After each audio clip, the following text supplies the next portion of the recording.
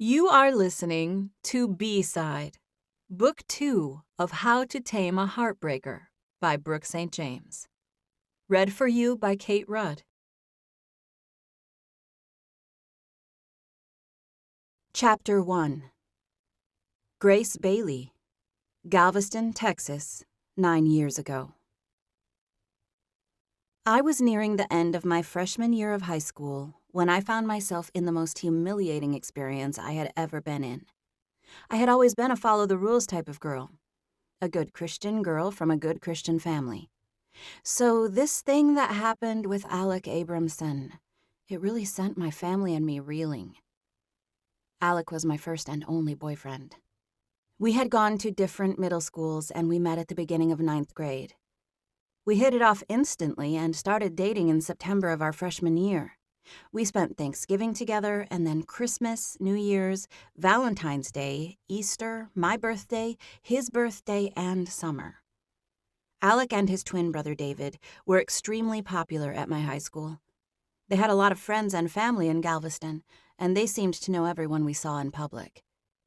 Alec and I were an unlikely pair from the start, but we fell in love in spite of that, or maybe because of it. I had moved to the small island city of Galveston, Texas, when I was in elementary school. We moved so that my father could take over his own church there. I was a preacher's daughter with a quiet life and no extended family in our new town. Our tiny church consisted of about 30 people, and most of them were over the age of 60. I had plenty of extra grandparent-type figures in my life, but I knew no one my age in Galveston. My little brother didn't count. He was 2 years younger than me, and he was preoccupied with video games and model cars. Alec was a skateboarding, soccer-playing, artistic, musician type of guy who broke rules and pushed limits and was completely irresistible. He and his brothers stood out in a school with a lot of good old football-playing Texas boys. I was attracted to him instantly. He was a bad boy on the outside, but with me, he was really cool, nice, and easy to talk to. We spent an entire year together as boyfriend and girlfriend. We saw each other almost every day and knew one another well. That was why I let things go too far. We talked about it for a while before it happened. I was young. I knew I was young. But I had been with Alec for a whole year. I loved him, and I really thought he loved me. I knew premarital sex was the wrong decision for most people, but I honestly thought we were different. I thought we were like Bonnie and Clyde. I told myself that we were the ones who would break a few rules and still get our fairy tale ending. I thought Alec and I would be different. I believed we were so passionately in love and meant to be together that it was okay for us to go ahead and do it. I justified it and I let it happen. And then, 2 days later, Alec wanted it to happen again. I let it happen one more time, and then I had a giant panic attack, one where I thought I was actually dying. During those near-death moments, I ended up confessing the details of my escapade with Alec to my mother. We proceeded to have an argument that lasted hours and resulted in me crying and confessing my sins and praying for forgiveness. There was even more crying when my mother told me I had to break up with Alec. I begged and refused and told her that I promised I would never let it happen again. I told her we would go back to just being a normal couple who waited until marriage to do things like that. She told my father what happened, and both of them drove the point home about how very young I was and how much of a terrible, horrible act I had done. I was broken and regretful enough that they trusted me to still talk to Alec, knowing I wouldn't do that again. I didn't mind promising them that I would refrain, honestly. The guilt, doubt, and fear that came with being intimate honestly weren't worth the temporary pleasure. No offense to Alec, but it was something I could definitely put off doing again for a while. Until I got married, actually. I was convinced Alec would feel the same way. He wanted this to happen, but he didn't make me feel like he would break up with me if I refused to let it. He hadn't forced me into anything. So I was relatively sure he would be okay with me telling him I wanted to take a step back and not do it again. Apparently, I was wrong. I tried to tell him today, and I had spent the last 2 hours attempting to explain how and why I would want to go back to not doing something we had done before. Alec and I had met at my friend's house so that we could have this conversation at a place where my mom wouldn't barge in. We were in my friend Kate's living room while she and her boyfriend were in the kitchen. They knew I had been crying, and they left us alone. "I just don't see what is hurting," Alec said. "It's not like we can go back. Neither of us are virgins anymore. If it happened once, it's all the same." Alec was logical and emotionless at a time when I was 100% emotional. I cried, and we talked in circles, but at the end of it, I knew we didn't see eye to eye about the matter. I felt like we could go back and start fresh even though we had made a mistake, and Alec didn't see it that way. He didn't want to go back. "So, are you breaking up with me?" he asked after hours of exhausting conversation. "No, Alec, I'm not. I wasn't. I didn't think I was when you came over here." "But you don't trust me enough to let that happen anymore?" "It's not about trust. I've already explained that." "That you regret it ever happening," he said. "Yeah, I guess. If you want to put it that way, Alec, yeah, I regret it. I don't think it should have happened. I think we were too young, and I think it would have been a better experience for both of us if we had waited." "You sound like your father." "Well, maybe I take that as a compliment," I said. "I can't believe you're breaking up with me," he said, shaking his head and standing up. He had been sitting on the couch with me, and he got up and stretched, looking like he was about to leave. I tilted my head at him. "I'm not the one breaking up." "You're the one saying things need to change between us." "Yeah, but it's not like it's something we've been doing all along. We just started. It's okay for me to say I want to go back to how we were. That should be okay." "Well, I'm not the one who has a problem with it, Grace. I love you, and I trust you enough to let that happen between us." Alec and I talked in circles for so long that I hardly knew which way was up by the time he left Kate's house. Her whole family had come home, and we finished our conversation on the patio. I felt no closure when Alec left. I was 95% sure that we were broken up, but I still held on to that 5% chance, that tiny ember of hope that we would stay together and get through it. I stayed hopeful for a day or two, but Alec moved on. He would tell you that I was the one who broke up with him, and I guess that was true, but it certainly didn't feel like it. He broke my heart. I was utterly devastated for months. I was positive that I could talk Alec into going back to things the way they were, and I sank into a pit of despair when I couldn't. I felt used and rejected. I felt like everything my parents had said was right. There was no such thing as Bonnie and Clyde love. I got used, and then I got left, and all of this by a guy who I really loved and trusted. Not only that, but now I was unable to ever take back what I had done. For months, I wrestled with doubt, wondering if I had made the right decision. Part of me wanted to go back to him and let it happen again. Part of me wanted to go to another guy and let it happen just to teach Alec a lesson. But I didn't do either of those things. Ultimately, I chose to ask for forgiveness and put it all behind me as if it had never happened. I knew it wasn't the truth, but I thought of myself as a virgin again, just because it made it easier to withstand temptation during those moments of doubt when I felt the pain of rejection and wanted to react.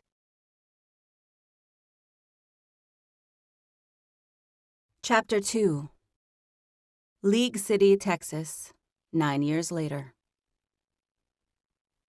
I was thinking about Alec Abramson again at the moment because I saw him just a few minutes ago.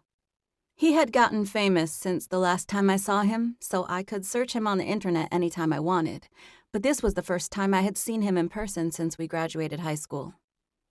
I honestly thought I would never lay eyes on him again. But here he was at my little elementary school. It was a Saturday afternoon, and I was in charge of the medical tent at the huge fall picnic that was held every year at the elementary school where I worked. Alec was in a disguise, but I knew it was him. I knew him that well, even after all these years.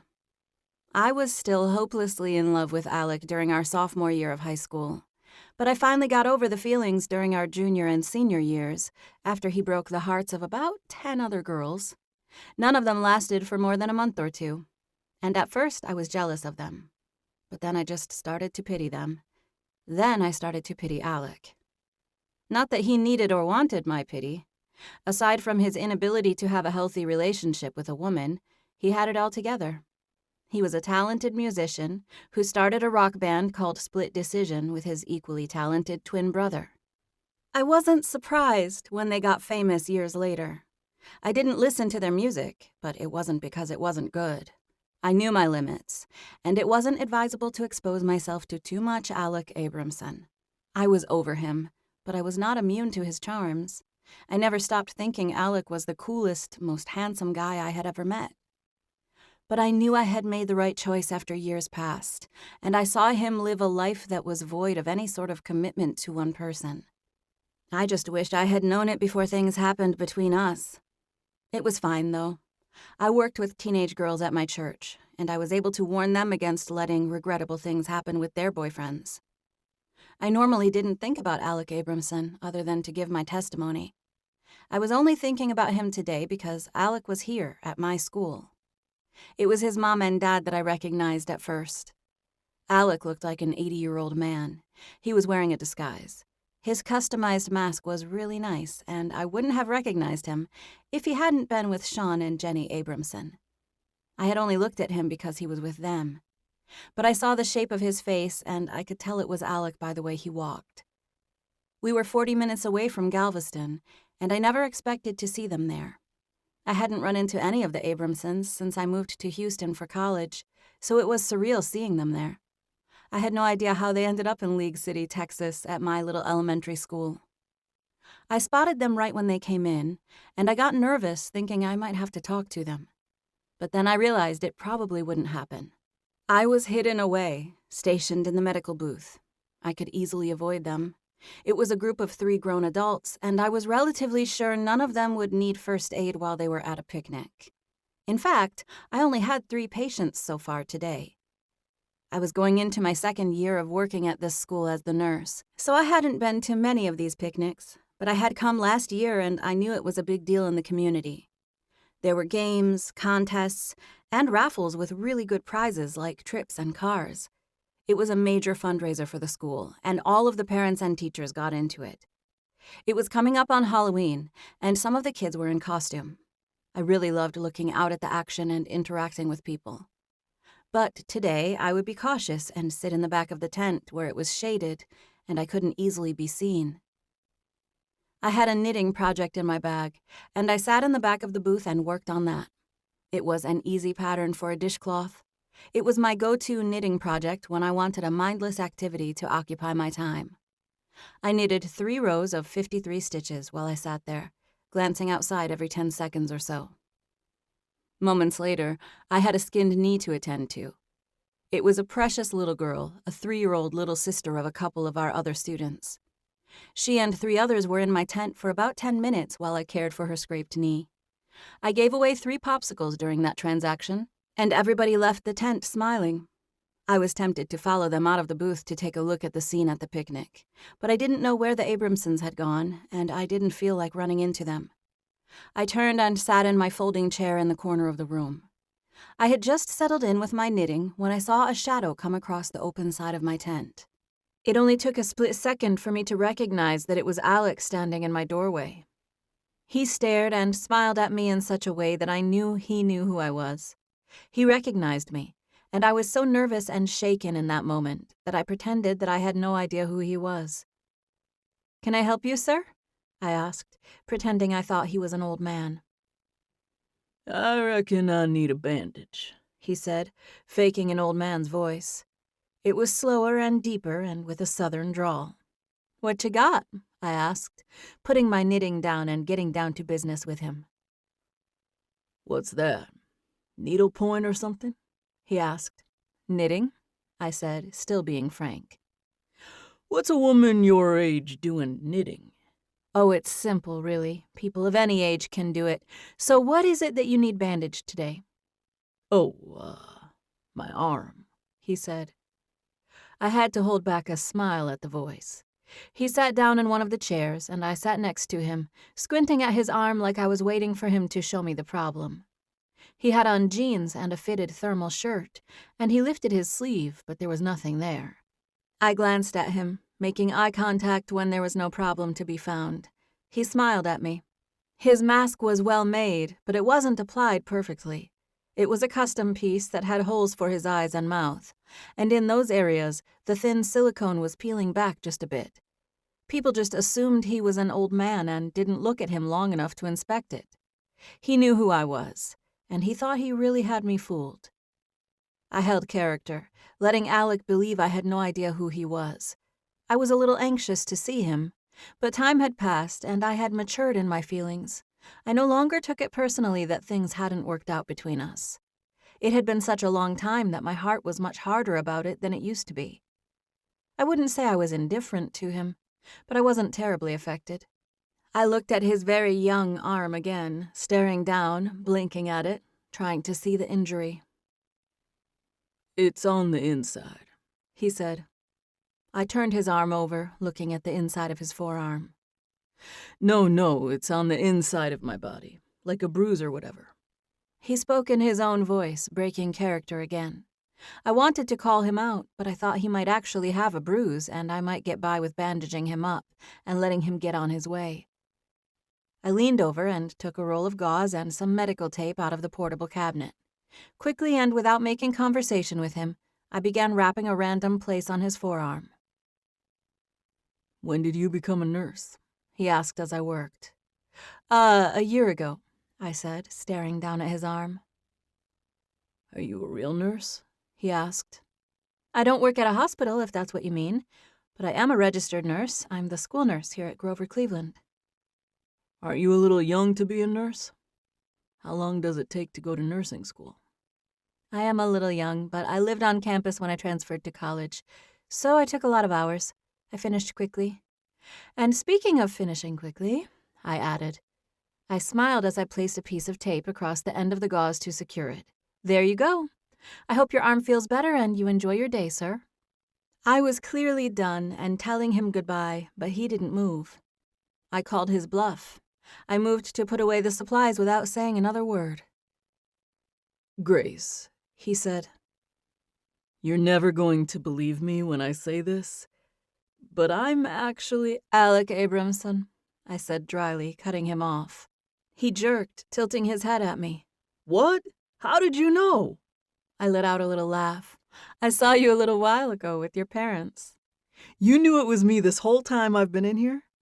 "Yes," I said, still smiling as I put away the tape. "How?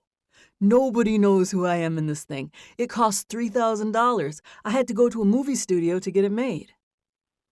I wasn't going to tell him that I knew it was him from across the yard, or that I could tell just by the way he walked.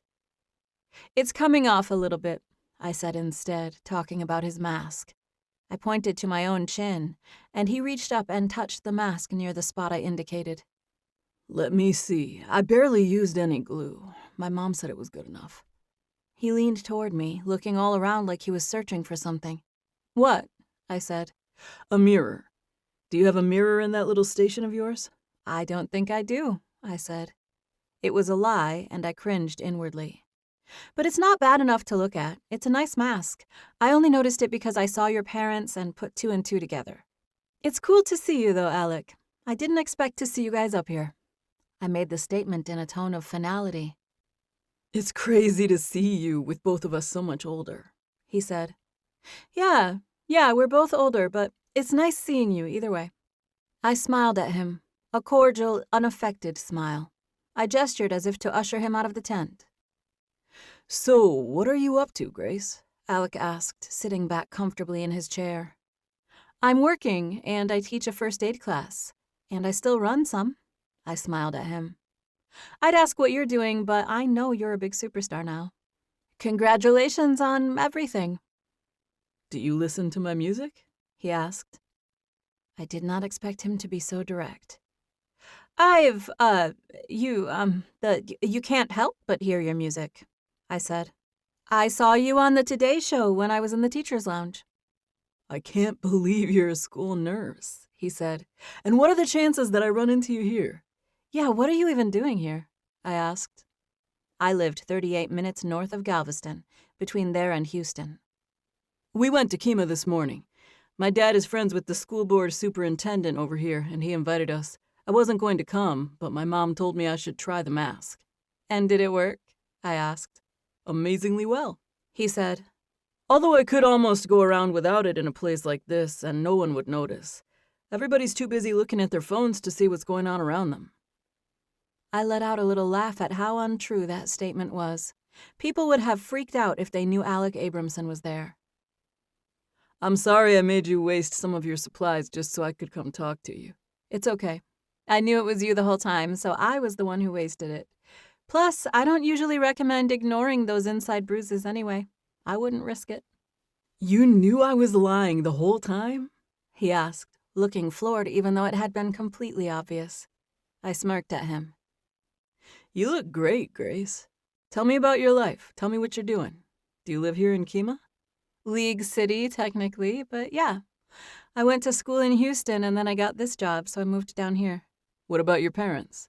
They moved to Houston when I graduated from high school. My dad took over a church in Pearland. They still live there. Are you married? He asked. It was a normal question, but it caused me to experience a nervous, fluttering sensation in my core, like I was teetering on the edge of some cliff. I'm not married, I said. Are you? I knew he was recently in a relationship with an actress from a daytime drama. I saw that on the cover of a tabloid when I was at the grocery store. No, I'm not, he said. I'm not even seeing anyone. What about the girl from the TV show? That was over a year ago. Oh, cool. I saw where your brother got married. Yeah, she's a nice girl. He met her out in California. Nice, I said. I nodded. I started to make more small talk, but I paused, feeling awkward, like I should use the pause in our conversation to end it. Plus, I didn't know what else to say to him.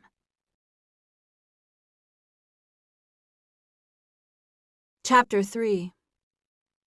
I didn't look at Alec. Finally, after a few seconds of silence, I turned to glance at him.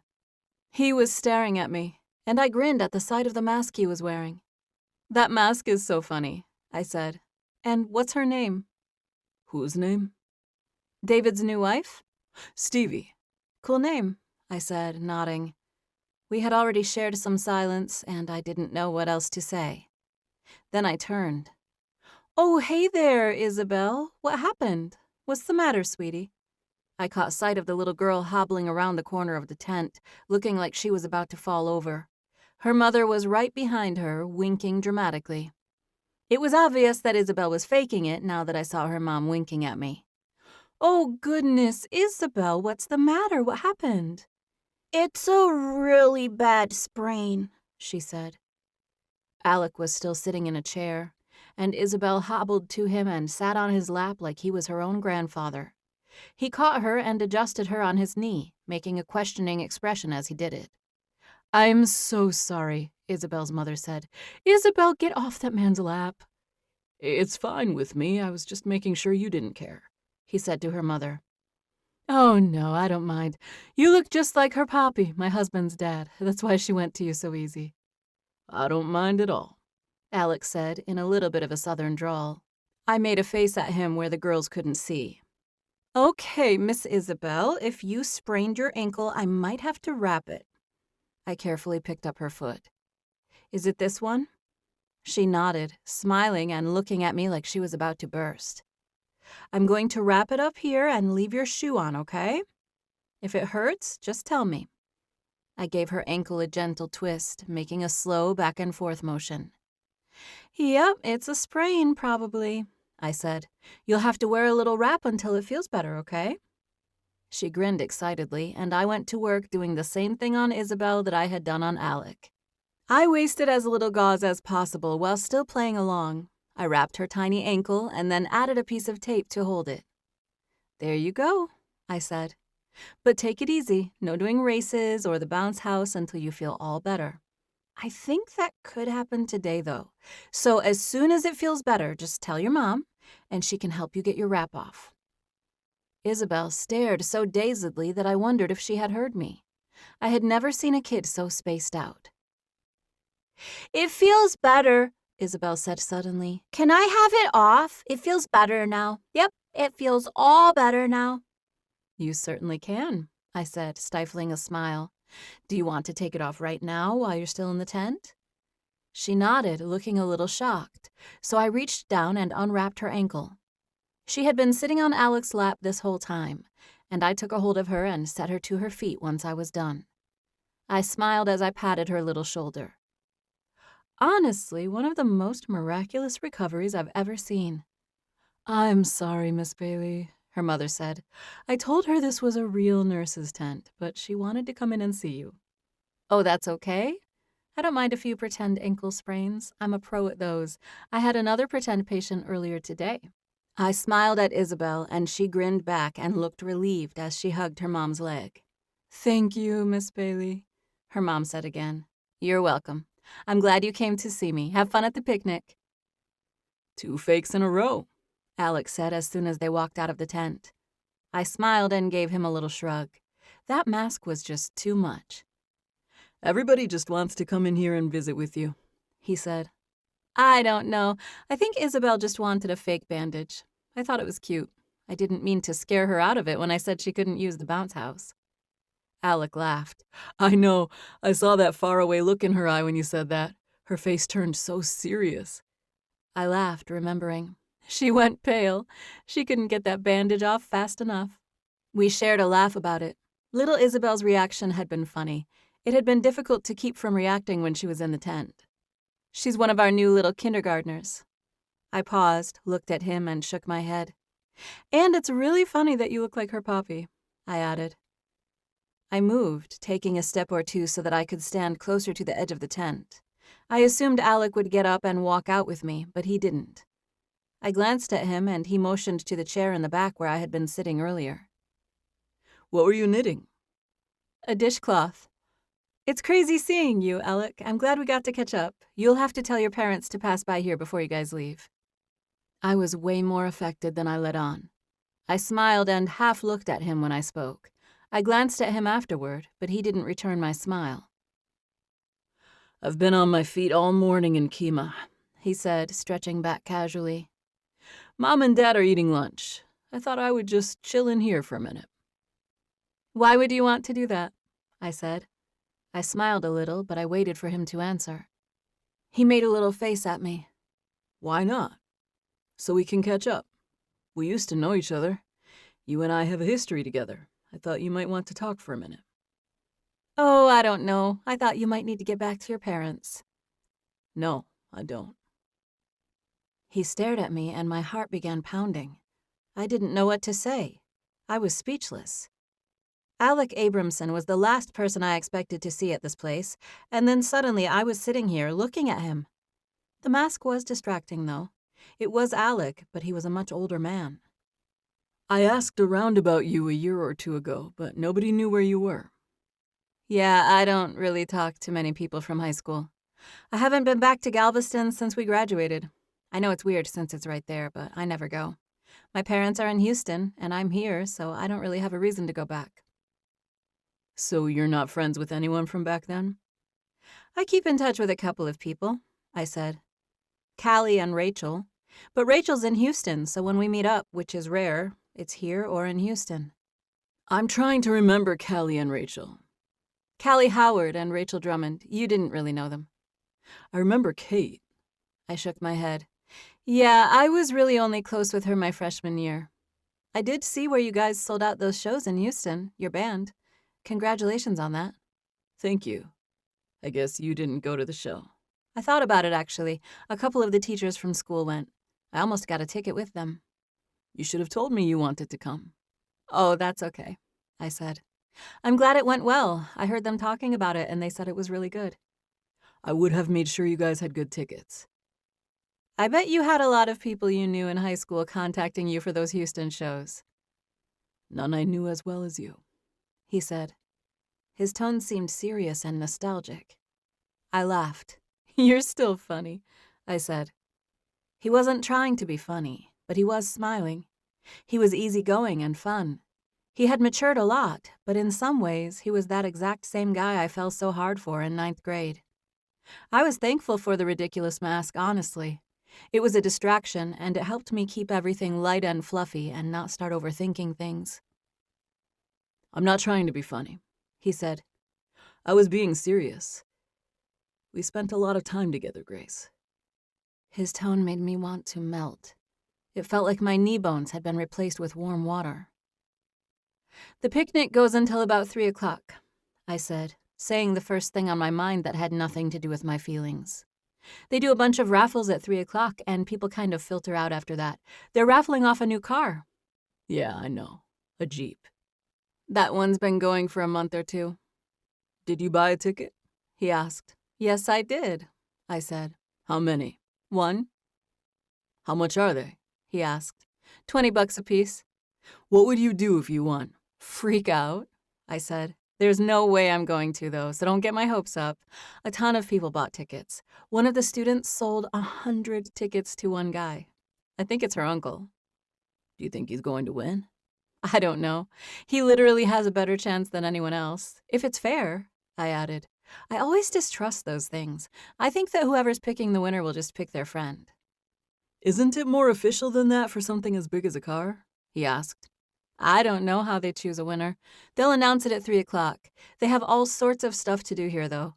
There's a whole row of games down there by the playground, fun stuff with prizes. From 2 to 3, there's a bunch of contests and relay races. If you're still here, you should do it. You'd blow everyone out of the water in the senior division." Alec cracked up at that. He stared at me, shaking his head. "Do you have anyone?" he asked. He asked it in a serious enough tone that I knew what he was talking about, but I acted like I didn't. "Have anyone what?"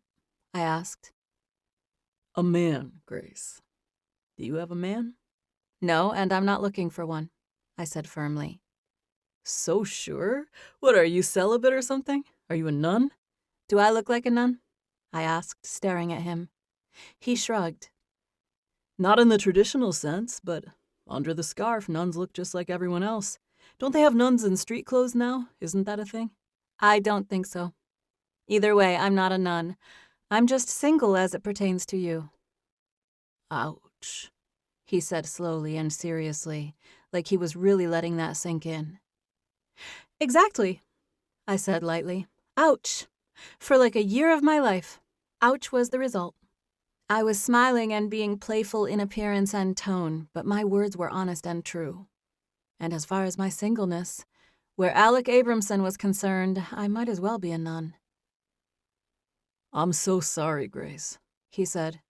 No, I shouldn't have gotten serious about it. I'm single, and I plan on staying that way for now. "No, I'm really sorry.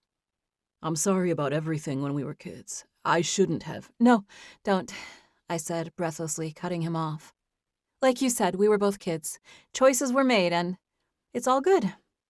I paused and took a deep breath, trying to calm myself down. "It's really all good." Alex stared at me for what must have been 10 full seconds, maybe 20. He was quiet for so long that I said, "It was good seeing you, though." "I need to tell you that I know I did wrong, Grace." "No, you don't," I said. "You don't need to tell me that. I wasn't trying to make it about that. Everybody has a past." "You're right, but I should have been better to you. I should have been better to you back then, and I realize it now. I was selfish and immature, and I'm sorry. I have no excuse. I wish I did." "It's all good, Alec." "Please stop saying that. It's like you're not even hearing my apology." "I do hear it. I hear you. Thank you. I just wanted you to know that there was no need to apologize." He took a deep breath. "I'm tired of this mask. I want it off. Can you help me take it off?" No. People will start to recognize you. Aren't you having a good day today, flying under the radar? Just wait till you get in the car. I know like 10 teachers here who love your band. They'll want to take photos with you and stuff." "So?" he said. He reached up and started peeling the silicone mask off.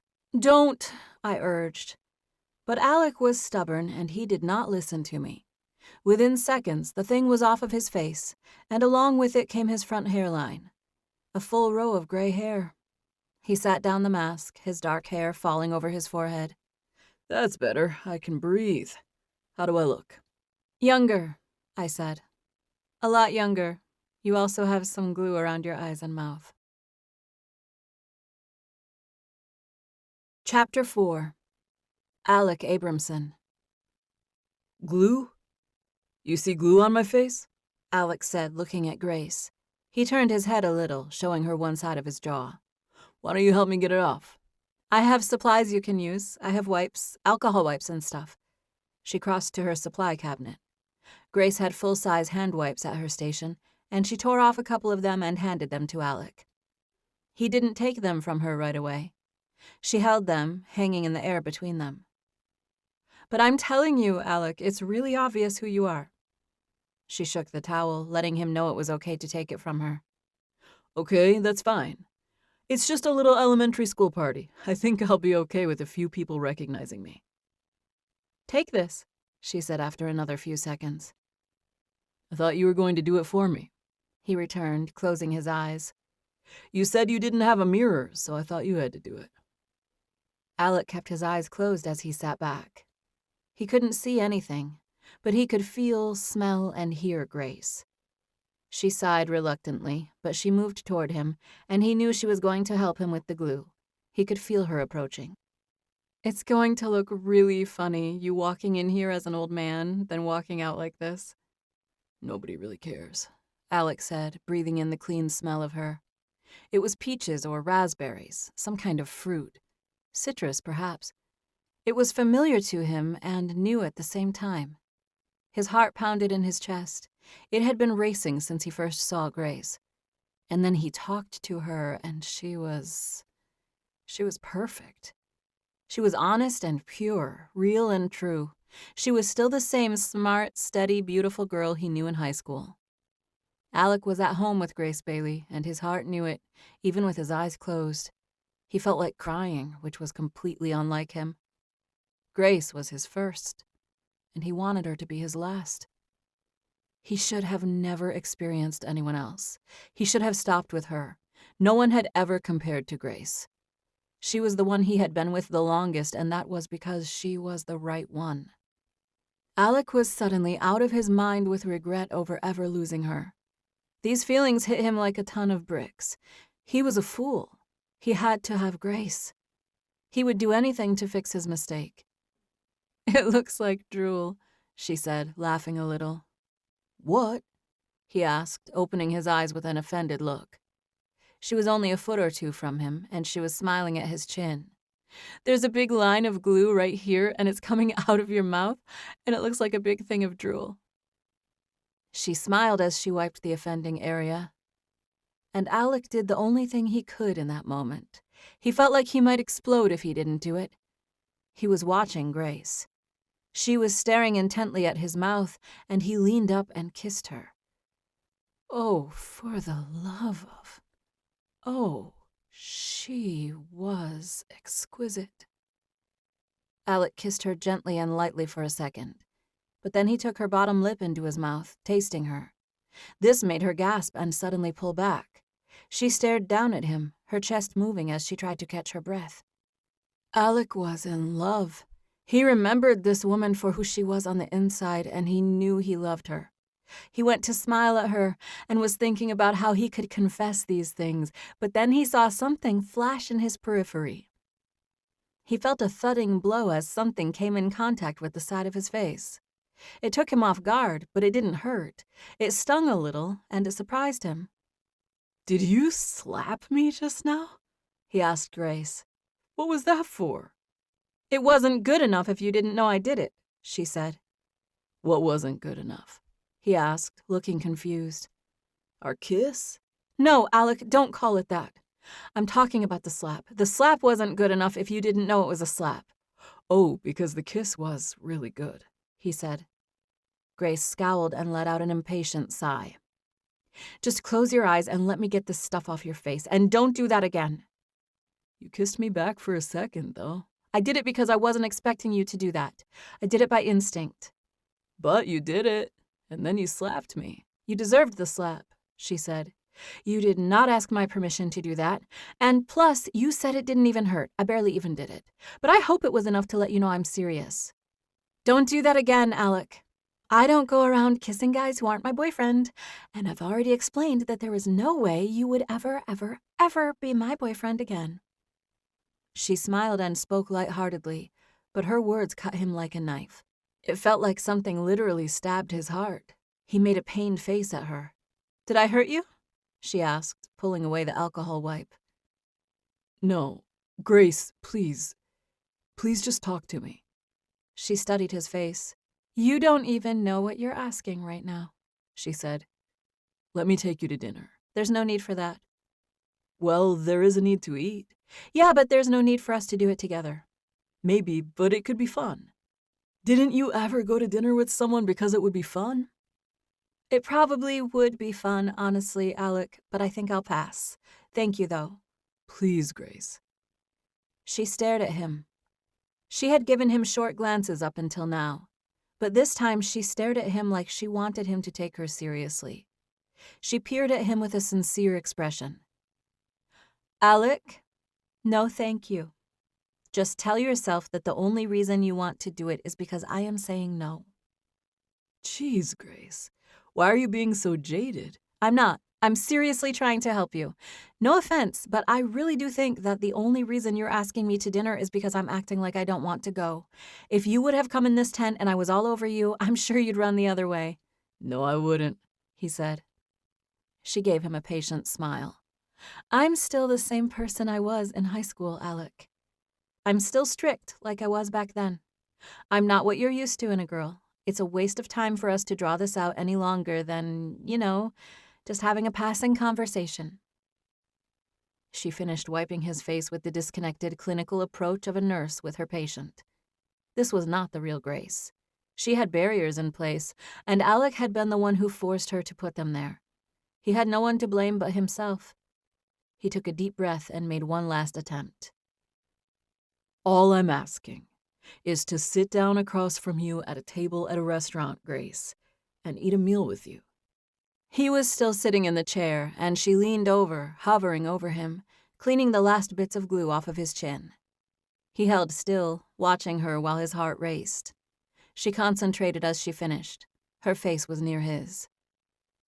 Please, he whispered. Please see me again. She took a slow, even breath. Alec, I have a weakness for you, she said.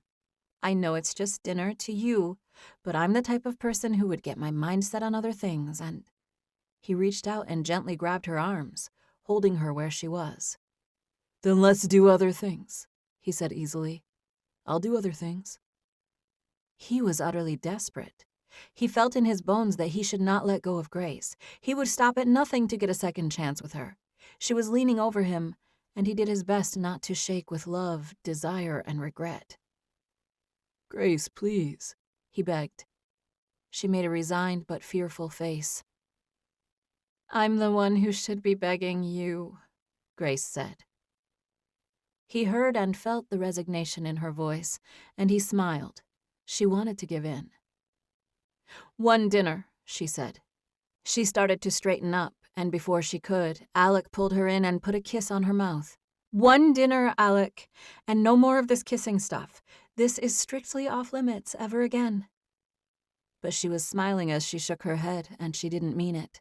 I mean it, she said, making a more serious face. In fact, let's do breakfast instead of dinner to prevent it. Fine, breakfast. I'll take what I can get. How's tomorrow morning? No, next Saturday. Or Friday I could do lunch. I work in the morning on Fridays, but I'm on call after that. I don't go back to school unless someone needs me. Friday lunch it is, he said. I don't want to wait a whole week, but I will. Where? Waffle House? She asked. Breakfast for lunch? Fine, he said. Okay, I'm going to write down my number. Just text me next Thursday if you still feel like working it out, and we'll see what's going on. It was great seeing you, Alec, but I don't want you to feel bad if you have to cancel. I really don't want you to feel like you have to meet me again just because we ran into each other like this. She was being nonchalant, and Alec couldn't take it. He ached to hold her. He tugged on her arm again. She could have easily resisted, but she went to him. She leaned down like she was going to kiss him, but she stopped short of his mouth and kissed his cheek. She took a deep breath as she stood again. Alec desperately needed more. I need to put this mask in a bag for you so it won't scare any of the kids, she said. Oh, and look, I have a customer coming. She shoved the mask in a school tote bag and tossed it at Alec absent-mindedly. "My goodness, what happened?" she said, making a concerned expression at the family who was approaching. The father was holding a crying girl who looked to be 8 or 10. She was a little too big to be carried comfortably, but she was crying and obviously not able to walk on her own. She was racing and fell, the dad explained. They were followed by a lady and a few other curious children. Alec had an aversion to leaving Grace. He had never been as comfortable with a woman as he was with Grace Bailey. He had lost sight of that, but he knew it clear as day as he stared at her in that tent. How could he possibly want anything different? He wanted more than anything to stay in there with her.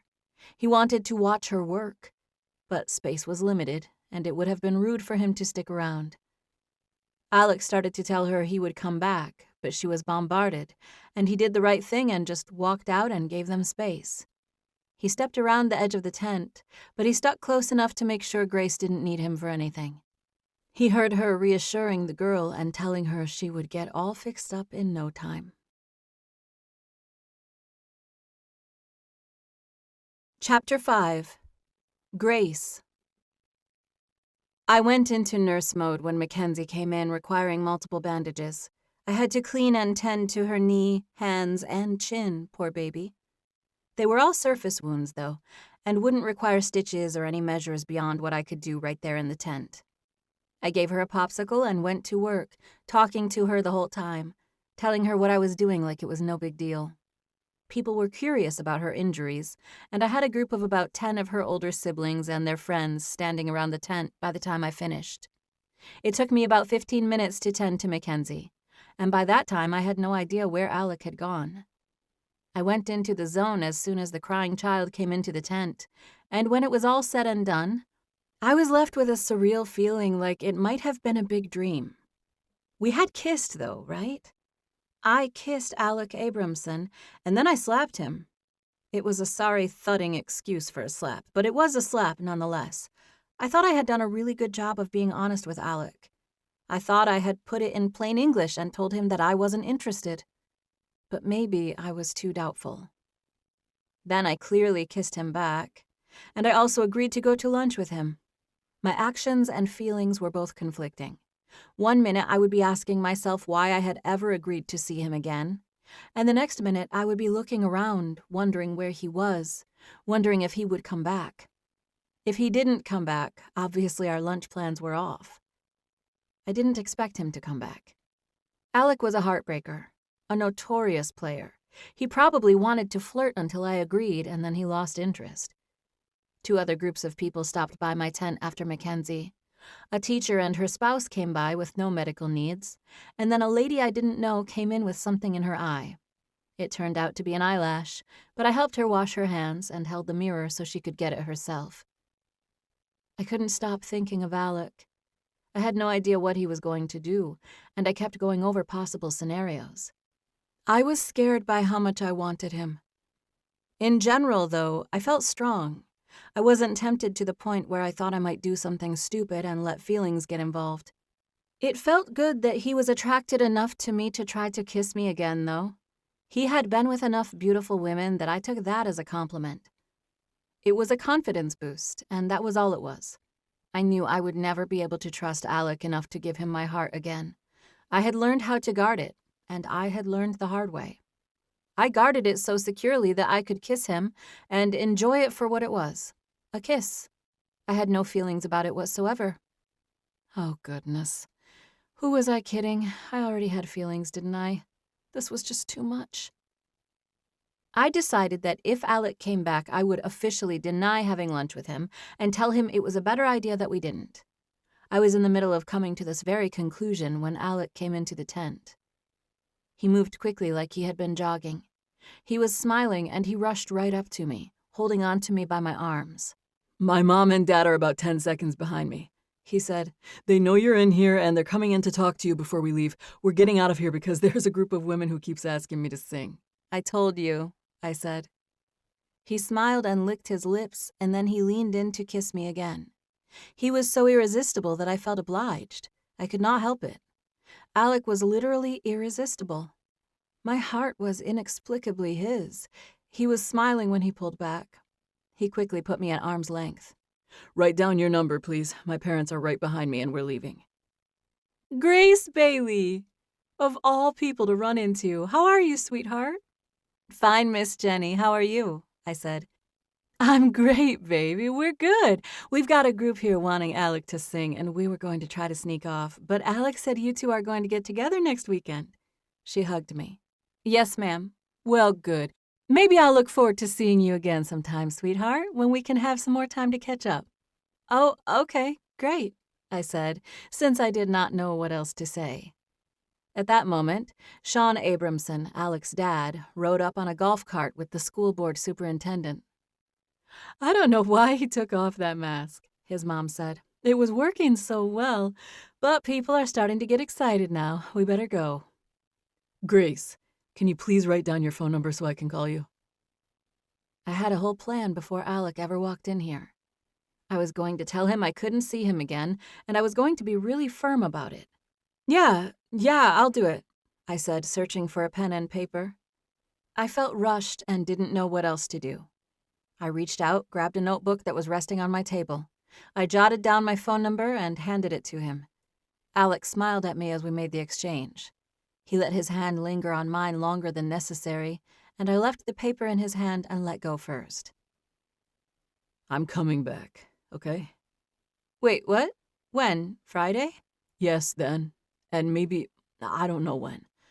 I'm going to call you soon, okay? He was getting onto the golf cart as he said that, and I nodded and waved at him because his parents were looking at us and I didn't know what else to do. Alec blew a kiss at me from that golf cart. In theory, blowing a kiss might be a dorky or odd thing for a guy to do, but Alec did it the correct way, if there was such a thing, and I felt so smitten that my stomach cramped. I smiled at him and shook my head as they drove away. And then I snapped back to reality again. I had no idea what came over me. Alec Abramson had the power to charm me sideways. He was physically everything I ever wanted in a man. Honestly, you could offer me any other man on this earth, and based on sheer looks alone, I would choose Alec. He was exactly what I would dream up in a man physically. It was too bad he had been with enough women to knock him down about 10 levels on the ultimate attraction scale. The catch was that when he was right in front of me with his shiny, perfect white teeth gleaming in the sunlight, I somehow forgot that attraction scale. I forgot all about the long line of heartbroken women he left in his wake. It was when he drove away on the golf cart that I remembered these facts again, and I was able to think straight. My heart was still beating fast from the encounter a moment later when my phone dinged. It was a text from a number I didn't recognize. It was Alec. Alec. It's me. Text me back so I can make sure this is your number. Otherwise, I'm coming back over there. Me. If a girl gives you a fake phone number, you don't call her out on it. Alec. I deserve a fake number from you. Thank you for not giving me one. I started to be charmed, even from over the phone. Then I remembered that I had to be strong, and I composed a long, thought-out text. It took me a minute. Me. I gave you the real number, but we really can't do this. I'm sorry. I'm too distracted when I see you. I need to keep it like it was where we don't see each other. I'm so sorry. I tried to tell you that, but it was fun seeing you, and I got carried away. I'm glad I didn't give you a fake number, but please, let's not continue this.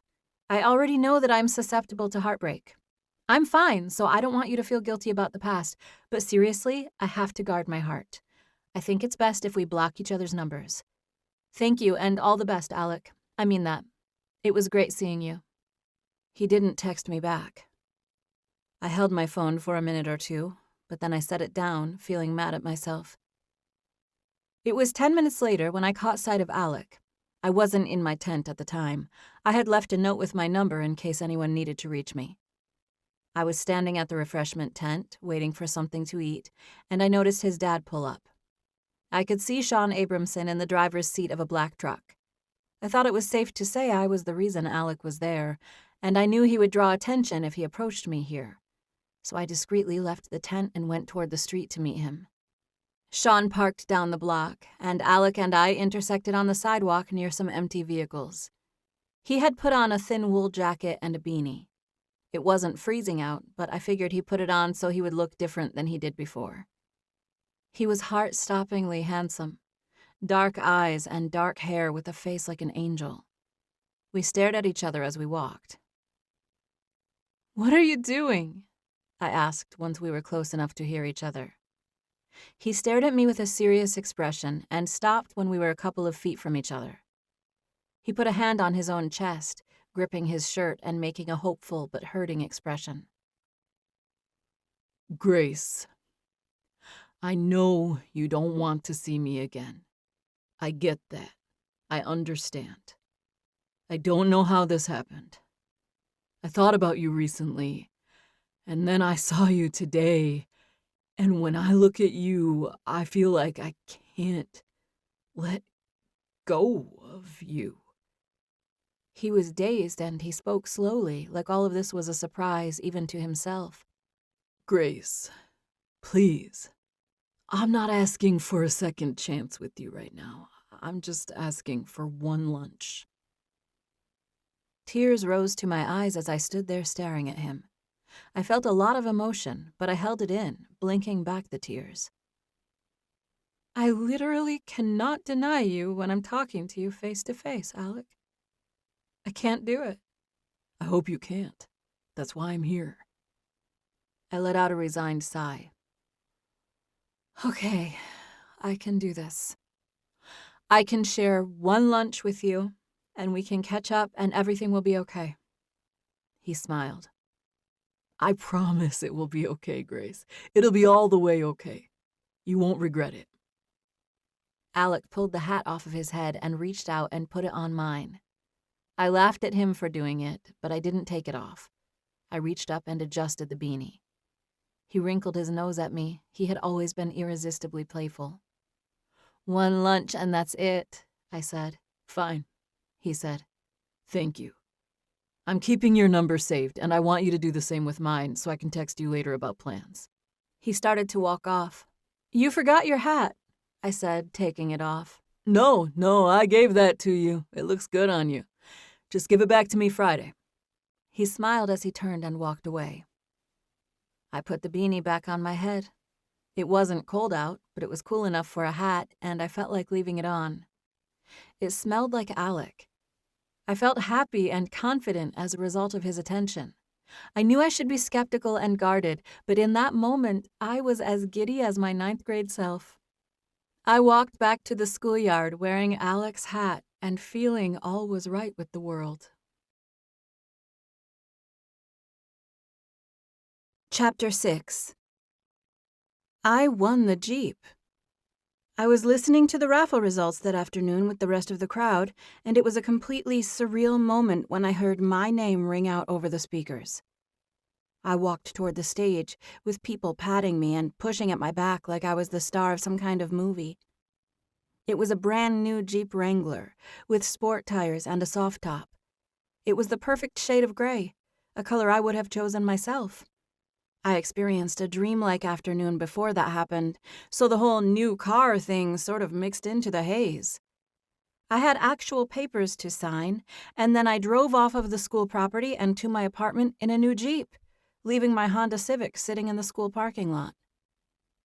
I had been on my own for years. I had no one to talk to about my financial decisions. My parents, sadly, were less savvy than I was with money. I would sleep on it and decide if it would be smarter to keep the car and sell the Jeep or vice versa. I knew I could get a lot more money for the Jeep, but I sure did like it. Maybe I would take more than a day to think about it. There was no harm in keeping the Jeep for a week or two, even if I decided to sell it. I wasn't in a bad place financially. I had a little student loan debt, but I was budgeting well and even setting a little money aside for what would eventually be a down payment on a house. I would think about the Jeep for a while, and then my thoughts would drift to Alec. My mind was busy all evening. I was physically pumped as a result of all the stimulation, and I wound up cleaning my apartment from top to bottom. It was a small one-bedroom place in a large apartment complex. I had a numbered parking spot, and I was still uncertain which vehicle would ultimately get the spot. I came really close to texting Alec and telling him I won the Jeep. I knew he would be excited for me, and I wanted to let him know, but I didn't let myself. I took a drive that night to prove to myself that I didn't need the thing. Unfortunately, I fell in love with it more each time I got into it. It was so nice and new, and I had bought my Civic used, so it was almost 10 years old by now. It still ran great, but goodness, the Jeep was such an upgrade. I went to church the following morning, and it felt weird yet wonderful to get out of that new vehicle and walk into the building. I was 2 steps into the door when Carmen Hall, one of the teachers at my school, came rushing up to me. She was coming from the children's ministry, and she had a toddler on her hip. "Girl, did you win that Jeep yesterday?" "Yes, can you believe it? You weren't at the picnic. Did you see me pull up just now?" "No, we had to go to Tyler's mom's birthday, so I couldn't make it to the picnic. But I talked to Tasha, and she said you won that thing. She said you bought $5,000 in tickets." "No, I did not. I bought one." "1,000?" I made a face. "One ticket. $20. One ticket for $20. She looked totally confused. "Tasha's dad was all tied in with the raffle organizers. He told her that the girl who won bought $5,000 in tickets. And I was like, that's pretty smart because you get a brand new car for $5,000. But then there's the chance that you'll do that and not win it, like that one guy. I think he bought $2,000 worth. It's like he just gave away $2,000 and didn't win." She shrugged. "But you could have given away $5,000 and still lost, I guess." "I bought a ticket, and so did basically everyone I know, so I guess we all took a chance and lost." It sounded like she was rambling on and on. I heard her speculating about odds for the raffle, but I was lost in thought as she spoke, and her words sounded a bit like wah wah, wah wah, wah wah wah. "But it's cool that your gamble paid off," she said, capping off her long string of statements. "Yeah, that is cool, but I bought one ticket," I said, trying not to sound as breathless as I was. I smiled and shrugged innocently. "Must have been a mix-up." I turned from Carmen with a blank smile and nod and headed into the service. I was so taken off guard by the information she had provided that I was on autopilot for the rest of the morning. I thought about it and I texted Alec as soon as I got home. "Me. Did you buy any raffle tickets?" I heard back within seconds. Alec. Yes. Me. How many? Alec. I don't know exactly. Me. Did you spend thousands of dollars? Alec. What? Me. Alec, did you? Alec. I donated to the school. I had to think of a way to ask directly. Me. Did you buy a bunch of raffle tickets in my name? I pressed send, having no idea what he would say. Alec. Yes. Did you win? I read the text twice just to make sure I wasn't seeing things. I was sitting in my small living room, and I reached out and put my phone on the coffee table. My heart was racing, and I had no idea what to do. I felt silly for thinking I had won that Jeep fair and square with one ticket. Alec texted me back before I picked my phone up again. Alec. Did you win? I picked up my phone and carelessly typed the word. Me. Yes, before tossing the phone down again. I didn't know how to feel about any of this. It was all so big, bold, and sudden that I had a hard time taking it in. Alec. Congratulations!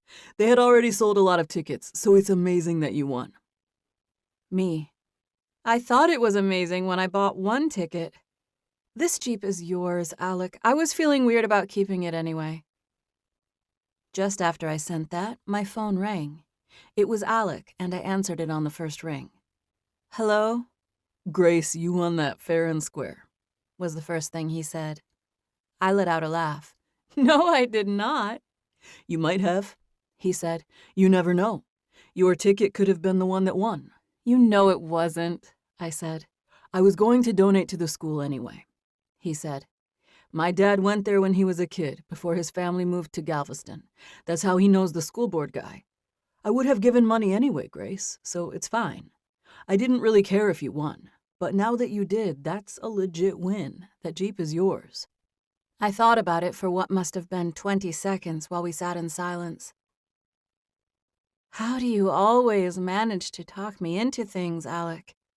I wouldn't have to, Grace, if we could just start at neutral.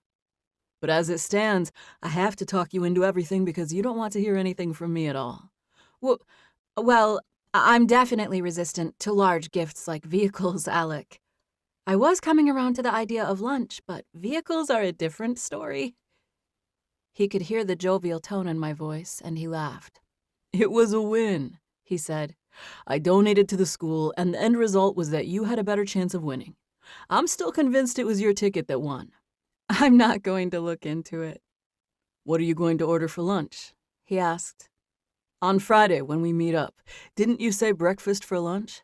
Why do you need to know my order so early? I asked. I don't. I was wondering if you're a pancake or fried egg person. A few bites of each if I have my way, but savory if I have to choose. What about you? You used to love pigs in a blanket. Alec laughed. I still love those things. I haven't had those in years. I wonder if there's a restaurant that sells them, I said. Probably not. You'll probably have to make them for me sometime. Oh, yeah? Yeah. Can you cook? I think I could handle some pigs in a blanket, I said confidently. I was flirting with him, hoping to make him happy. It was impossible to stop myself. I was drawn to Alec. I liked him. I never stopped liking him. I told myself this was all a big mistake, but it felt reasonable for him to ask me to let us start at neutral. He seemed apologetic and sincere. He seemed to have matured. I talked to him for 3 hours on the phone that afternoon. We started talking about food, and then we talked about sports, art, music, God, school, and then back to food again. By the time we finished our conversation, he asked if I'd make him pigs in a blanket this coming Friday. I told him we'd meet somewhere for lunch and work our way up to hanging out at home.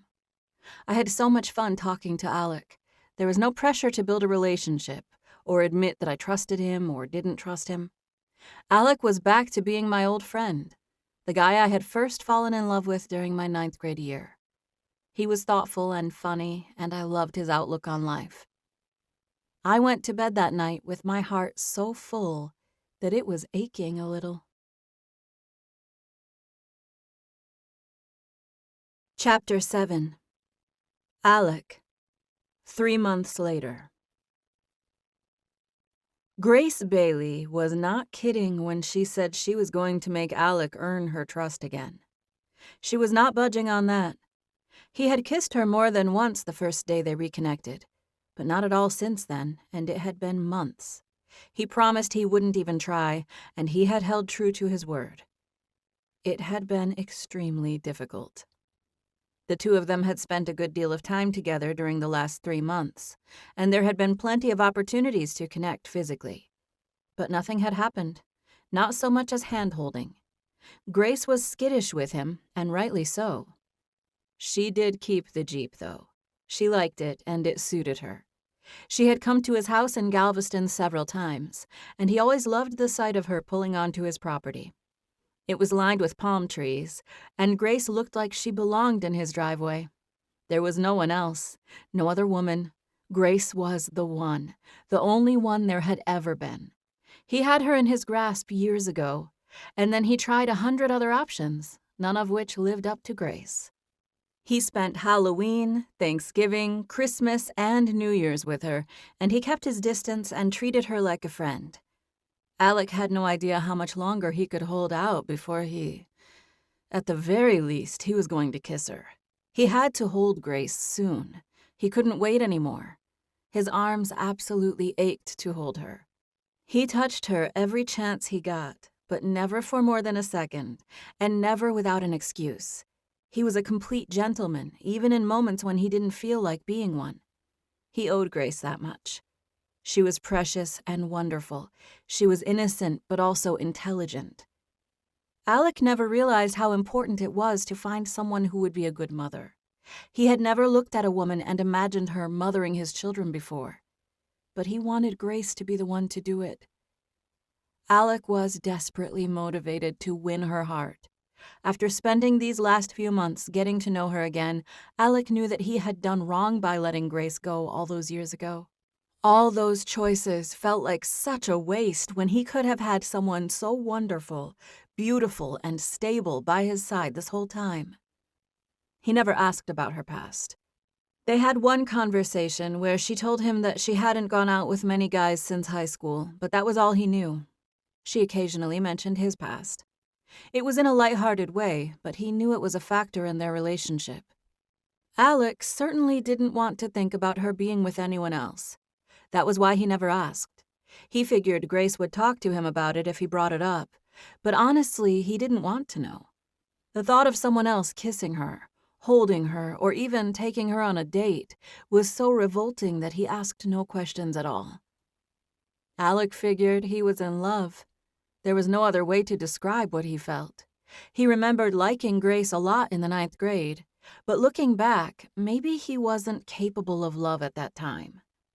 Maybe he was just too selfish back then. He had always been good at writing love songs, but it had all been fake until now. Now Alec knew what a real love song was, and all of his pent-up energy toward Grace these last few months made him a prolific songwriter. He wrote dozens of songs, lyrics and melodies. Grace put a song in his heart. More than half of what he wrote would never get recorded or even sung in front of other people. That was how prolific he had been. Several times, he even jotted songs down on a napkin when they were across from each other at a restaurant. He always slipped them into his pocket and said he'd show her later. Alec was with Grace on a regular basis and yet unable to kiss or even hold her. Alec hadn't told Grace how badly he wanted her. He gave her space, time, and patience, even in moments when he felt like he might physically burst. He wanted to earn her trust without having to beg. He went about it the natural way, which felt like it was taking forever. Alec had bought her a necklace for Christmas, even though they promised not to do gifts. He was glad he got her something, because she knitted him a really cool beanie that he loved and wore all the time. Grace liked her necklace, too. Alec had seen her twice since he gave it to her, and she was wearing it both times. She was wearing it tonight. She had on a purple dress, and Alec could barely contain himself. She was too beautiful. The dress had a V-shaped neck that framed the necklace, making an interesting shape. He tried not to stare at Grace, but it was impossible. He loved her more and more every time he saw her. He was protective and possessive, and he had to stand there and pretend to be her friend and let her be independent. He wanted her to no longer be independent. He wished she was extremely dependent. On him, at least. He wanted to be dependent on her also. And Alec would wait years if he had to. He would do whatever it took. He had neglected her all these years, and he owed it to her to stand back and be friends with her for as long as she needed him to. He thought back to that first day in October, when he had the audacity to kiss her without permission.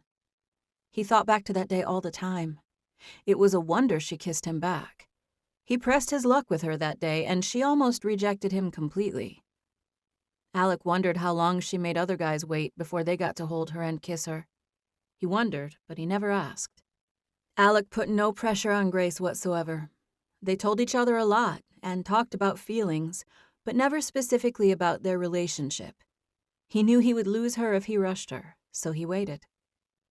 Everyone back home in Galveston knew Alec had it bad. He had dated a lot of women over the years. He loved women and they loved him. His friends, family, and bandmates knew something was going on when he stopped looking. He was not the slightest bit interested in anyone at all since he reconnected with Grace, and they noticed. He was thinking about it as he stared absent-mindedly at her from across the way. They were in Houston, at the home of a surgeon she knew from when she went to college. Grace had him as a guest lecturer, and she had ended up hitting it off with him and his wife and babysitting for their family. This meal was something Grace had been invited to every year since college. This year, Alec went with her. The couple had connections in the area, and the dinner party was full of doctors, lawyers, and politicians. Alec didn't have much in common with these people, but he could get along with anyone. He had been to similar dinners, so he knew how to behave. He was charming, and he made instant friends.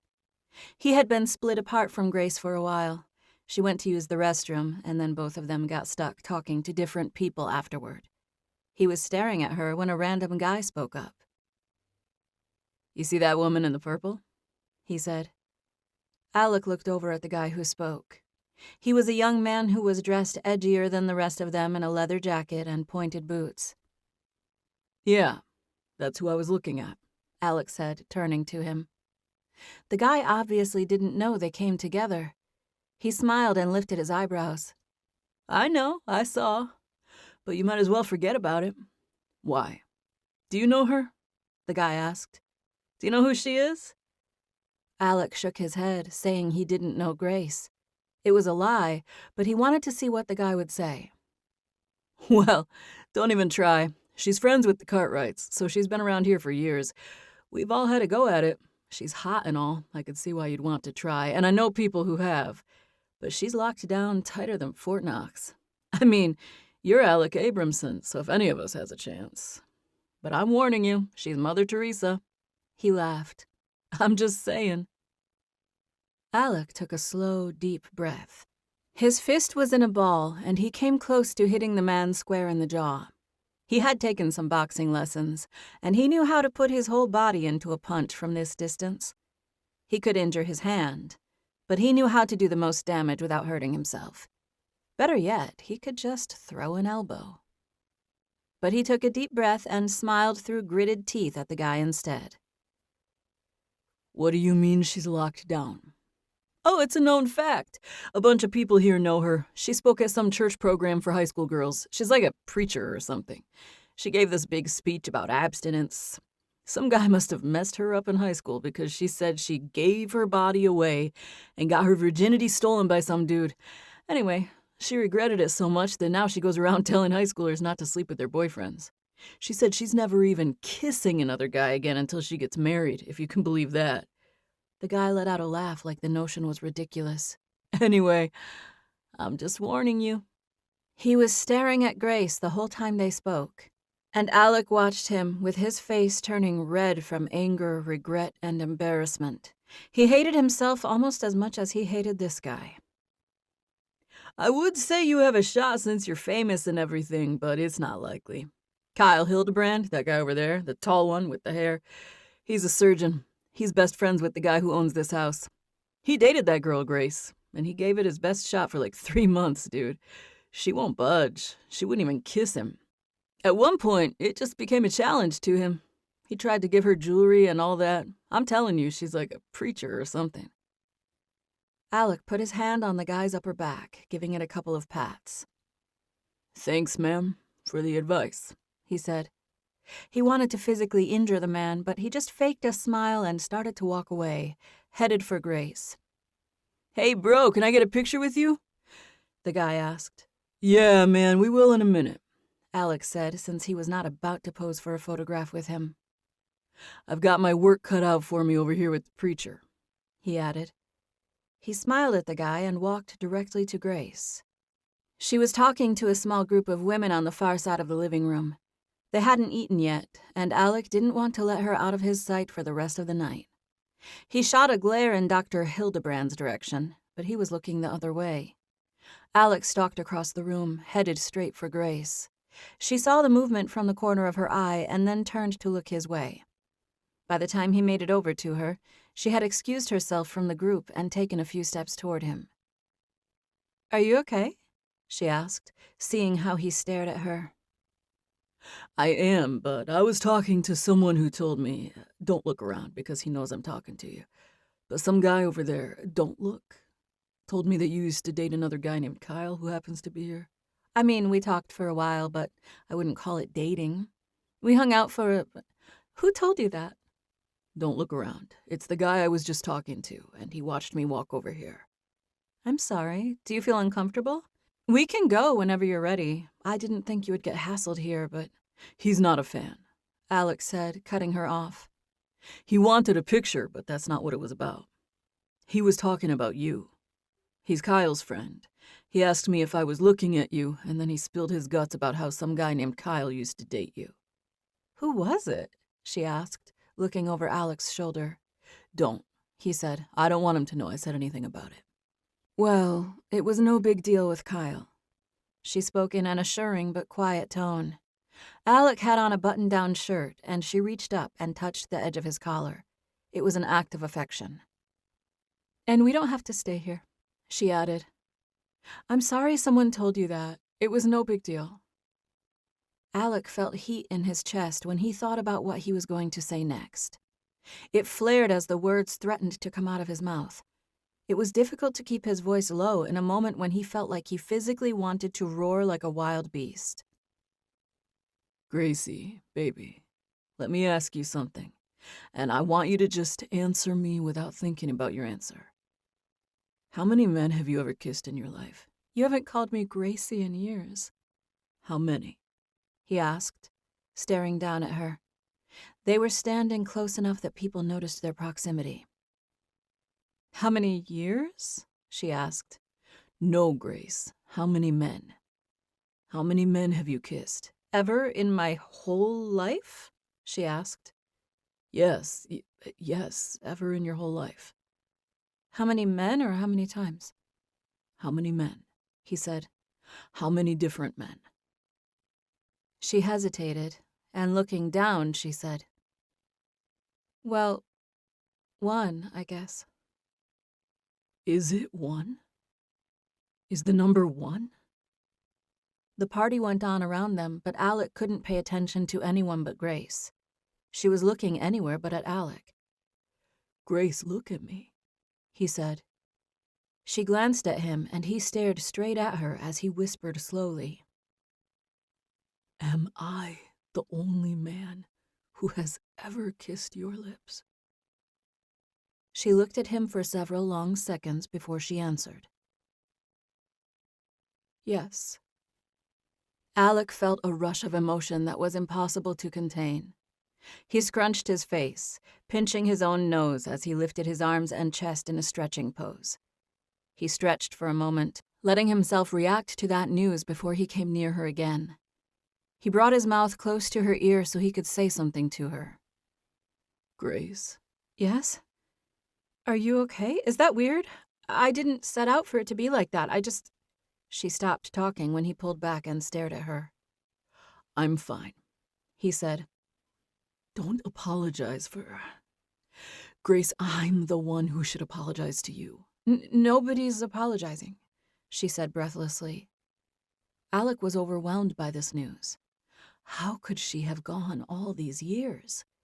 He was happy that he was her only, but more than that, he was sad that he had hurt her so badly and left such scars. He would do whatever it took to make it up to her. He felt like it was his mission. Chapter 8. Grace. Alec had leaned down to tell me something at the party, and we looked like we were casually talking, but I could feel tension radiating off of him. He was barely keeping himself from taking me into his arms. I could sense it. He wanted to hold me, and he was forcing himself not to do it. I knew he had been holding back these last few months, but something had really stirred him up tonight. My heart leapt with excitement. It had been difficult for me to resist him all this time. I wanted Alec. I wanted him to hold me. I felt an urgency to go to him, and I almost didn't care that we were surrounded by a bunch of people. Different conversations were happening all around us. There were 40 or 50 of those bigwigs at the party, and we all stood in small groups around the open living room and kitchen. People acted like they weren't paying attention to Alec and me, but they were. I told him that nobody needed to apologize, and we just stood there and looked at each other. Alec, I said. Yes, Grace? I don't know why I want to do this. Do what? Leave? No, I said. Do what? He asked, pulling back to stare at me with a curious expression. I kissed him right there in the midst of the party. I held onto his arm and leaned toward him. I smiled and did it quickly, popping up to place a quick, soft kiss on his mouth. Alec let it happen, but he was stunned and barely moved. I grinned as I pulled back, staring at him with a sincere expression. It had been months since my mouth touched his, and it made me feel like I was on fire when it happened. I pretended to be a lot calmer than I was. "Is it a lot to take in that I've never done that with anyone but you, Alec?" I asked the question casually, and he took a deep breath as he stared at me with an unreadable expression. "It is a lot," he said, sounding speechless. "Are you okay?" I asked, stepping back a little so I could look at him. "Because we can leave." "No, I'm fine," he said. "How about you? Are you okay? Did I make you that sad where you couldn't—" He trailed off, unable to string together the words. No, Alec, I knew if you found this out it would be weird." "What's weird about it?" he asked, staring at me seriously. You look really serious right now." "I'm just thinking about everything. I'm seriously frustrated with that dude Kyle for trying anything with you." Alec took a breath and glanced around, checking our surroundings. I could not get enough of him. He was an outlaw of the sweetest sort, a bad boy type who was charismatic without even trying. This kiss, this evening, would be a turning point for us. I had been taking baby steps this whole time. Alec was gorgeous to look at, and it was enough to handle without exposing myself to his music. I had to limit my exposure to his music, either live or recorded, since I knew it would make me fall desperately in love with him. I had heard some of his music, but I hadn't seen him play live. Split Decision was not currently on tour, but when they were, they played sold-out arenas. I knew Alec in 9th grade, and then I had gotten to know him again in the last few months. But I didn't know him as a rock star. I had access to his schedule, and I knew he worked hard and did a lot with the band, even when they weren't on tour. But I wasn't exposed to any of his music. I did that intentionally. Alec had broken out in song several times in front of me, and I always found ways to make him stop singing without being obvious. I knew that music was part of who he was, but his musicianship was simply too appealing for me to expose myself to it just yet. Alec sang and played piano mostly, but he also played guitar. I had seen him pick up a guitar and play it when they were messing around at his house. That was the kind of thing that almost made me beg him to kiss me, but I always resisted. I found ways to pull back, urging us to both be patient and wait. Tonight, it was just too difficult for both of us, though. Alec had stalked over to me, all jealous and brooding, and it was too much for me to resist. I had kissed him on the mouth, right there in front of everyone at the party. Nothing happened after that. We were surrounded by people, most of whom wanted a minute of Alec's time. I stayed next to him, but he didn't kiss me again, or otherwise make contact during the remainder of the dinner. We stood and then sat next to each other, and we talked to one another a lot, but we behaved the same as we had been behaving the last few months, like friends. I could tell something had changed with him, though. Something was different after he got the news about being my only one. I thought it was a positive reaction, but I wasn't entirely sure. He was definitely having a reaction. I knew we had more to talk about later. We spoke to several different people, but I wasn't sure if any of them was the person who told Alec about Kyle and me. He took photos with a few other people and one larger group before the dinner party was over. We were among the first to leave. Alec had to deal with paparazzi a bit in Galveston and a lot when he traveled, but so far he had been able to escape them when he came to see me on the mainland. He could usually get by without being hounded by paparazzi, but people would pull out their phones and start to video us if they caught on to who he was. It was for this reason that he wore a jacket with a hood when we got back to League City and went for a walk at the marina. No one even spared us a glance. We walked slowly, side by side, having a conversation about some of the things we had seen and heard at the party. Alec didn't bring up Kyle or the kiss or any of that. I could tell it was on his mind, though. I could feel the underlying tension radiating off of Alec since it had happened. I honestly didn't know if it was good or bad tension. Part of me thought that he might think less of me now that he knew just how inexperienced I was. I had to imagine if I didn't seem naive before, I sure seemed it now. But I also thought maybe he liked it that I hadn't been with anyone else. I honestly couldn't read him fully. He seemed to be in a complex mood. I know we don't usually talk about us and stuff, I said as we walked on the dock. But I just want to make sure you're okay with hearing that news about me earlier. We walked several paces before Alex stopped walking and turned to look at me. Grace, I'm over here thinking of nothing else. Did I understand correctly that you haven't been with anyone else? I've dated guys. Have you been kissed? No. By anyone? No, no one but you. That thing that happened tonight at the party. That thing you did, kissing me there, that little one, I mean. Have you given someone a kiss like that? What are you asking? I said, buying time because I didn't want to answer. A peck, he said. Has another guy pecked you on the mouth? Has another guy's lips ever touched your lips even for a second? I can honestly say no, I said. Alec jumped, and in the next instant, he took off without warning and ran at full speed down the dock. Past 10 or 12 boats, he skidded to a stop and came back to me. He ran at a full sprint and then again came to a stop a few feet in front of me. He smiled as his chest rose and fell dramatically, catching his breath. I laughed. What are you doing? I'm pumped right now, Grace. Hang on. Are you serious? Are you telling me the truth? Why would I lie about that? I asked. If anything, it makes me seem, I don't know, inexperienced or naive. It's not that you're inexperienced. I love that. You're just so precious and pure that I'm afraid I'm going to hurt you. As it stands, I want to just crush you in my arms. I want to take you into them and just, ugh. Alec made a face and a groaning noise as he hugged himself. He was still catching his breath as we continued walking slowly down the dock. I'm so sorry, Grace, that I hurt you bad enough to... Don't say you're sorry, I said, cutting him off. Please don't say that. I have to. I need to. You didn't kiss anyone for 10 years because of me, he said. I'm sorry. I need to tell you that. I'm so very sorry that I hurt you, Grace. We were kids, I said. And it's not like I was against finding someone and saying they're the one. You didn't make me swear off men. It's just that...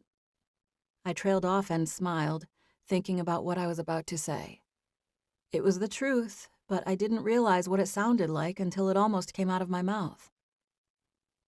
It's just that what? He said, hanging on to my every word. It's just that nothing... It's just that... It's just that none of them compare to you, Alec. He stopped walking and turned, stepping in front of me and causing me to stop walking.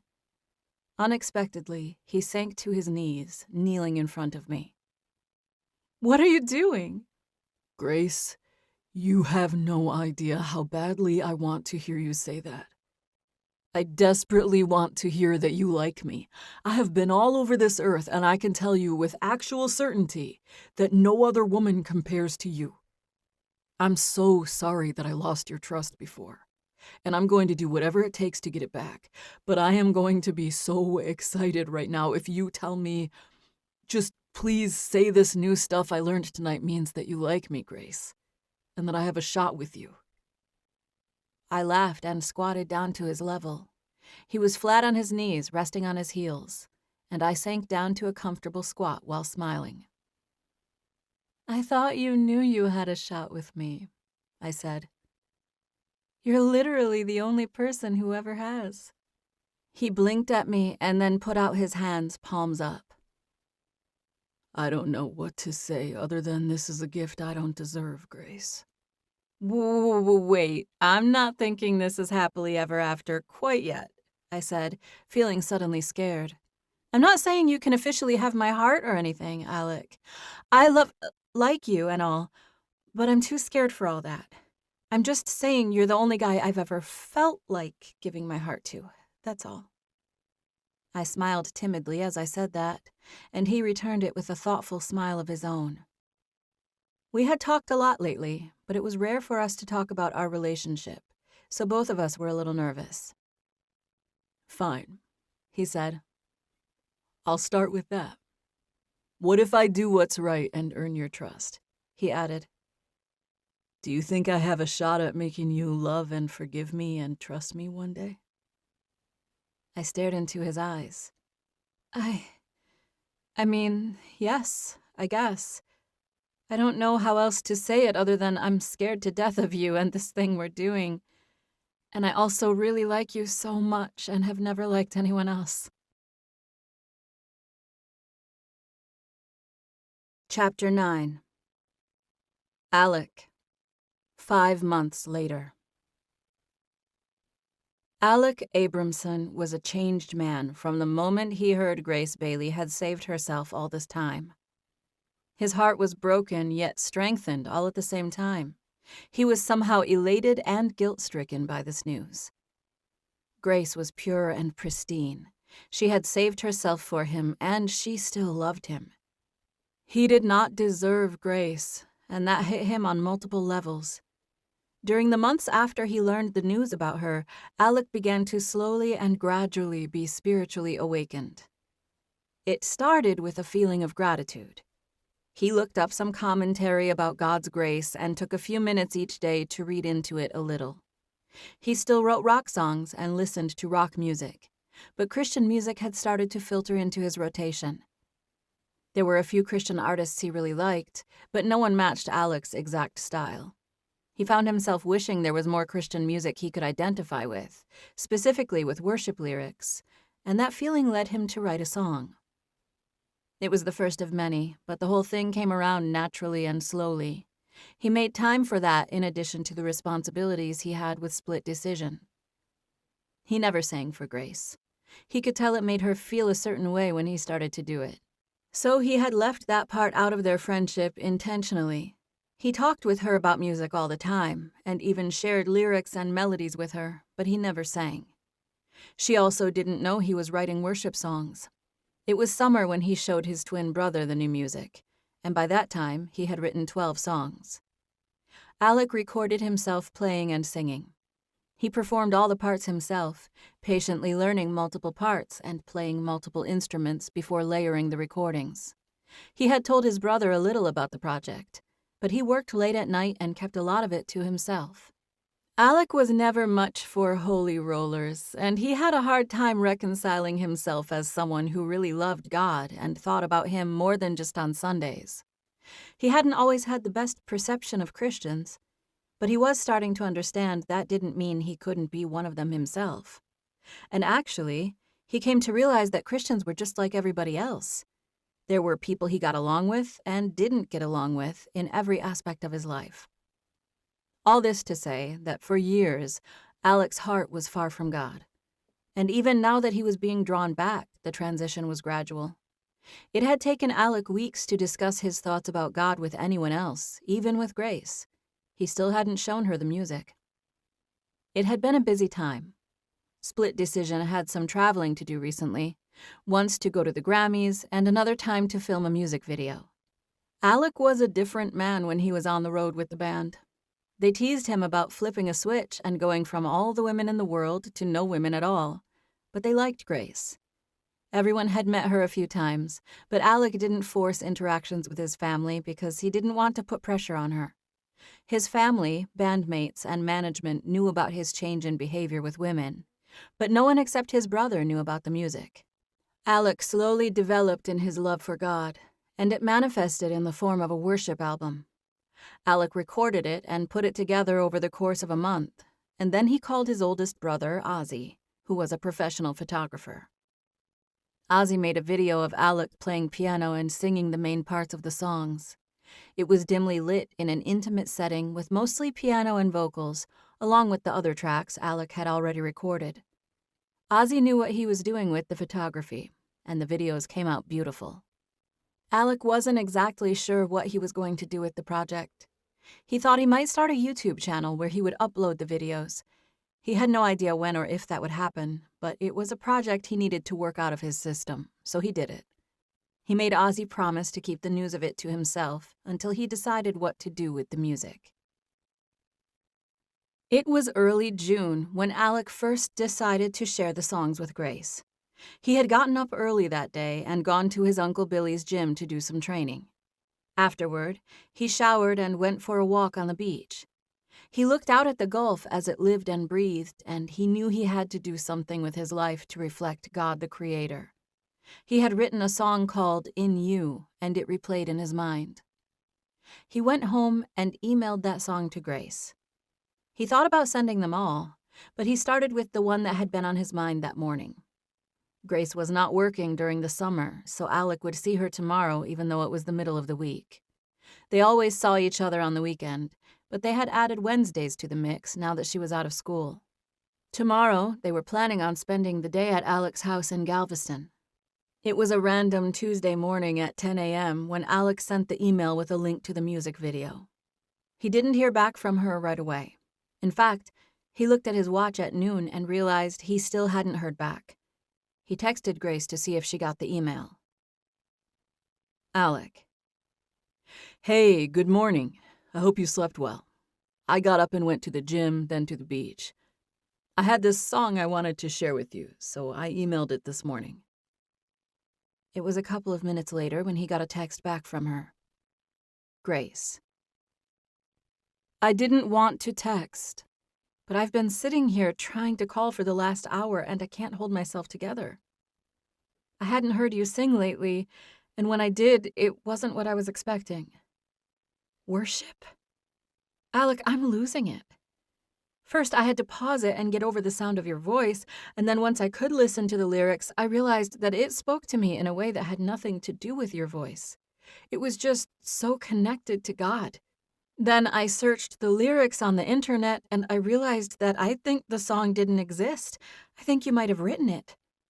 I'm sorry to text, but I cannot stop crying right now. They're happy tears. I'm thankful, but they just won't stop. I can't. I need a minute. I'll call you in a little while. Love, Grace.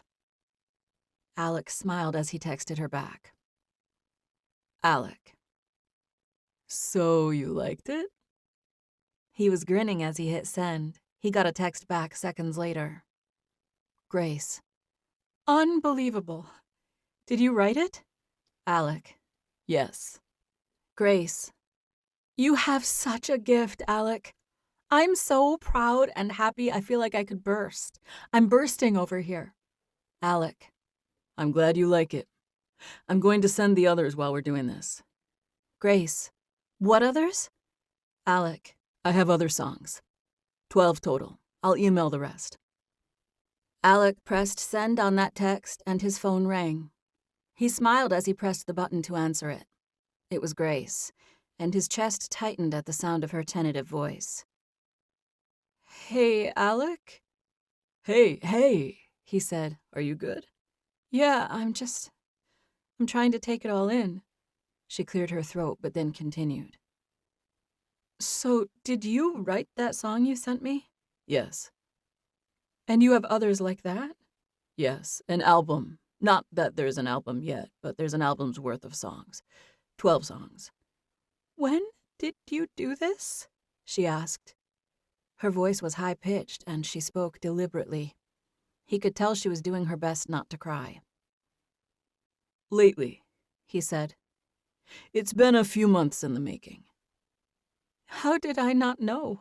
I don't know why I didn't tell you. I was still searching it out, figuring out if I wanted to do anything with them. Do you have the videos for all of the songs? Yeah. I just played through all of them and Ozzy videoed me. My brothers are the only ones who know about the music, and I told them not to tell anybody. I wrote the songs and recorded them, but I honestly don't know what I'll do with them, if anything. Could you please send me the other songs? She asked. She spoke so tentatively and softly that Alec knew she was on the verge of tears. She barely got out the words. Yes, I will. I'll send them right when we hang up. Thank you, Alec. She took a shaky breath. I am unbelievably proud and happy, and I'm just so happy about your gift and thankful. She paused for a few seconds. Are the rest of these songs Christian? Yes, I already sent you the link while I'm sitting here. I'll probably be busy for a little while, so I can't promise that I'm going to call you back right away. I've got to go teach a first aid course in a little while, so it might be tonight before I can sit down and listen to all of them. That's okay. I knew you had to teach that class. You don't need to check in with me about the songs. You can just listen next week or whenever you want. Like I said, I don't know if I'll ever do anything with them. She took a deep breath. Okay, I'll call you later this afternoon, she said. I want to say more about it, but I have to get myself together to go teach this class. Okay, he said. Just don't worry about it. Call me when you can. Thank you, Alec. Thank you for listening, he said. He could hear that she was shaken, and he wondered how she'd feel after hearing all of them. He wondered if it was too much. Maybe he should have started with a few songs. It was too late to do anything about it now. He had already hit send, and now all he could do was wait to hear what Grace thought about the music. Chapter 10. Grace. I could not get myself together after Alec showed me the new songs. They were exquisite, each one of them. I would have sought this music even if it hadn't been Alec who wrote and performed it. It was Alec who made it, though, and that added a whole new layer of emotions to the mix. First, I cried over the songs themselves. I was touched by the heartfelt lyrics and the beautiful melodies. They were love songs to God, and I adored the sound of them. I wanted to memorize them and sing along. Some of them were natural enough that I already knew the chorus and was singing along by the time it finished playing the first time. I was floored. I was so grateful that it manifested in the form of tears. Alec had an amazing gift, and it was being used to its fullest, and I cried because of it. It was a beautiful sound. I would stop crying, and then another set of lyrics would hit me. I had to turn it off to get myself together to teach the first aid class, and even then, 3 different people asked me if I was okay, and I had to explain that I had been crying from happiness right before I went there. I taught the class on autopilot. I was there, and I said all the right things, gave demonstrations, and asked questions, but I was thinking about Alec and the music the whole time. I went home after the class and watched the videos again. I watched them this time instead of just listening to the music and barely peeking at them. Alec was officially my dream man. I was starstruck and so very smitten. My chest and gut ached with need and desire. Was it possible to have butterflies so intensely it made you nauseous? I wanted this man. More than ever, I wanted him. I felt compelled to marry him and have him be a father to my children. There was nothing so attractive as a man with a heart for the Lord. I didn't know that was the case until now. I had intentionally steered away from hearing his singing voice, because I knew this would happen.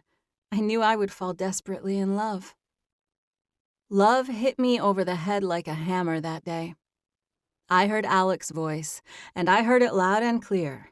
My heart heard his music.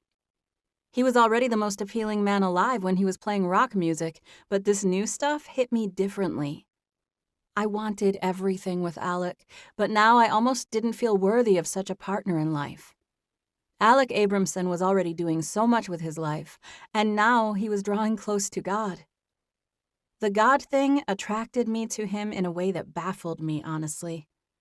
I saw Alec as being highly intelligent for choosing to acknowledge the kingdom of heaven. My heart already belonged to him, but this made me want to throw myself at him and beg him to take me. I spoke to Alec that night, and I decided not to tell him how I felt. I told him I loved the songs, but not how much I loved him. I wanted to save it until we saw each other face to face. By that time, I would have had time to calm down, and I could refrain from sounding as desperate as I felt at that moment. I had to remember that we'd been going slowly for 8 or 9 months, and it might be weird for him if I started acting differently because of the new songs. I did tell Alec how much I loved the music, but I didn't freak out about it like I wanted to. I headed to Galveston the following morning, and by that time, I listened to his songs at least 3 times each. And, as if I needed more encouragement, I listened to some of Split Decision's music as well. Alec and his twin were international heartthrobs. Their band was currently number 82 on Spotify, and it had been over a year since they released an album. We had to plan our encounters around the likely event that Alec would have pictures taken of him, either by paparazzi or by fans. Today, we would be left alone. We would hang out at his house, which had private waterfront property. Alec lived on a gated road, and he had a security guard who lived on his property as well. It was June, and the weather had been beautiful. I couldn't wait to dip my toes in the water at the end of his dock. It had only been a few days since I saw Alec, but this time, as a result of the music, it was almost impossible to wait. I felt antsy and so ready to be next to him. I was currently on a road that was only a short distance from his house, so I would be seeing him in just a couple of minutes.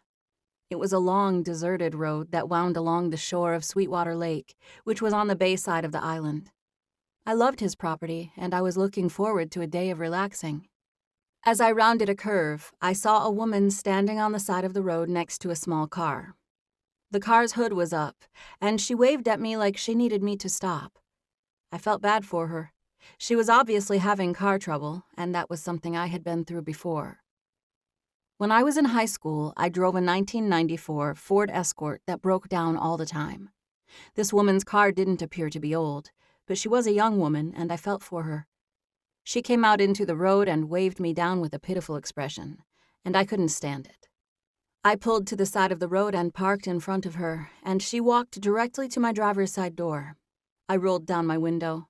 She was wearing sunglasses, but I could tell she was about my age and gorgeous. "Hey, I'm broke down," she said. "I need gas. I am miles from my house, and I have no gas in my car and no battery in my phone. Could you do me a huge favor and take me right up the street to get gas? I'd really appreciate it."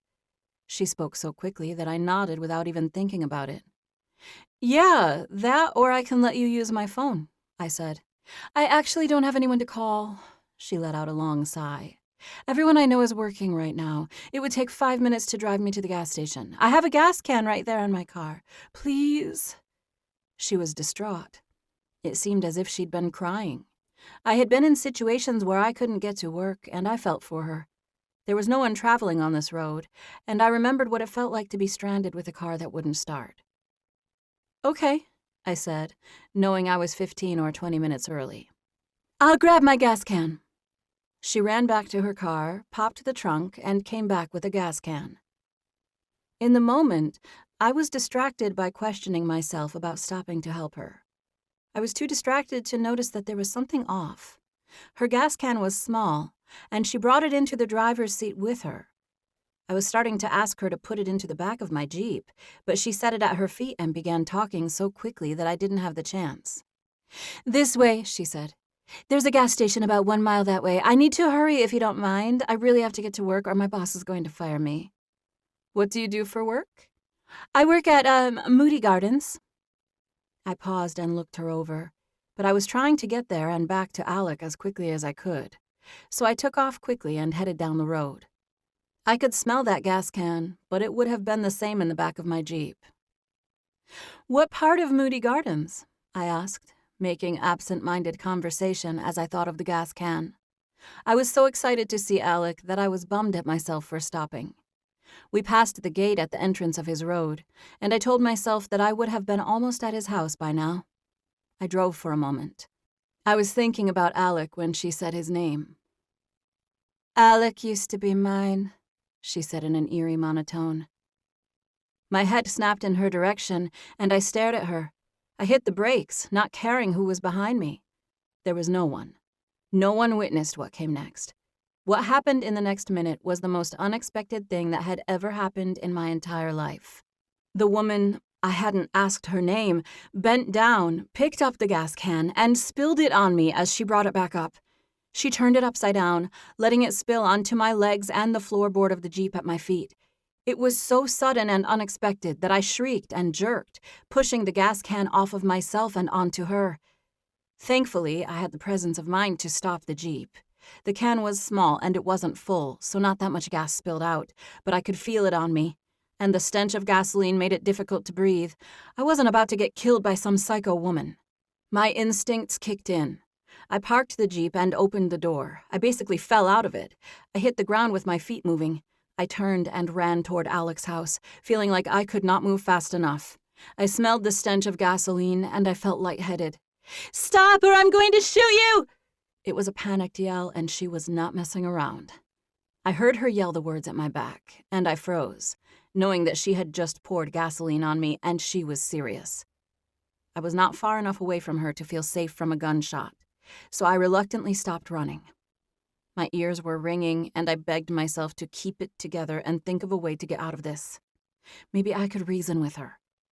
I turned slowly and realized, to my own horror, that she did have a gun.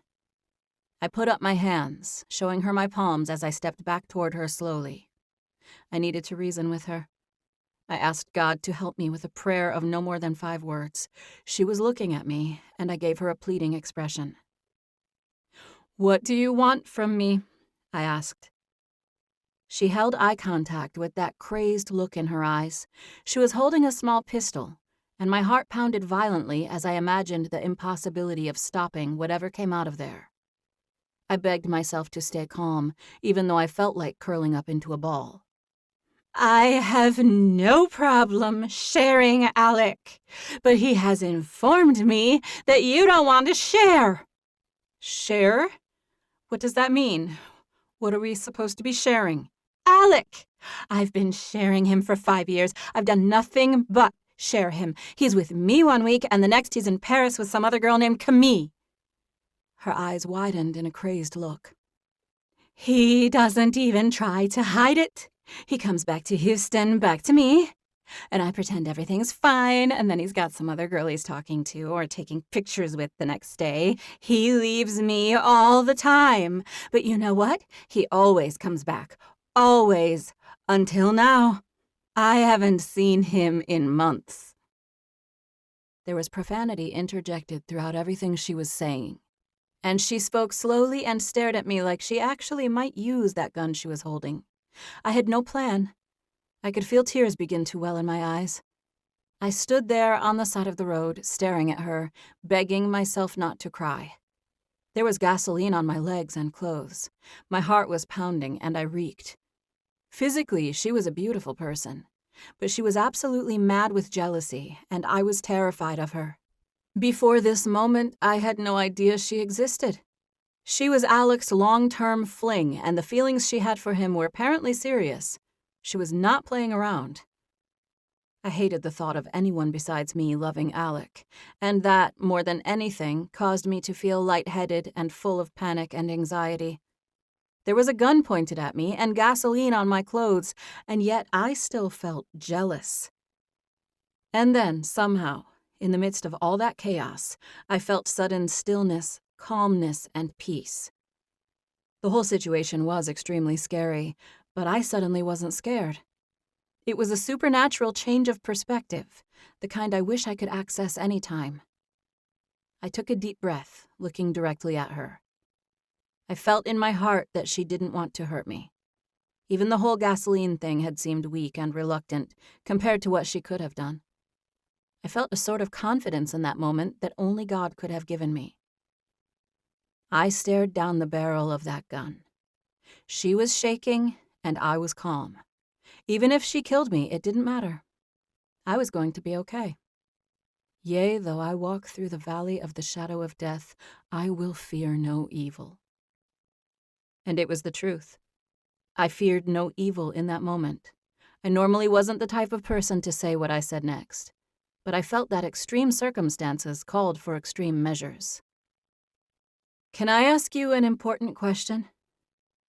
Have you ever accepted Jesus Christ as your Lord and Savior?" "What?" she said.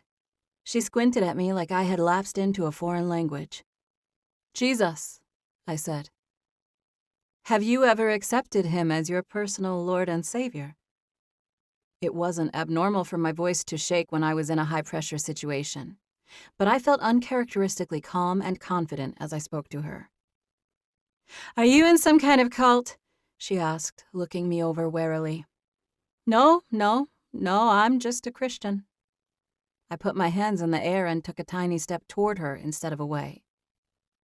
Look, I don't know what's going to happen with all of this, but I want you to know that it's not too late to make everything right. God forgives you. He knows our worst, and he forgives us. Don't come any closer, she warned. I stopped walking. You're kidding me right now with all this religious talk. What in the world could Alec possibly see in you? She spoke through gritted teeth and cussed a lot. I was seriously going to kill you before you made it about. And now you went and... Just throw me your keys right now! She yelled angrily at me and shook the gun at me like I wasn't moving fast enough. The keys are in the Jeep, I said, getting the words out as quickly as I could. She told me, as she moved to get into my Jeep, to stay where I was and not try to come near her. She made me sit on the ground with my hands on my head while she got inside. She then said some really mean things about me and my appearance and how a stupid, homely missionary like me didn't deserve Alec. She said things that were so hurtful they seemed prepared long ago. The insults rolled off of her tongue with no effort at all.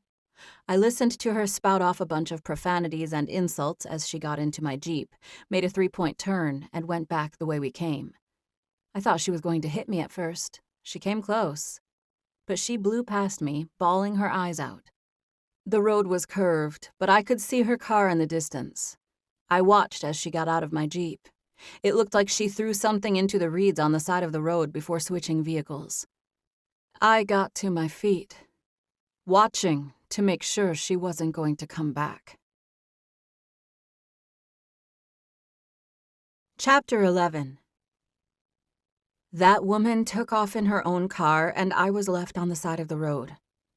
It took me several minutes to walk back to my car, and when I got there, I realized that it wouldn't start and my keys were nowhere to be found. I couldn't find my keys, my phone, or my purse anywhere. I felt violated, angry, and disoriented. Only moments before, I had experienced God's supernatural peace, and now I felt a wave of anything but peace. I was full of anxiety. I had the Jeep, but none of my personal things. I had to walk back to the gate and deal with the attendant, and even then, Alec's house was another half-mile or mile away. I did not want to continue in these clothes, but I didn't have anything to change into. It was hot out, and I felt so angry that I began to sweat. This made me cry. I finally let go of the tears I had been holding on to since it all started. "Lord, help me," I begged as silent tears flowed. It took a few minutes for me to get back to the gate, and by that time I had stopped crying and gotten myself together. In hindsight, I should have taken the time to stop and look for my keys so that I could arrive in my Jeep instead of walking up to his gate like a bedraggled mess. But I didn't want to get in the gasoline-doused Jeep right then. I wasn't sure if I ever wanted to again. I trudged to the gate, having all sorts of delirious thoughts, until finally I got close enough to make eye contact with the guy on duty. "Hey, my Jeep is up the street, so I'm walking. I'm trying to get to Alec Abramson's house. He's expecting me. I've seen you here before, a bunch of times. I have a Jeep usually. It's down the road. We can call Alec if you need to check, but I'm walking to his house." The guy looked me over. I was sure by now he saw and smelled the gasoline. "I had an accident with the gas can," I said vaguely. I should have just told the man the truth and had him call the cops right then. But instead, I tried to seem like nothing was wrong. "And you said he's expecting you?" he asked, looking at me with his eyebrows furrowed. "Yes, he is. My name's Grace. I don't have my phone or I would call him. He's expecting my call. He knows I'm coming over." "I have his number right here," the man said as he kept one eye on me out of his periphery. He put the phone to his ear, and it was several long seconds before I heard him speak. "Yes, Mr. Abramson, I have another young woman here at the gate asking to speak with you." There was a pause while Alex said something I couldn't hear. "No, sir. It's a different young woman altogether. This one came up on foot." "I'm Grace," I said. I spoke loud enough for Alec to hear from the other end, and the guy shot me a look like I should calm down.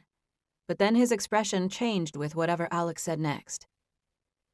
Yes, sir, she is, the guy answered, looking at me and nodding as if he was confirming something. She said she had some trouble with the gas in her car. Okay. Yes, sir, I'll tell her. He hung up the phone and gave me an expression that was a lot more compassionate than it had been before. Mr. Abramson said to hold on. He's coming down here himself. He said he'll be here in 3 minutes. He opened the gate and let me inside. I walked along the side of the booth and found a shady spot near a small tree to stand while we waited for Alec. My head was buzzing. I felt dazed and out of it. I needed to find my keys, and also I never wanted to drive that Jeep again. Then, in the distance, there was the rumbling sound of an ATV. I heard Alec coming before I saw him appear. Alec had a couple of four-wheelers, and he reached the road on one of them and began tearing down the pavement, heading toward me. I saw the shape of his body because he was driving so fast that his t-shirt was stuck to his front side. The slack in the fabric whipped in the wind behind him. Alec was stone-faced and booking it to get to me, and I waved at him to let him know I was okay. I had missed him so much. He was gorgeous and wonderful, and I felt disgusting at the moment. I could understand why women went crazy over Alec, though. He was perfection. He came directly to me, wearing a look of concern. I had a decision to make during those seconds. I hadn't thought of that before, but now that he was approaching, I had to think about what reaction I would let come out. I was at war with myself. He was so perfect that I felt unworthy. This made me remember all of the terrible, hurtful things this woman had just said to me. I wanted to run away. I wanted to tell him it was over and that all of this was too complicated. I wanted to go to my friend's house and wash off and then go home and be by myself for the rest of my life. My doubt and fear almost caused me to react irrationally in that moment. But then I remembered that I didn't have to let those thoughts control me. I didn't have to let that woman or the interaction I had with her control my life. If I broke up with Alec because of what she did, then she won. I gave Alec a doubtful-looking smile as he parked the ATV in front of me. He was not happy. What happened? He asked, quickly turning off the engine as he stared at me, waiting for an answer. He had a small gas can on the back rack. He thought I had run out of gas, and he was here to come to my rescue. He got off of the ATV and came to stand near me. His movements were quick, confident, and unrepentant. Masculinity was dripping off of him, and I was more than ready for him to swoop in and rescue me. "Let's not get my Jeep right now," I said. "I'll get on the back and we can go to your house." The guard was there, and he could hear everything. "I'll tell you everything in a minute." We got back on Alec's four-wheeler, and I got situated so that my legs were hanging carefully on the side of him, so that I wouldn't touch him with the gasoline. He drove far enough away from the guard's booth that we couldn't be overheard, but he stopped and immediately turned to me. "What happened?" he said. I took a deep breath. I tried to speak, but my voice came out weak, so I cleared my throat. "A girl," I said. "She was there a little way from your gate. She was stranded. I thought she was stranded. She asked me for a ride to the gas station." I let out a sigh, not knowing where to start. "She poured gasoline on me." "Who poured gasoline on you?"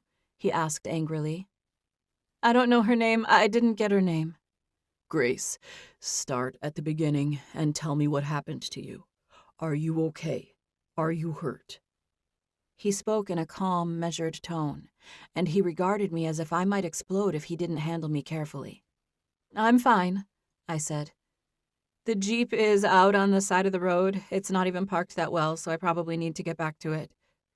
"Tell me step by step what happened to you." "I stopped, thinking the woman needed help. I agreed to give her a ride to the gas station. She said that I should leave you alone, and then she picked up the gas can and spilled it onto my lap. I looked down at my own clothes, so I ran away, but then she had a gun." "She had a gun?" he asked, looking dumbfounded. "Was it Sarah?" "Was that her name? She said she was with you for 5 years. Alec rubbed his own face and made a pained expression. I watched the muscle twitch in his jaw as he gritted his teeth. I'm getting you home to change, and then we're dealing with this. I'm calling the police. They're going to have to take a report and everything. Let's just go change, I said with a little nod. It took internet research and an hour's worth of elbow grease in the shower to get the gasoline smell off of my body. I came out wearing some clothes Alec had waiting at the bathroom door for me, which was men's athletic attire. Thankfully, my undergarments had escaped the gasoline spill. Audrey dropped off a bunch of stuff, Alec said when I came out of the bathroom wearing his clothes. Come talk to the officer for a minute, and then you can go back in there and see what all she brought. Audrey was his cousin, but in this context, she was acting as his personal assistant, which she did part-time. I noticed the bag before making my way to the place where Alec was talking to a policeman. I spent the next 20 or 30 minutes recounting the incident to them. I had given Alec some of the information before I ever got into the shower, and the police recovered my purse and keys while I was getting cleaned up. My mind raced, but I was just glad that things were being taken care of. I went into the back bedroom to change into the clothes Audrey had brought for me. She was a godsend. Everything in the bag was new and perfect. There was a t-shirt, a padded sports bra, women's athletic pants, underwear, and socks. I had everything I needed to get out of the gasoline clothes completely. I had already bagged and thrown out my clothing from earlier, but now I would have on all new clothing. I took another quick shower, and I felt amazing and finally clean afterward. I had used several rounds of vinegar and a few other household items to remove the smell. Alec had a gorgeous 3-story home that was positioned up on piers. This created a sprawling, shaded outdoor patio area under his house. It had a few walls and partitions, but it was mostly open with games and furniture. There was parking under there, and we had parked the 4-wheeler next to his truck. The police had already left by the time I got out of my second shower. There was a note from Alec upstairs telling me to meet him under the house. I headed down there instantly. Chapter 12. This morning had not gone as planned. It was officially afternoon, and I felt like I was just seeing Alec for the first time. I had on the sporty outfit Audrey had purchased for me. It was comfortable and cute, and I didn't even care that my hair was still damp. Alec was sitting on one of the couches that was outside near the shuffleboard area. He was playing an acoustic guitar. He set it down and got to his feet as soon as he noticed me. It was a 4-story home, including the ground-level patio area, and he had an elevator that we used all the time. Today I had been on the 2nd floor, and I took the stairs when I came down. We converged near the foot of the stairs. It was surreal seeing him after the morning I had. I had been so excited to talk to him about his new music, and now I felt odd bringing it up when so many other things had transpired. You look good in that, he said, glancing at my clothing. Thank you. I actually love it. I need to pay Audrey for this stuff. Audrey didn't buy it, he said, staring at me. Then I need to pay you for it, and I probably need to pay her for going to get it. I love this outfit. I'll wear it at home for sure. I know this brand, too, and it wasn't cheap. They found your phone, he said, regarding me thoughtfully. And that Jeep's going to be totaled, he said. Oh, no, you think? Really? I asked the question like I was shocked because I was. I didn't want it anymore, but I didn't think it would be totaled from what she did. Totaled? He shrugged. You don't want to drive that around anyway, not after she did that. Let's just get you something else, whatever car you want. I'd rather that. He tilted his head at me, wearing an easy, patient smile. Let me buy you something new, he said. We'll trade in the Jeep. You can get another Jeep if you want. Where is my Jeep right now? At the dealership, he said in a matter-of-fact tone. Oh, are you already getting rid of it? He grinned. No, Jonah was dealing with having it cleaned for you, and that was where he sent it when he had it towed. That's what gave me the idea about trading it in. If you don't want to, that's fine. But selfishly, I'd like to buy you a new one. He shrugged, staring at me with a shy expression that made me want to fall into his arms. We just stood there. I don't really care what I drive as long as we can get that smell out. Okay, well, Jonah sent me a bunch of links to other vehicles they have at the dealership. It's not anything you have to decide in the next few hours, though. We can just hang out for a little while. What about your family? I said. I thought we were supposed to have lunch with some of them today. He gave me a sweet smile. We were supposed to head over there a little while ago.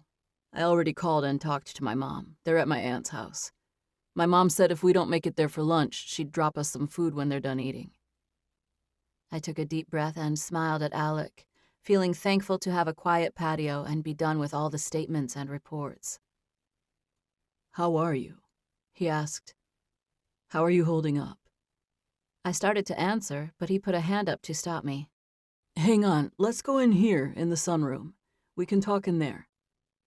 Part of Alec's first-story patio space was a closed-in room with partial walls and mostly glass.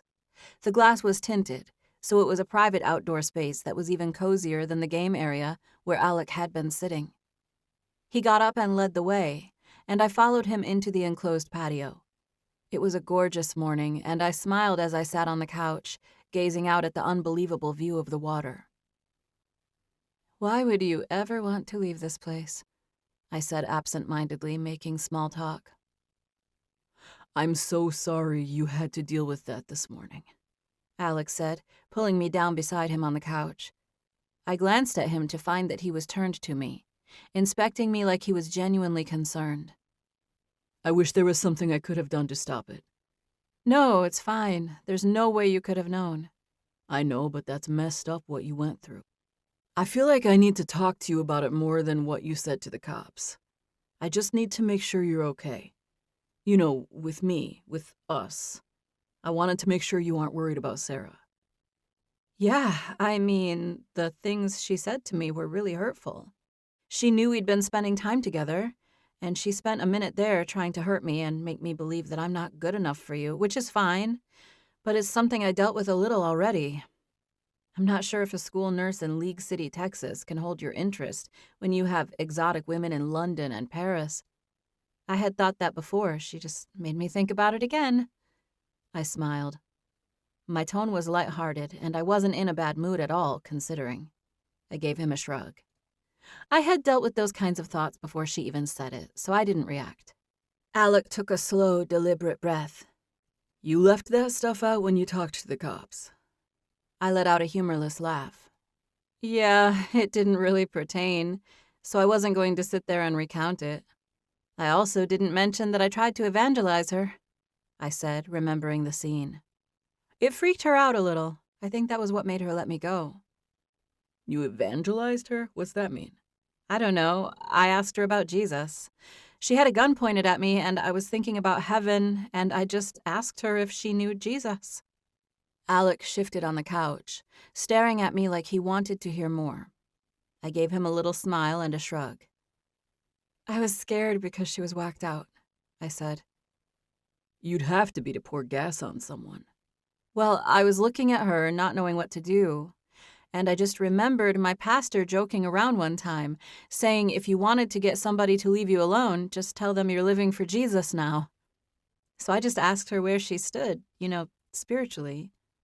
He let out a little laugh. You are kidding me. No, I'm serious. And it really helped, I think. She looked at me differently after that, and she didn't even try to hurt me. That's hilarious. I can't believe you asked Sarah Wilcox if she knew Jesus. I got the idea that she wasn't interested, I said. Yeah, he agreed. But you never know. Maybe she'll go back to it one day. Yeah, maybe, I agreed. I sat back on the couch, feeling dazed. I stared absent-mindedly at the water. I don't know why it felt like the right thing to say. I've never just come right out and asked someone that. I smiled and shook my head as I spoke, and Alec reached out and put his hand on my knee. I'm just glad you're okay, he said. I am. I'm okay. I need you to know something, Grace. What? I asked, turning to look at him. He reached up and touched the side of my face. You're not second best. You aren't second to anyone.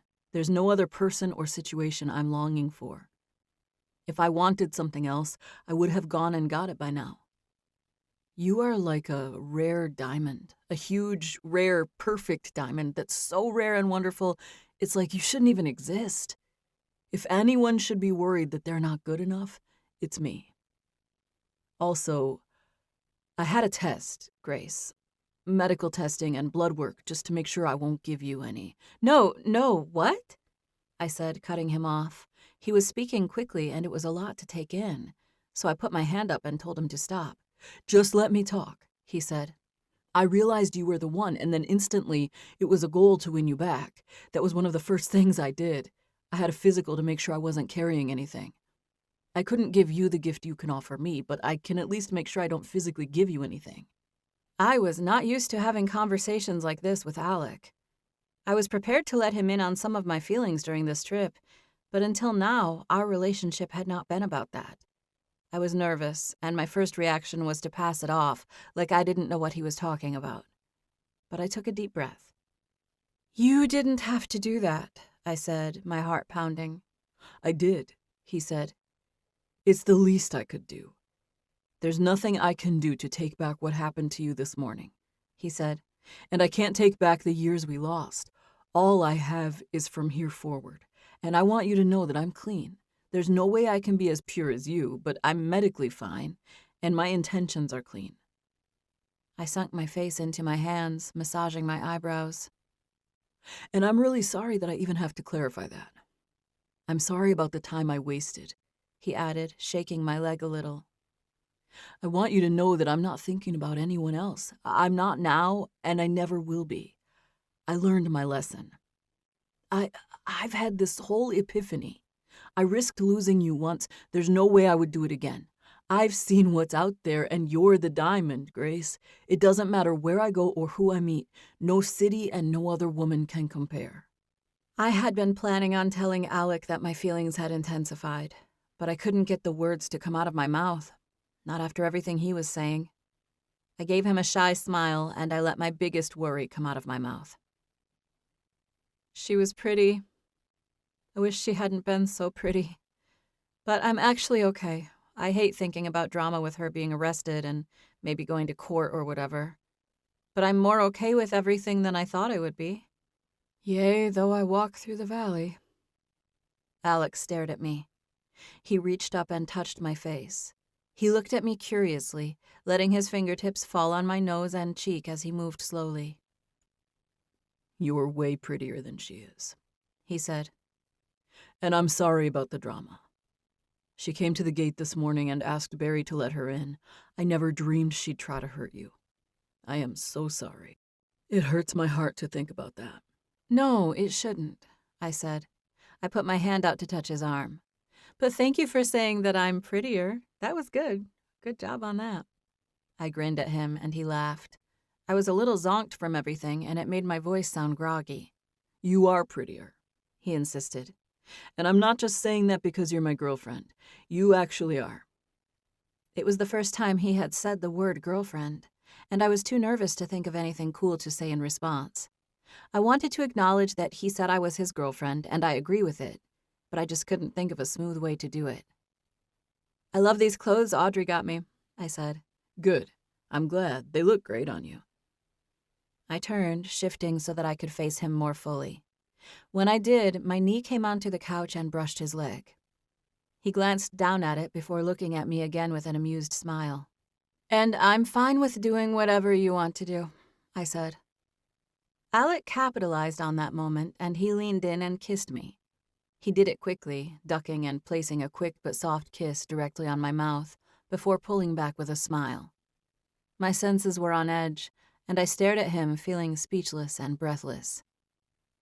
You said you were fine with whatever, he explained. I meant with staying here or going to your aunt's for lunch. Oh, I'm sorry. No, that was fine. Oh, it was. Alex stared at me, looking me over confidently. You're daring me right now. I smiled. Daring you to do what? I asked. You just said you weren't sorry that I kissed you, and now you're looking at me like you want me to do it again. And that's daring me, basically.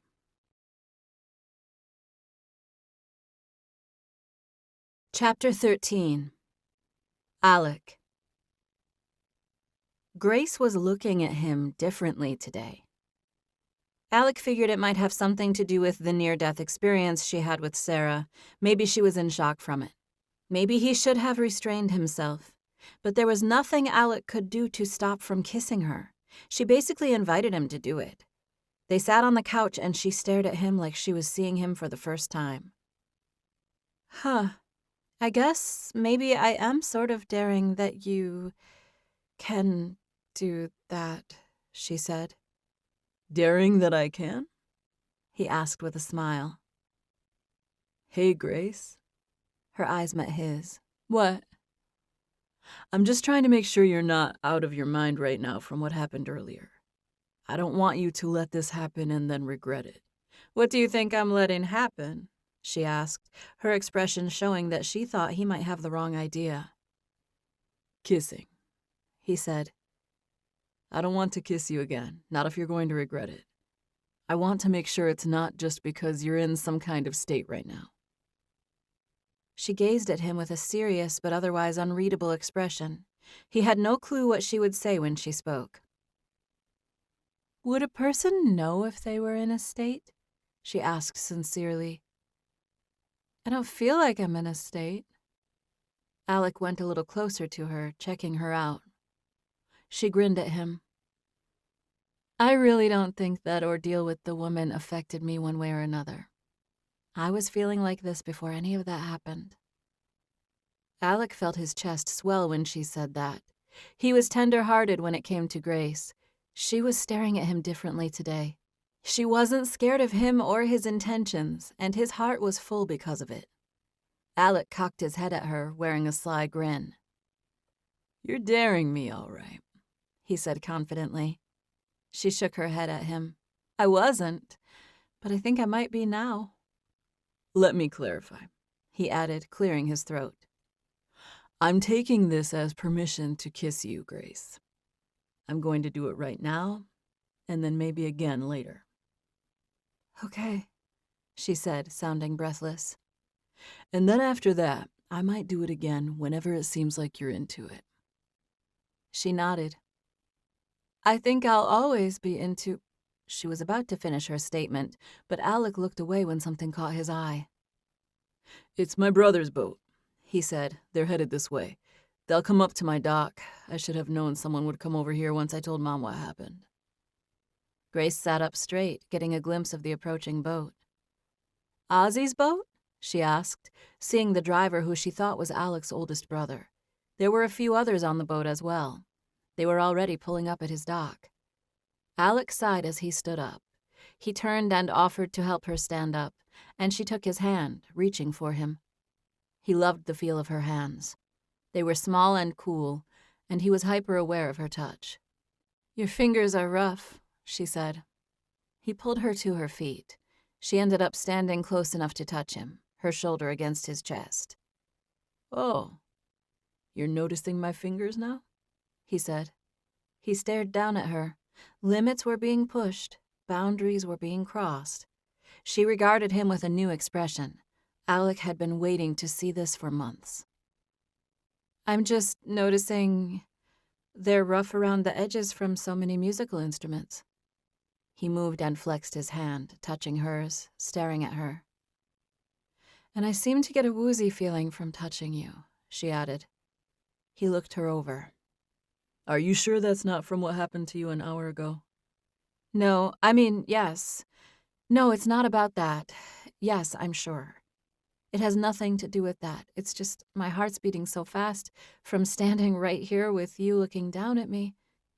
She cut off speaking because Alec lowered his head and gently placed his mouth on hers.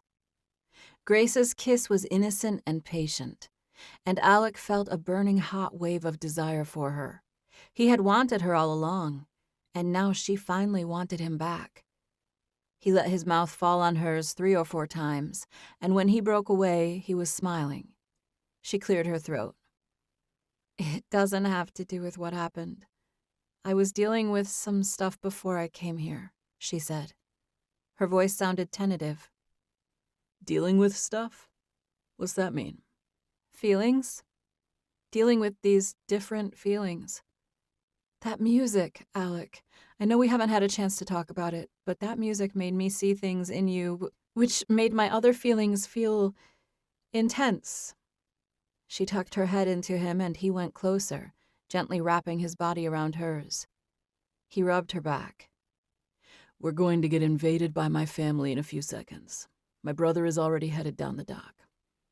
I'm fine with going to eat lunch with them, she said. I'm okay, really. I'm a big fan of moving on from things as quickly as possible. As far as I'm concerned, this morning never happened. It definitely doesn't have anything to do with this. She gestured at him, indicating their proximity. She was confident and secure, and she knew she had his affection.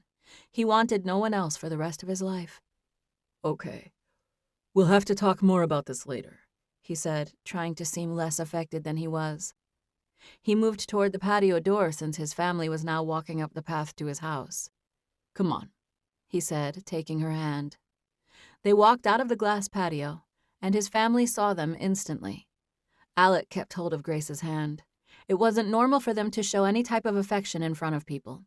This was the first time it happened. All things considered, they were both pretty unrepentant about it. He held on to her hand, and she didn't pull away. Are you all coming to give us a ride? He called from across the way. 3 people had arrived. Alec's brother, Ozzy, and Ozzy's wife, Evie. Jenny, Alec's mother, was also with them, and she was leading the way. Jenny was the first to speak. What in the world happened? Thank the Lord y'all are okay. Ozzy nodded. Did the police take care of it? Yeah, Alec said. We knew who she was. They probably arrested her by now. What happened? Ozzy said. All this was said before they officially converged, and once they did, they settled into a shady spot under a group of crepe myrtle trees near the shore. Alec and Grace recounted the story to his family. Jenny had always been the paranoid type, and she was worried about her kids' fame as it pertained to stalker fans. She was on edge listening to the story. Grace was just that. She was full of grace. She recounted the story in a calm way that wouldn't cause his family to worry. They spent 10 minutes getting everyone caught up on the morning's events before deciding to head to their Aunt Lucy's house for lunch. It was a 20-minute boat ride to get to her house, and everyone went into Alec's house first. Grace and Alec needed to grab their things. Jenny and Evie both needed to use the restroom, and Ozzy wanted something to drink, so they all went upstairs. My purse is in your guest bedroom, Grace said to Alec when they made their way up the stairs. I'm going in there to grab it.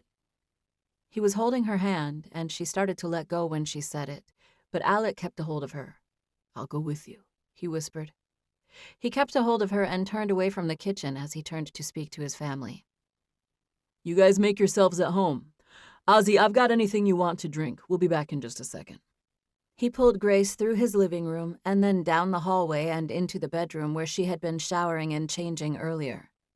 He kept the door cracked, but he pulled her to the other side of it where there was no chance they would be seen. She was strong and stoic in front of his family. She was loyal to him. He could tell that by the way she interacted with his family. And she wanted him. He knew by the way she reacted to his touch. He had a hold of her hand, and he used it to pull her in once they rounded the corner and had some privacy. He loved Grace Bailey, and he was addicted to seeing this look in her eyes, the one that said she loved him back. He tugged her in and kissed her neck gently. She didn't pull away. I know you have to get your things, and we need to go back out there, but Grace, He kissed her again, this time on her cheek near her ear. She wrapped her hand around his head, running her fingers through the hair at the nape of his neck. I had to do this one more time, he said, and then he kissed her again. Grace had never kissed another man. She was Alec's and Alec's alone. She smiled a little at the fact that he had cornered her, and then she relaxed, opening her mouth to him. They were finally alone and behind mostly closed doors. Alec had waited, and he was willing to wait longer, but she no longer needed that. She wanted this to happen as much as he did. He could feel that by the way she gripped the back of his head and pulled him in. Alec kissed her deeply, letting his tongue enter her mouth, tasting her, claiming her. He pulled back and tried to let her go, but he had to do it one more time. He kissed her slowly at first, and then deeply again. He gripped her, and she held him back, pulling him in, encouraging him. Alec never dreamed this would be happening on a day he thought was ruined by his past. He loved this woman, and he was so thankful for forgiveness. He wanted to kiss her for the rest of his life. He moaned as he pulled back. "I didn't want you to stop," she said weakly. And Alec did what any decent gentleman would do. He turned Grace so her back was against a wall, and he kissed her again. He did it with relentless pressure. He showed her how much he wanted her, and she responded. She let out a tiny, reluctant moan when he finally broke away. "Okay," he said. "Goodness, Alec." She was shaken. He kissed her lightly again, tasting her. "What?" he asked innocently. She reached up, put her palm on his cheek, and stared at him, blinking. "I'll meet you out there," he said. Chapter 14. Grace. My purse had been recovered, and I did some last-minute preparation for a boat trip, such as check it and make sure I had my sunglasses and a scrunchie. I put on some powder and lip balm. I really liked Alec's family. His mom and Evie were both cool women, and I wanted to earn their approval. I stood up straight and stared at myself in the mirror. I was fresh and clean and wearing top-of-the-line fitness clothing. Yet my memory flashed back to a moment in time earlier in the day. I saw a vision of myself clumsily fumbling in the driver's seat of my Jeep, being doused with gasoline by someone who hated me. I visited that scene for a second in my mind. I felt the gut-curling embarrassment of it. And then imagined myself literally flying up and away from that thought, that memory, that scenario. I saw myself leave it behind and go mentally to a different place. I went to the thought of stolen kisses. I remembered how only moments ago Alec moved with reckless abandon and pinned me against the wall. He obviously wasn't inhibited by this morning's events, so there was no reason I should be. I made a conscious choice to put those thoughts out of my mind. Moments later, we were on Ozzy's boat on our way to his aunt's house. I had met his Aunt Lucy, but I had never been over to her house before. I sat close to Alec while we made our way through the bay. It was a wonderful day to be on the water, and I stared out at my surroundings feeling thankful. Alec was sitting close enough to me that our legs were touching, and he reached over and held my hand. Everyone could see us, and he was not being hesitant at all. He looked at me and leaned over a little bit. "Are you good?" "Yeah, I'm good." "You used to get a little seasick," he said. It was true. I had gotten sick a time or two when we went out on boats with friends our freshman year. But mostly it was just because they weren't good drivers and I was scared. I'm good with boats as long as it's not really rough. We made a little small talk with his mom, but it was really too noisy to enjoy a conversation. I sat back, looking out at the glassy waters of the bay. Alec adjusted, wrapping his arm around me. I didn't look at him. I simply adjusted in his embrace, leaning into him, staring contentedly at the water as we rode along. I pretended to be calm and leisurely, but the feel of his protective arm around me caused me to experience that warm feeling in the pit of my stomach. It had been months without so much as a physical brush, and now I was wrapped securely in his arms. He held on to me like it was the most natural thing in the world. I felt like I was 15 again. I loved this man, and my body was buzzing as a result of being next to him. Every once in a while, one of us would say something to another person on the boat, but for more than half of the ride, we were quiet. I was lost in thought, staring at the water when Alec's mom spoke up. "Oh, shoot. I just got a text saying Aunt Lucy's going to the doctor. She cut her hand." Ozzy slowed the boat enough to make the engine quieter, and he leaned in to pay attention to his mom. "It's David who's texting me," she said. "He's over at her house. He said she cut it with a knife trying to open a pack of cheese." Jenny looked at us with a worried expression. "It must be bad. She must need stitches because Lucy hates going to the doctor." "How far are we from there?" I asked. 5 minutes, Ozzy said. "If she's bleeding heavily, they'll need to call an ambulance, but if it just needs sutures, I have that with me," I said. "I have a little kit in my purse. I can even numb it." Jenny started typing on her phone. I don't know how bad it is, so get her more help if she needs it. But if it's just basic stitches, I wouldn't mind sewing her up. I'm pretty good at it. Jenny had been listening to me and nodding the whole time as she looked at her phone, typing. I'm going to text her and tell her that, she said. I'll tell her you have a kit with you.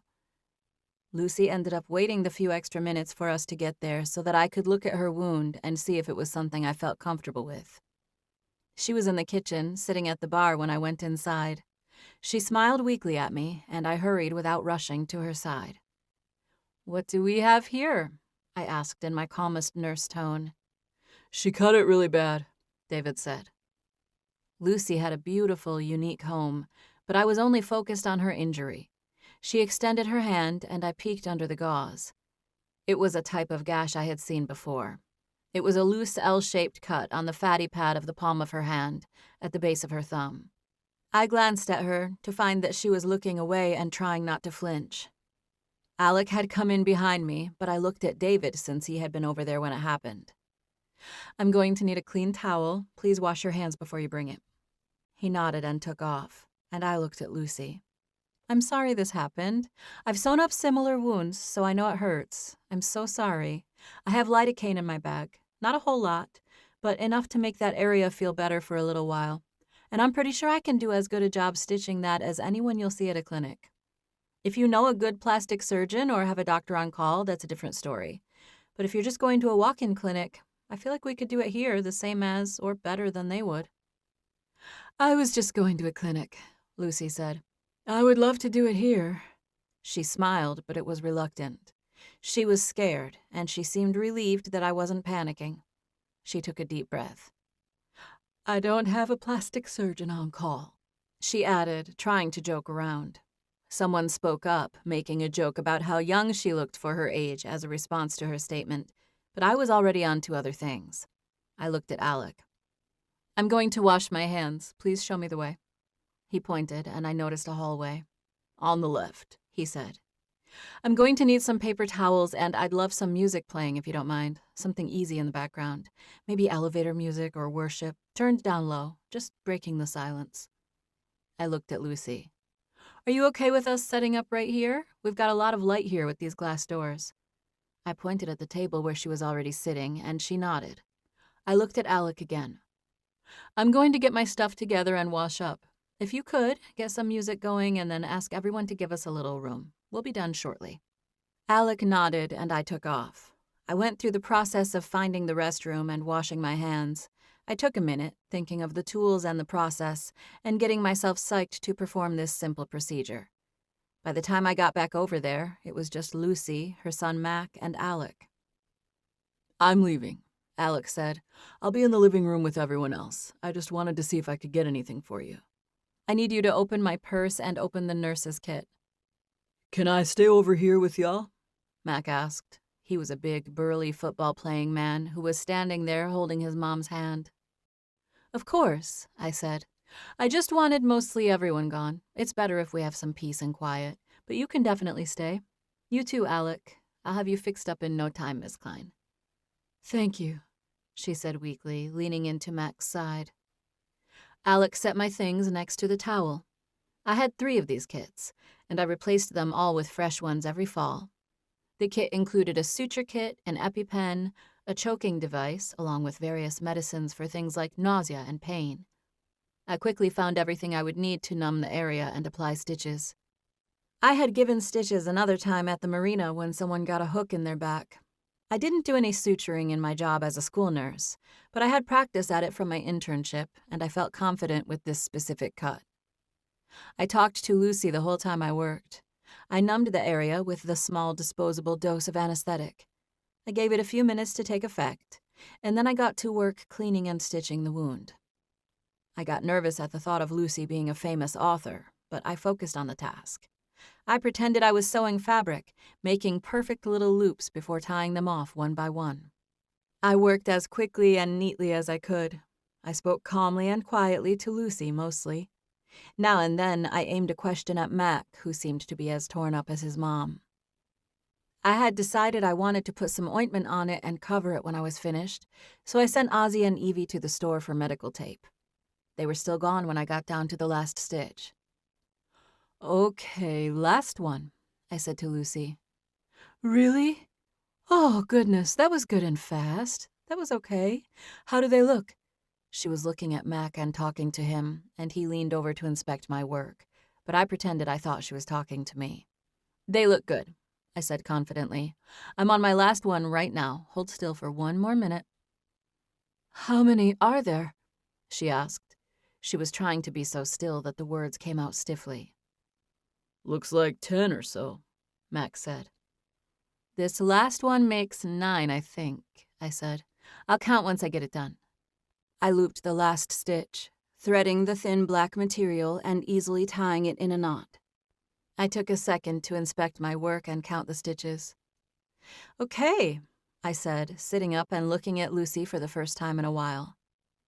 It looks great, and there are 9 stitches. It should heal nicely. I would take whatever pain medicine you normally use as needed. If you think you need something stronger, I can place a call to a doctor friend of mine, and he can call you something out. I ran out of tape, but I'll cover it once Ozzy gets back. And I'll write down some care instructions to leave with you, but just keep it clean and it should heal quickly. Lucy was relieved to have it done. She went from unable to look at it to inspecting the wound. She was proud of herself for getting through the worst of it, and she kept assuring herself that it's not that bad. Other family members came over to check it out. Pictures were taken, and I was asked to get in a few of them, since I was the medical professional on duty. Ozzy and Evie made it back with the tape while everyone was still checking out her wound and congratulating both of us on our bravery and skill. Chapter 15. I was a nurse, and I happened to be a Girl Scout type who carried way too much in my bag. I was so glad my bag had been recovered so I could take it with me on this trip. I was comfortable with sutures, and I was thankful that I could step in and help his aunt. It was a nice-sized gash, and I used black stitches which had a Frankenstein quality about them. But the wound was clean, and I did an even job, taking care with spacing and angles of the stitches themselves. I told Lucy to text me photos of the healing process so that I could help her keep an eye on it, but I didn't see any reason why she would have any trouble. I offered to go back over to her house in a week to take the stitches out, and Lucy thought that was a wonderful idea and said we should plan on it. I wrapped and taped her hand as the group of people dispersed, and we all began getting ready to eat lunch. A few others had taken over in the kitchen when Lucy had her accident, so lunch had been prepared and was ready to be served. I felt beyond relieved to have executed that procedure with 3 people right around me and 10 people standing in the other room. The rush of adrenaline was finally lessening, and everything felt a little dreamlike and surreal now that the whole thing was over. I thanked Mac for letting us use the phone for music, and then I excused myself, saying I was going to use the restroom and would be back in a minute. Alec had been talking to David when I announced that I'd be right back, but he turned to me. Wait, Grace, and I'll come with you. He turned to speak to his brother one last time, and then he came over to me wearing a smile.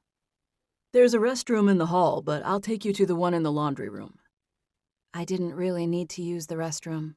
I just wanted a few seconds alone to gather my thoughts. I turned to walk, and Alec reached around me from behind and took me into his arms, bear-hugging me from the back. We continued to walk, although our steps were clumsy and lumbering now that we were connected. I was giddy, and I let out a quiet laugh. I was holding a handful of trash from the stitches. The needle was wrapped and secured, but I guarded it in my fist so that nothing would accidentally poke him. Alec buried his face in my neck as we walked, step by big lumbering step, across the other side of the living room. That took you all of 5 minutes, he said. How did you know how to do that? I interned at an emergency clinic, and I volunteered at a vet's office. I've given hundreds of sutures. I always volunteered to do it. I don't mind them. That's why I always have that kit. Alec resituated, walking next to me, but still holding on to me. I felt his hard body next to mine. I pulled back and regarded him with a confused expression. How in the world are there so many people over here on a Wednesday afternoon? He grinned. This seems like a lot? Oh no, if it was a holiday or even a weekend, there'd be 50 people around easy. And hey, what doctor friend would you be calling if my aunt needed it? Is it the Kyle character who was at that dinner party? I know a few doctors, actually. Kyle's one, but I know others. One named Deborah and one named Mimi, too. He pulled in and kissed my neck again as we continued to walk. Great. If she needs medicine, you can call Deborah or Mimi. I grinned at him. Are you jealous of Kyle Hildebrandt? Yes, he said. I'm so glad you know another doctor. I held on to the side of his face with my free hand.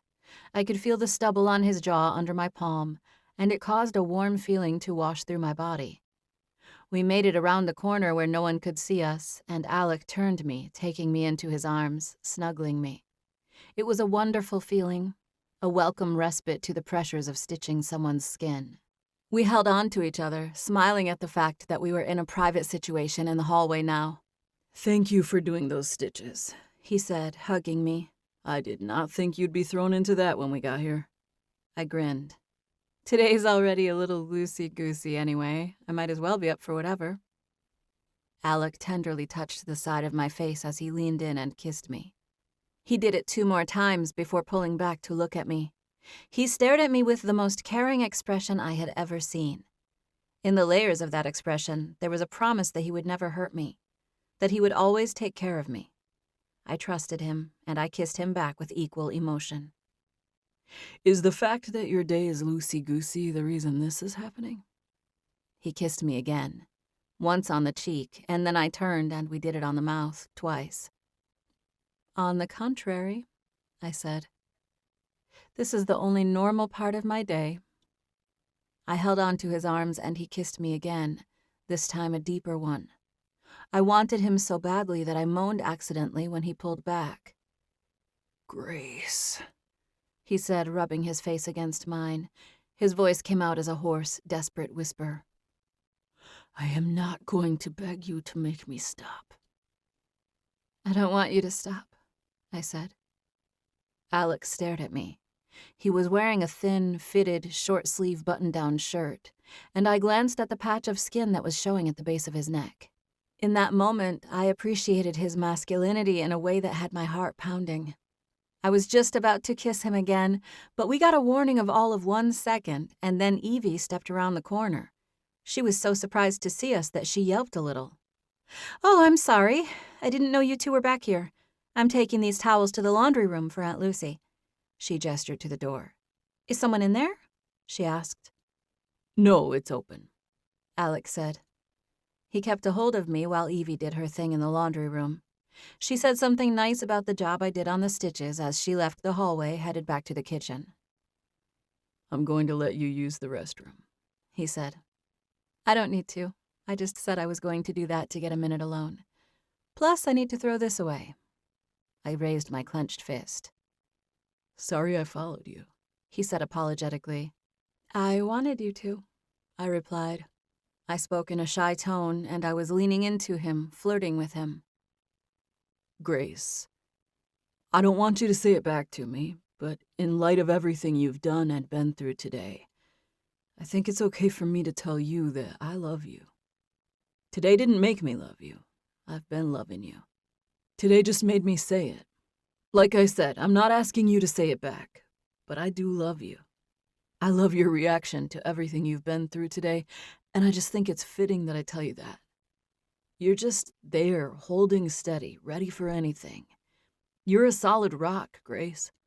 I can't imagine my life without you in it. I'm going to still keep waiting if you need me to, but I want you. You should know that if you want me to, all you have to do is say the word. What word? I said. You better stop looking at me like that, he warned. What word? I repeated. I gazed into his eyes. What is the word? Because I want to say it. I touched his chest, letting my fingertips hit the skin at the base of his neck. He ducked, and our lips made contact 5 or so times. Gentle, sweet, caring, controlled kisses. I've never loved anyone other than you, Alec. I will always kiss. Ever kiss. Only kiss. Love. Kiss. Only you, Alec. I wrote a song called Grace, he whispered. I pulled back to look at him. You did? He nodded. A worship song? His mouth turned upward in a grin. No. He gave me a smile that was so mischievous I began to blush. It's a love song, a rock song, one I'll do with the band. A ballad that talks about me and my girl. He leaned in and kissed me again, a rough kiss where his stubble rubbed against my skin. I took a deep breath when he pulled back. I could stay there in his arms forever. And it's about me? I asked. He nodded. When did you write it? Months ago. I ran my fingertips along his muscular arm, touching his skin. Did you show it to anyone yet? I asked. No, I didn't. Why didn't you show it to me sooner? Why are you just now telling me about it? I asked. Because I was trying to be your friend, and now, well, you're looking at me like this, so I thought maybe I'm not your friend anymore. Am I looking at you a certain way? I asked innocently. Alec nudged his chin at me.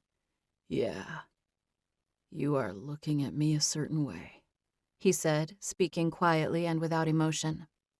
I grinned. You know you are, Alec added. I guess I am, I said. Yeah, so that's why I'm telling you about the song. I'll play it for you later tonight, and then I'll show it to my brother. Alec! Someone was calling his name from a distance. Okay, someone's looking for you, I said. I love you, and I'll meet you there in 1 minute. You what me? He said. I smiled curiously at him, not understanding. Say it again, he said. About loving me. Oh, I do love you, you big goober. I love you, I love you, I love you, I said, having no problems with the words. Alec pulled back, holding my hand. You sound like you mean it. That's because I do mean it. He grinned at me like he was thankful I loved him, which was insane, seeing as how he was Alec Abramson, and he was impossible not to love. Alec? Oh, hey, Alec, I didn't know you were with Grace. Jenny Abramson rounded the corner and found us standing there, still holding hands. I stepped back, but he kept a hold of my hand. His mom wasn't worried about what we were doing. She was apparently on a mission. Your brother was saying you wrote a few church songs, and we were all wondering if you could play one of them for us. Aunt Lucy's got that up right in there, and she just got it tuned. I will after lunch, Alec said. What is it, Amazing Grace? We need to video it to send to Papa Daniel. You know he'd love that. I'll sing something after lunch, Alec agreed. Chapter 16. Alec. There had to be others like him. He couldn't be the only one. There had to be other men who were attracted to women because of what kind of mother she would be to their children. Alec thought the same was probably true for the ladies, too, that they were attracted to men who would be good fathers. Either way, Grace would absolutely crush it as a mother. He loved where she stood spiritually and morally. He loved her sincerity and her work ethic. He loved her loyalty, her unbelievable loyalty. But seeing her sew up his aunt's hand today put everything over the top. Grace's cool demeanor under pressure and medical know-how made him feel desperate to have little Abramson babies with her. Maybe not immediately, but he definitely wanted her to be his baby's mother. All through lunch, they talked and interacted with his family. Grace's easygoing, forgiving nature made him feel a certain urgency to communicate with her, that she was spoken for in that way. They stood in the kitchen with a few other people, cleaning up and throwing trash away after lunch. Grace was propped against the countertop. She had said something to Lucy, but they were wrapping it up, and Alec reached for her hand once they finished. "You're doing this a lot today," she said quietly, referring to the hand-holding. "Yep," he agreed. "Do you hate it?" "Do I hate it?" she asked, pointing out that hate was a strong word. "Do you not like it?" he asked, still holding her hand since he knew she didn't mind. She spoke quietly so they wouldn't be overheard. No, I rather like it, Alec. I was simply pointing out that your family is probably like, whoa, they're holding hands now. He stood closer to her and she smiled at him, staring into his eyes. I don't think they're surprised, seeing how I've been acting these last months. Amen, David interjected, since Alec was speaking loudly enough to be overheard. Alec leaned in and put his mouth near her ear. And also, speaking of me acting weird, is there any way we could go ahead and commit to you being the mom of my children? The question caught her as funny, and she laughed, leaning into him. Can we? He asked, smiling and catching her. Can we what? She asked. Can we agree that one day we're going to have little babies together? Jenny came toward them at that moment, and because Grace didn't want to display too much PDA, she pulled back a step. She would turn to acknowledge Alec's mom, but she spoke to him first. She used a casual tone since she knew Jenny could hear them. I would seriously love that, she said in the most nonchalant tone possible. Alec smiled at her before they turned to look at his mom. Bree's about to leave, Jenny said. And so is Uncle Drew. Could you possibly do that song in the next few minutes? Yes, ma'am, he said. I'll be right there. 5 minutes later, Alec was sitting at the upright piano in Lucy's den. He was a little nervous. He hadn't even thought about what song he would play.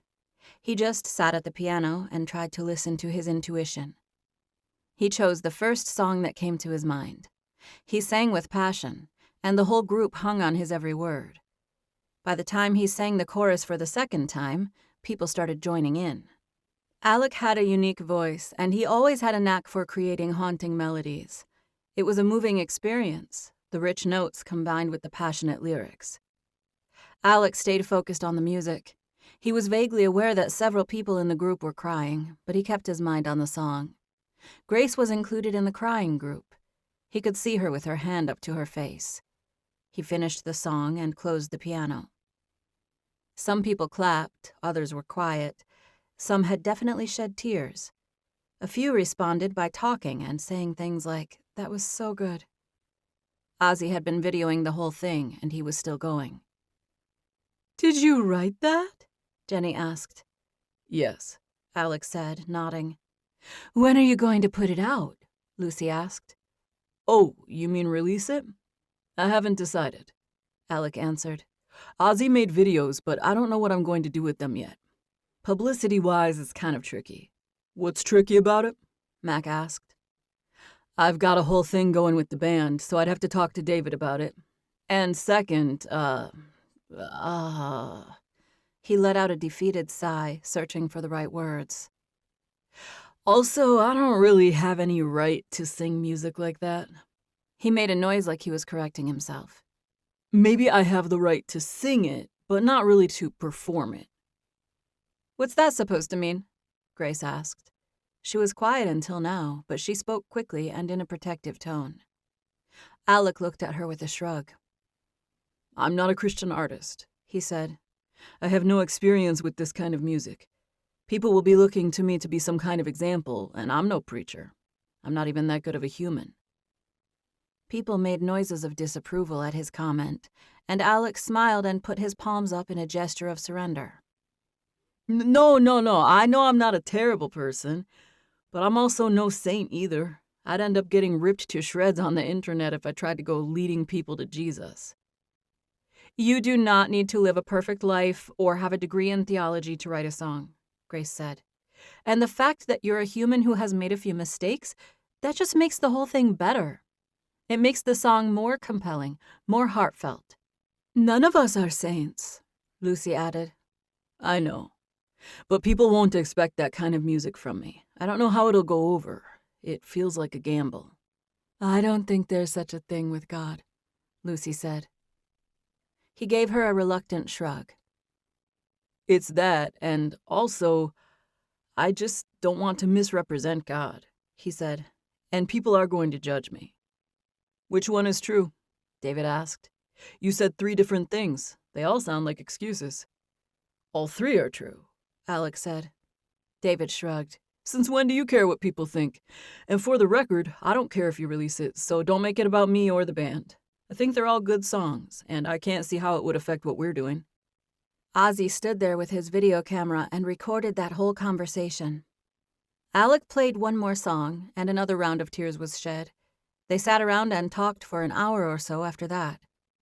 Alec was completely exhausted by 3 p.m. Worrying about other people was as tiring as worrying about yourself, and his day had been consumed with making sure Grace was okay. She was fine, though. He asked her several times to make sure. She was resilient, and she stayed positive, even on a highly unusual day. Alec had plenty of security on his property, but the incident on the other side of the gate had slipped by him. He felt compelled to protect Grace, and he thought of ways he could be better at it. It made him sick that his past visited him in such horrific ways, but Grace didn't let it get to her. But their day had been an eventful one. Alec felt like it had been 2 days since Grace called him from the gate. Maybe he was just pushing it from his mind. Who wants to give Grace and me a ride back to my house? Alec asked. I'm leaving soon, too, Ozzy said, but I'm traveling by boat. I'm about to leave, Audrey said. I'll give you a ride. Ozzy says he's going to edit all that stuff you were saying into the video, Audrey said to him moments later in her car. She was driving, and Alec rode in the front seat. He offered it to Grace, but she told him she preferred the back. Do you think it's a bad idea to release this stuff? Alec asked, looking at Audrey from across the console. Audrey shrugged. I don't know. No, I don't think so. You seemed really likable, and you know how Ozzy does with the videos. I know it'll be good. Yeah, as long as you guys are okay with it. And of course, David and the band. Aiden and Mark won't care, Audrey said, laughing a little. And I'm sure Jane and Jonah will be fine with it too. I don't see what it can hurt. It could hurt, Alec said. Let's face it, my fans do not expect this of me, and I don't want anything to happen to Split Decision. If not for my own sake, then for David's. David already gave you the go-ahead, Audrey said. I know, but he had peer pressure. He was standing there with Lucy and my mom in tears. What was he supposed to say? Don't release it? No offense, Alec, but you should just stop worrying about it. I don't think any of us would be doing you a favor to stop you from releasing that song. It's heartfelt, and it'd be a mistake to keep it hidden. I could not agree more with you, Audrey, Grace said from the back seat. Alec turned and flashed her a smile. She was sitting in the middle of that back seat with the seatbelt across her lap, looking like a teenager. He stared at her for a second and was about to say something to her, but Audrey spoke before he could. I've never seen Aunt Jenny crying about church stuff, she said. I cried too. That was a touching song, Alec, and you sang it really well. Thank you, he said. I wrote one called Grace, he added. Oh, yeah? Audrey said. Ozzy said he recorded 12 of them for you. I need to hear them all. Alec didn't bother explaining that the song called Grace wasn't for the worship album. He just looked at her in the back seat, and they shared a knowing grin. They talked about other things before they made it to Alec's house. Audrey lived with David and Stevie, and she had feelings for another housemate of theirs, a guy named Paul.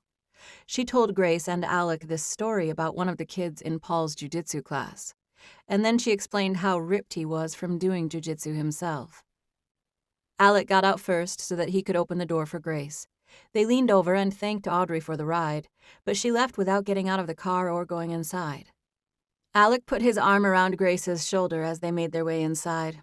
She held on to his midsection, leaning into him, molding her body to his.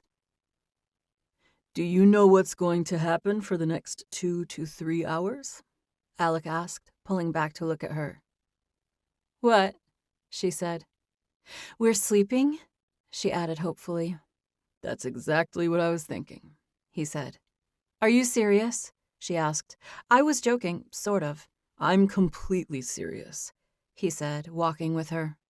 We're going to close the blinds, turn down the air conditioner, silence our phones, turn on the television, and drift off for the rest of the afternoon. She snuggled up to him, making a contented noise in response to his suggestion. That is the best idea you have ever had. I'm seriously going to fall asleep. Me too, he said.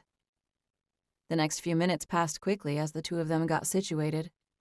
Alec had a sofa in his living room that was large enough for them to lie next to each other. They drew the blinds, adjusted the AC, and curled up with a luxurious, fluffy comforter.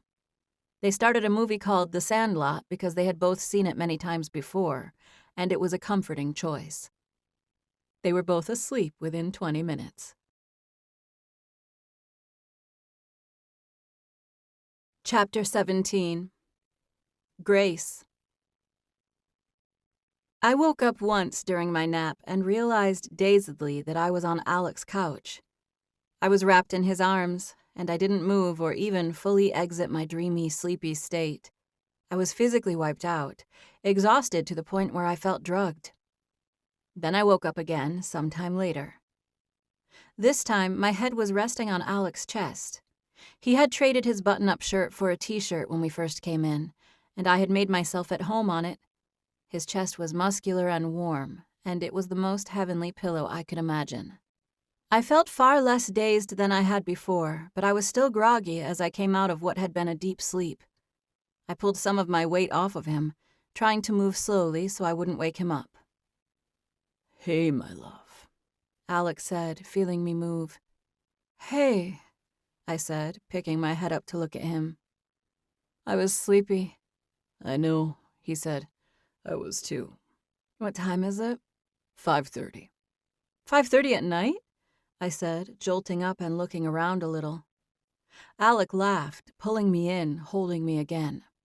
I eagerly went into his arms, relaxing all of my weight onto his chest. He adjusted and held me there. "Is it seriously 5:30? I asked sleepily. "Yes," he said. "But that's not night." "It's basically night. It's dinner time. We slept for over 2 hours just now.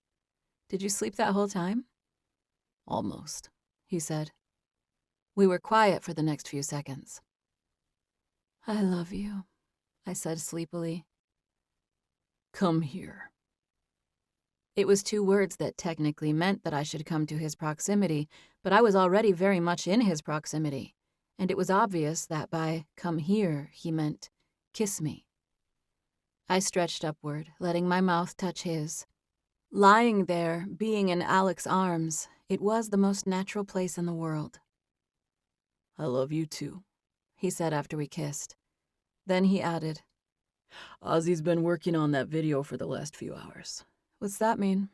"He worked on it all afternoon," Alec said.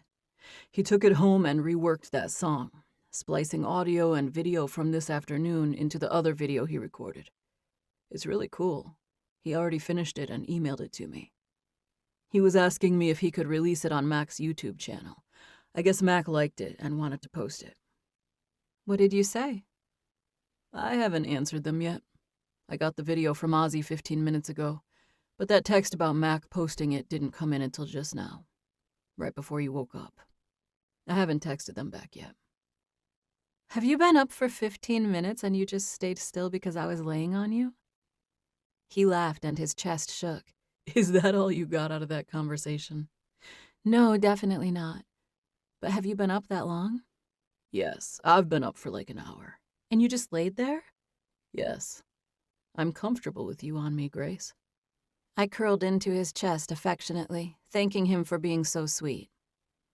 "Did you watch the new video?" I asked. "Yes." "How did it come out?" "You know it's good. Ozzy always does such a good job." "I know it's good. No offense to Ozzy because he's amazing. But I know it's good because you're so good. I feel like I could video you singing that song with my phone and it would go viral." "I don't think it's going viral. It'll get some hits because Mac has a lot of subscribers." "From what?" "From playing football and this other video he did at a press conference one time." "I remember that video," I said. "So he wants to post yours on his YouTube?" "No, Jonah said we'd need to do another channel under my name, and Matt can just share it. They've got it all taken care of. I told Ozzy back at the house that he could work it out with Jonah and Jane." "When is it going to happen?" I asked. "I don't know. I guess just kind of whenever I respond. He'll probably post it right now while it's on his mind." Alec let out a long sigh that sounded heavy-hearted. What? I asked. I don't know if I'm quite prepared for the aftermath of doing this. What aftermath? People who are in bands like Split Decision don't normally go around releasing worship songs on the internet. I sat up, staring at him, smiling at him. That's what makes it so exciting. I hope it's good exciting and not stress exciting. You've got it, whatever it is, I said. I believed it wholeheartedly. He was the bravest person I knew. If anybody's capable of maintaining their coolness while getting Jesus freakish, it's you. He smiled thoughtfully at that. Seriously, though, Alec, you don't need to worry about the aftermath. Just step through the doors as they open. You'll be given the right amount of strength to handle situations as they come. I stared at his face. How did I sleep till dinner time? I added. You needed it. They arrested Sarah. Are you serious?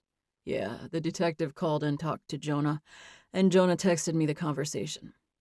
Apparently, she turned herself in, came in apologizing, saying she had been off of her meds and that she meant to throw the drink on you and not the gas.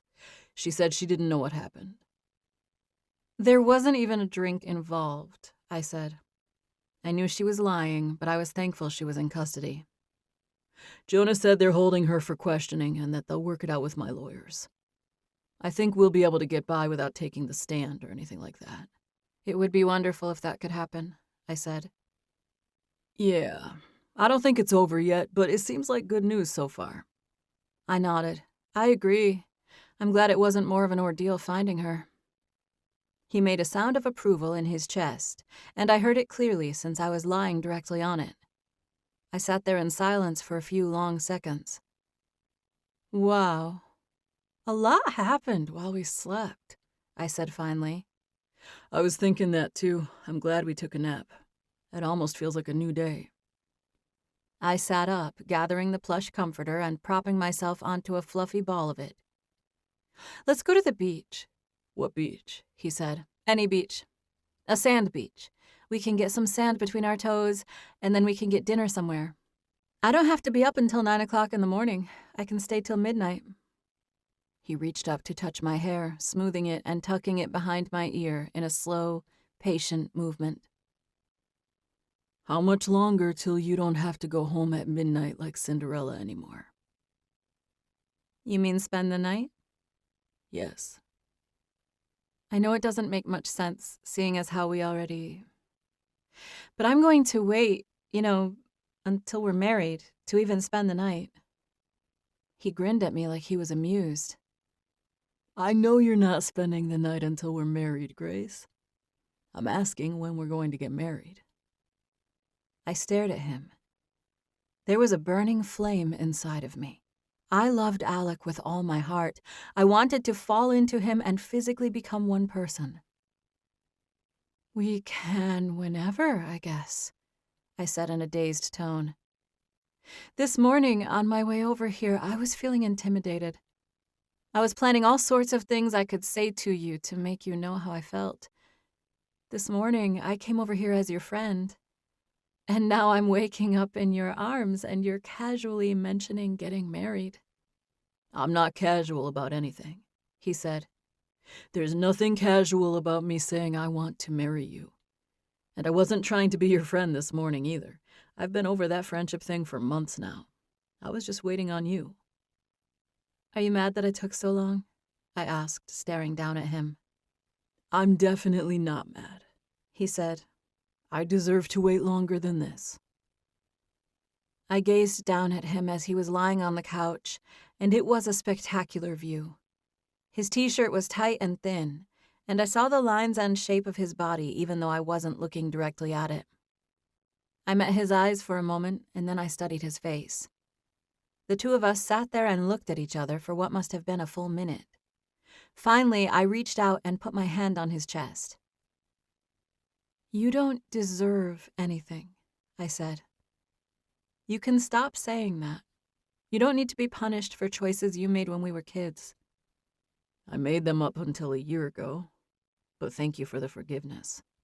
I gave him a sweet smile. You don't deserve to keep asking forgiveness or to have to wait a certain amount of time, I said. We all make choices in life.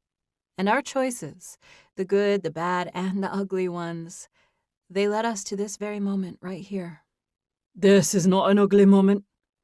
Alec was being playful. He pronounced the statement in a thick Scottish accent, shifting the covers, grabbing me, and holding on to me again, locking me into his tight embrace. He wasn't great at any accent for very long, but he could imitate a few words here and there and sound authentic for a phrase or two. I laughed at his impression, which sounded 100% real and accurate. I felt like I was being tackled and tickled by a big Scottish guy. It's a great moment, I said.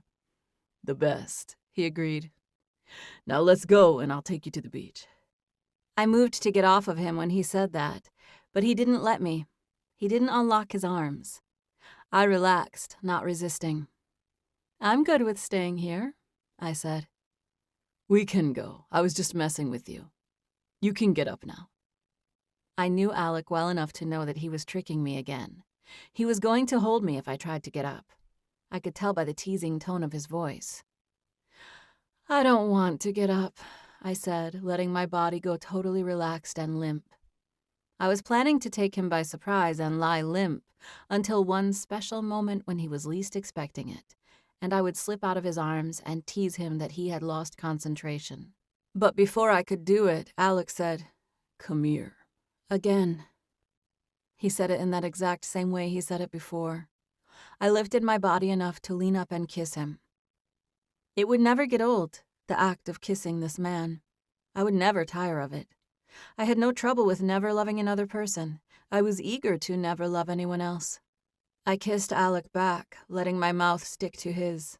My body buzzed with attraction. We broke the kiss and I shifted to sit up. He quickly moved, sliding out from under me to sit up. I'll take you to the beach, he said. Then we're getting takeout from the diner on the way home. Carson's? I asked. Yes. Does that sound okay to you? Because I'm up for whatever. Carson's is great, I said.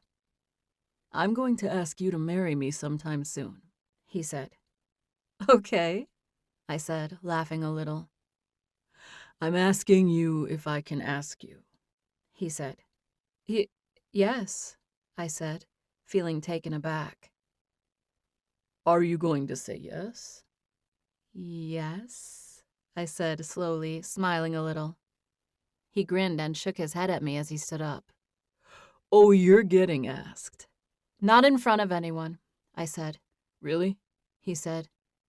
You mean you don't want me to do it on stage? I let out a little laugh, shaking my head at him. You must know by now that I don't, I said. Yep, I knew, he agreed, stretching gloriously. You're different than most girls. You're the best one. I don't want it public at all, I said.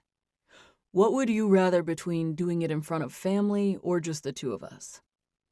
Family is fine if it's what you want, but if it's strictly up to me, I'm a do it with just the two of us girl. Are you going to be able to stitch me up if I ever get cut? He asked. Sure, but don't try it out, I said. I won't. But it's cool to be able to do that as a mom. It makes me feel like I need to develop some kind of practical skill to be a good dad, like blacksmithing or something. That seemed random and caught me as funny, causing me to laugh. Alec liked making me laugh, and he kissed me because of it. Blacksmithing, I said. Or mechanics or something. Maybe I need to learn how to build a motor. Build a motor? I asked. I don't know. You can give stitches. I need to think of something useful to learn. Your music, Alec. Your voice and your lyrics and songs. You're talented enough for all of us. You don't need to go looking for some new skills to learn. Your music is more than enough. Chapter 18. Weeks later. Other people agreed with me that Alec's music was a gift. In the weeks that followed, Alec released the remainder of that worship album. By the time he posted his last song, his channel had over 1 million subscribers. It hadn't come overnight, but there had been a steady stream of new growth. Alec's songs were being sung in churches all over the world. He got some hate over it, though. There was just no way to avoid it. He got hateful, hurtful comments about his intentions. He got compared to Kanye West, and he could tell some people who said it meant it as a compliment and others meant it as an insult. There was just no accounting for people and the hurtful things they could type on their keyboards. Alec did a better job of ignoring it than I did. He was easygoing about it and had no trouble tuning those things out. So I did my best to do the same. He constantly inspired me. He focused on the present and the future, and he was continually staying busy and creating. He communicated efficiently with people, and he didn't waste time. Which was why I was so surprised that he had not asked me to marry him. All summer, we had been inseparable. Ever since that day when I stitched his aunt's hand, we had been together any chance we got. We talked about getting married, and we made plans about things we would do in the future. We talked about having a small wedding at someone's house rather than a church. We discussed things we would do as parents, decisions we would make, and things we would and wouldn't do in regards to our children. All this time, we had become a part of each other's lives, and we had spoken candidly about plans for our future. But Alec had not asked me to marry him yet. I could not understand it. I thought, based on how he acted the day we took a nap, that he was going to ask me to marry him soon. Like, soon. I was convinced it would happen the next day, or at the latest the next week. But no. We had been inseparable for over a month since then, and yet there had been no proposal. I played it cool, but I had it all worked up in my mind that I wouldn't be going back to Grover Cleveland School this fall, because I'd be too busy with getting married and moving to Galveston. It was now, however, almost time for me to go back. I knew Alec loved me. He made that clear. But he must have changed his mind about asking me to marry him soon, because the summer was almost over, and I still had no fiancé. I didn't let it get to me. I was patient about it on the outside, but on the inside, I was desperate for him to make it official. I thought there was a slim chance that it could happen today. Of course, I thought this every time we saw each other. We were going somewhere different today, though, and Alec was being a little sketchy about giving me the details. He picked me up, and we headed out into the woods. He had bought me an SUV to replace that Jeep. I offered to drive, but he said it was for a picnic, and he wanted to take his truck. He had obviously thought it out because there was a picnic basket in the back seat. Seeing as how Alec wasn't normally the type to pack a picnic basket, I knew he had put thought into it. I wondered if there could possibly be a ring in that basket, and I felt a steady surge of anticipation because of it. We drove for what must have been 20 minutes before I realized where we were. I had gotten a little turned around since we came from my house and not Galveston. But I knew this place. It was a state park. It was beautiful out there, but it surprised me that this was the place he chose, since we had shared some history there. "Oh, here?" I said when we pulled up and I saw the sign.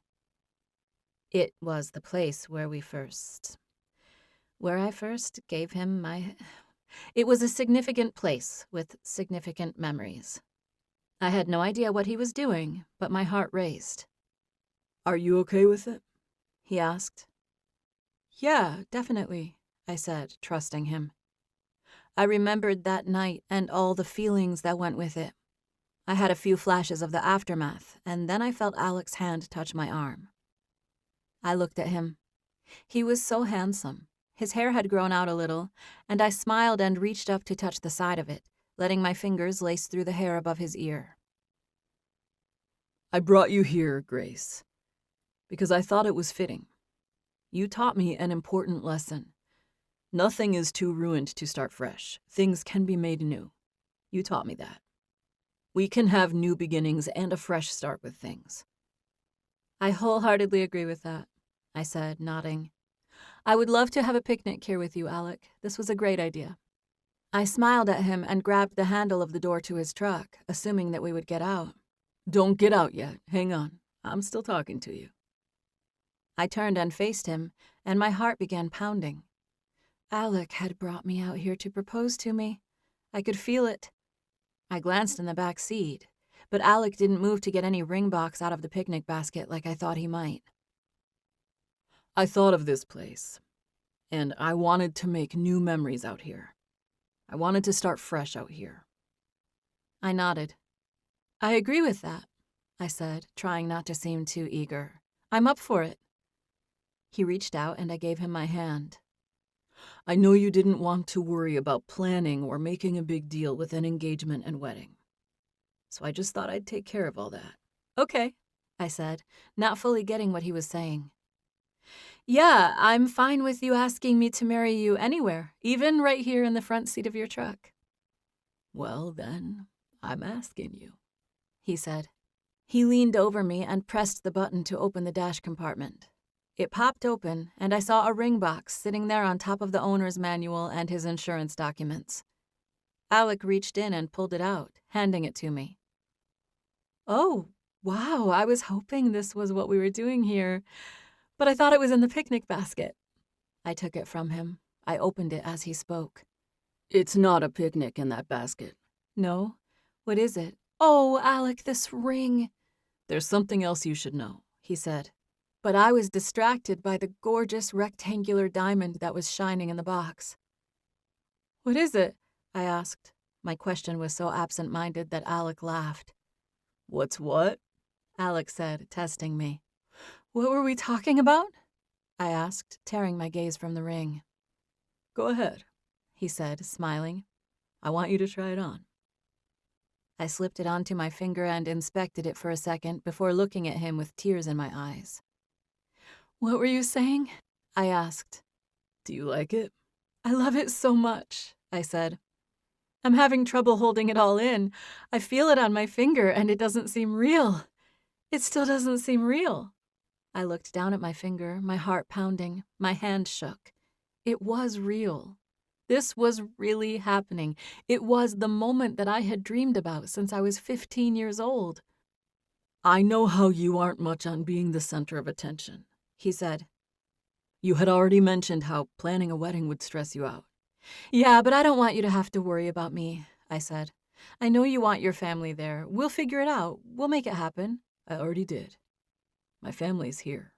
What? I tilted my head at him, and he nudged his chin toward the back seat.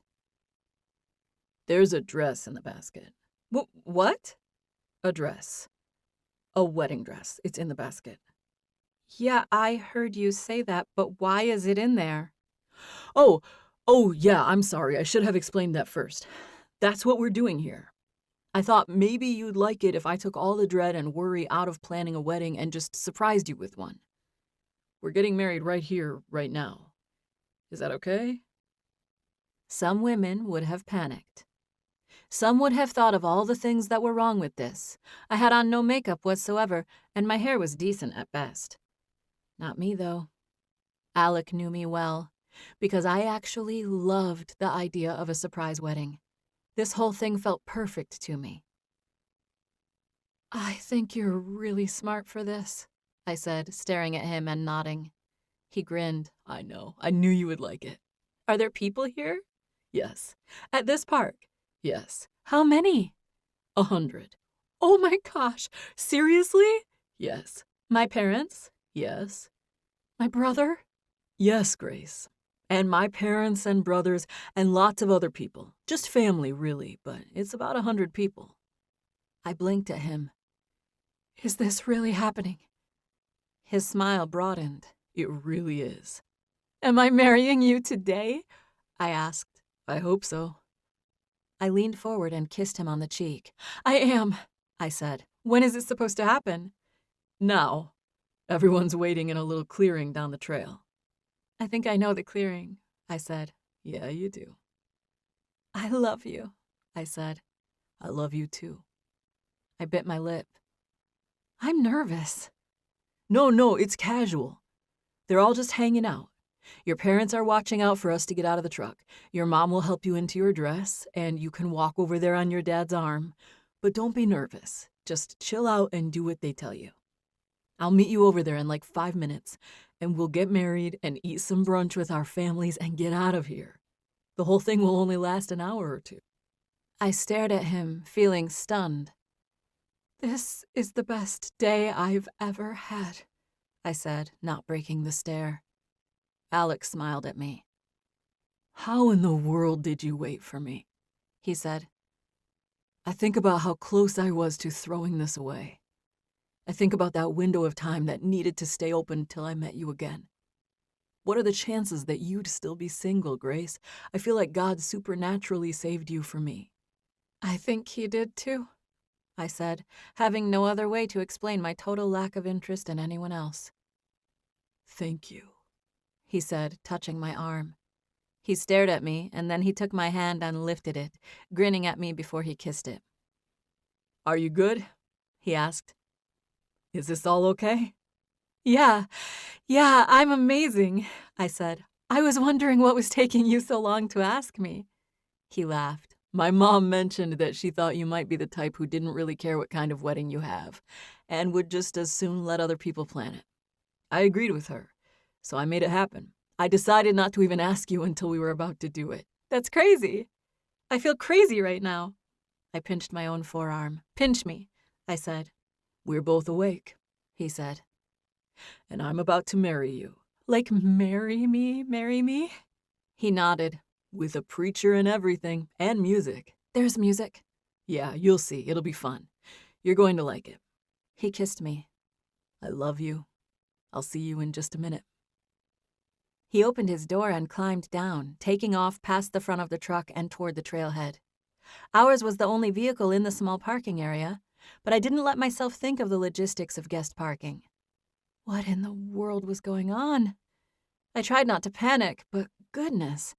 I thought of Alex saying there was a dress in the basket, and I stared downward, wishing I had something on my feet besides Birkenstocks. I was in the middle of reaching into the back seat for the basket when someone opened the driver's door. It was a spunky young woman with black hair and a few facial piercings. "Hello, Grace. My name is Anne. Audrey sent me. I'm a hair and makeup stylist. Your husband-to-be said you wouldn't need or want makeup beyond what you had on when you got here. But girl to girl, Audrey went behind his back and sent me here to help his sister out. I hope you don't mind." She waved tentatively at me, and I waved back at her. "I would really love your help," I said. "I'm Grace. I think my dress is in a basket in the back seat." "Yes, okay, great. Bride's identity checks out. I'll get the basket for you." "Thank you." "Yep, just meet me behind the truck. We'll set up back there, and I'll get you all fixed up. Your mom's waiting with everyone else, and your dad will be here in just a minute to walk you out. No rush, but I'll get going on you as soon as you get back here." "I'm ready. I'm coming," I said. Chapter 19. I will never forget that dank, damp smell of those shaded woods.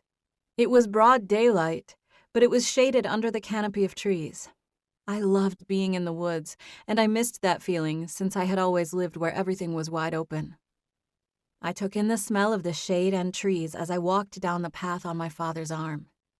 I had changed into a cute sundress that went with my Birks just fine. I had been poked and prodded by Anne the stylist until I was shipshape. She didn't go overboard. She did just enough to make me presentable. She tucked and pinned my hair and put half of it up. She put a light foundation on my face, and she did something to my lips as well, but it wasn't thick. I looked in the mirror and was pleased when I noticed it was all natural looking. I thanked her, and she pushed me into the arms of my father, who was standing there waiting for me. I started down the path with him. Was this really happening? It was a dirt trail, and I could not resist stepping out of my sandals. I stopped for a second, took off my shoes, and then continued on the path barefoot. In that moment, didn't care if I ever saw those sandals again.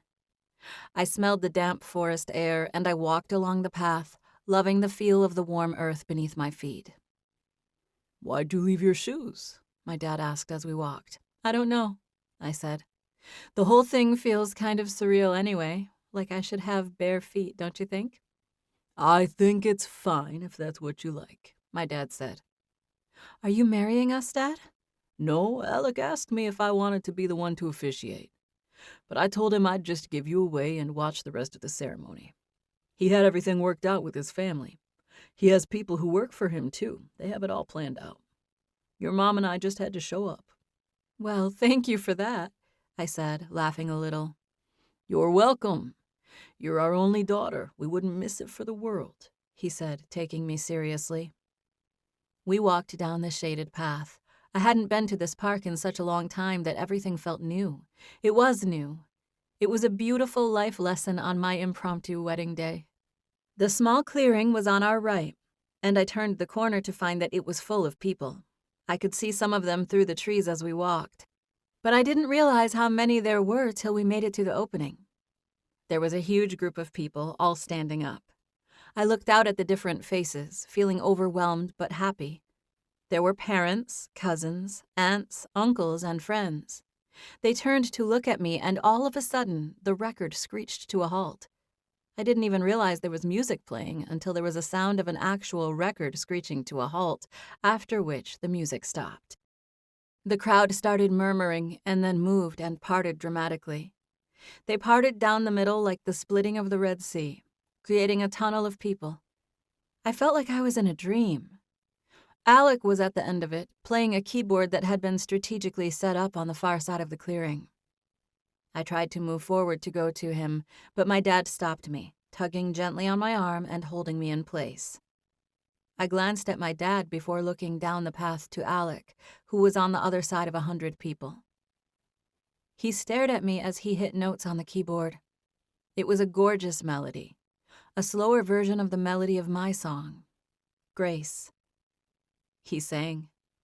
He performed one verse of it and a chorus, but then it morphed into a different song, one that had been written for this day. He had an array of sounds programmed on his keyboard, and he started a new beat. He began talk singing in a section where he gave his vows to me. He sang them in a slow, rhythmic, rap-type thing that was cooler than anything I had ever seen or heard. Alec was smiling and confident, and his song told me that he loved me. He'd hold me and keep me for every single day of his life. I was still processing my surroundings. Alec stared at me and told me that he was mine forever, and then he slowed the music and finished with the last chorus of the song called Grace. Alec was a talented musician and performer, and this was a thought-out routine that was polished and perfect. I was utterly speechless. I just stood there and watched him in awe. His voice was soulful, and his dark brown eyes pierced through my soul when he sang. I gave him a broad grin for pulling off such a thing. I had no idea this would happen today. My heart was in a perpetual state of pounding.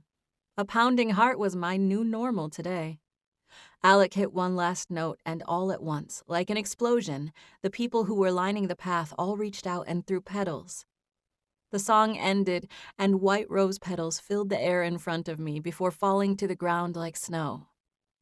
Alec came around his piano as guitar music took over.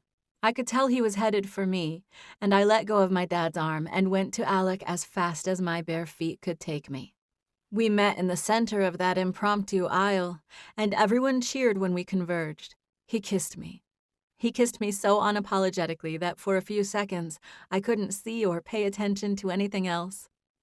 There was an epic guitar solo happening as we kissed, but I only appreciated the end of it because I was too distracted by Alec's mouth on mine.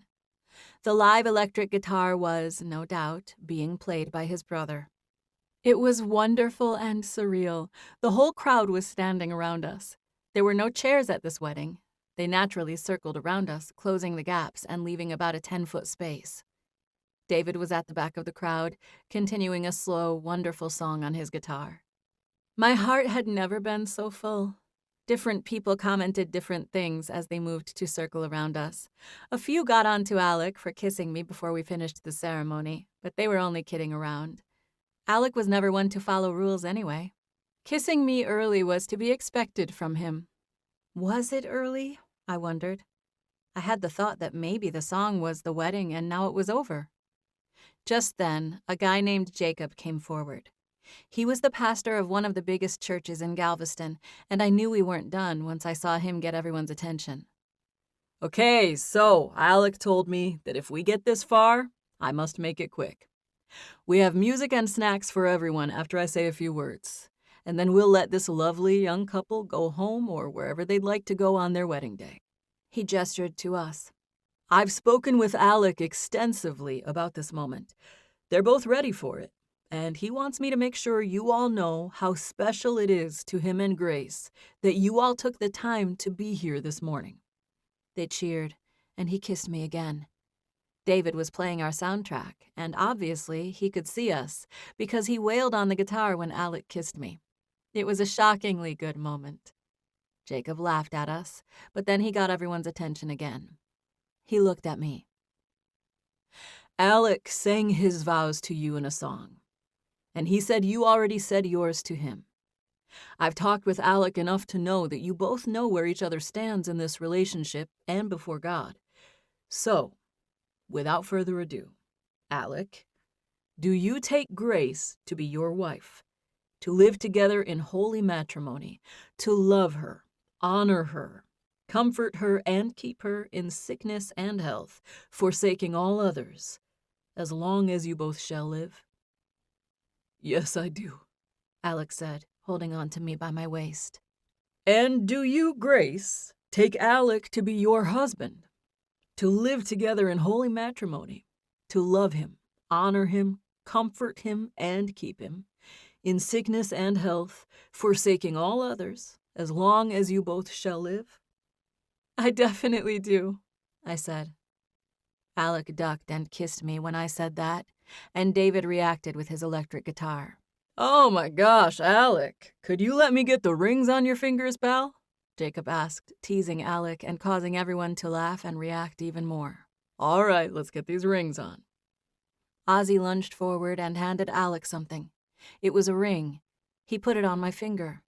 I already had on the diamond he gave me, but this was a diamond-studded band that had been made to go with it. I watched as he slipped it on my finger. Jacob made Alec say a short comment about the ring being a symbol of our love, and before I knew it, my brother reached out of the crowd and handed me Alec's ring. Alec gently put out his hand, slightly wiggling the correct finger. He was amazing. Even in this moment, he was looking out for me. I grinned and slid his ring onto the correct finger. Jacob made me repeat the same phrase to Alec, and I did it, all the while feeling like I was outside of my own body. Jacob announced that we could kiss, even though it was the 5th time this ceremony, and everyone whooped and hollered once again. David played his heart out on that guitar.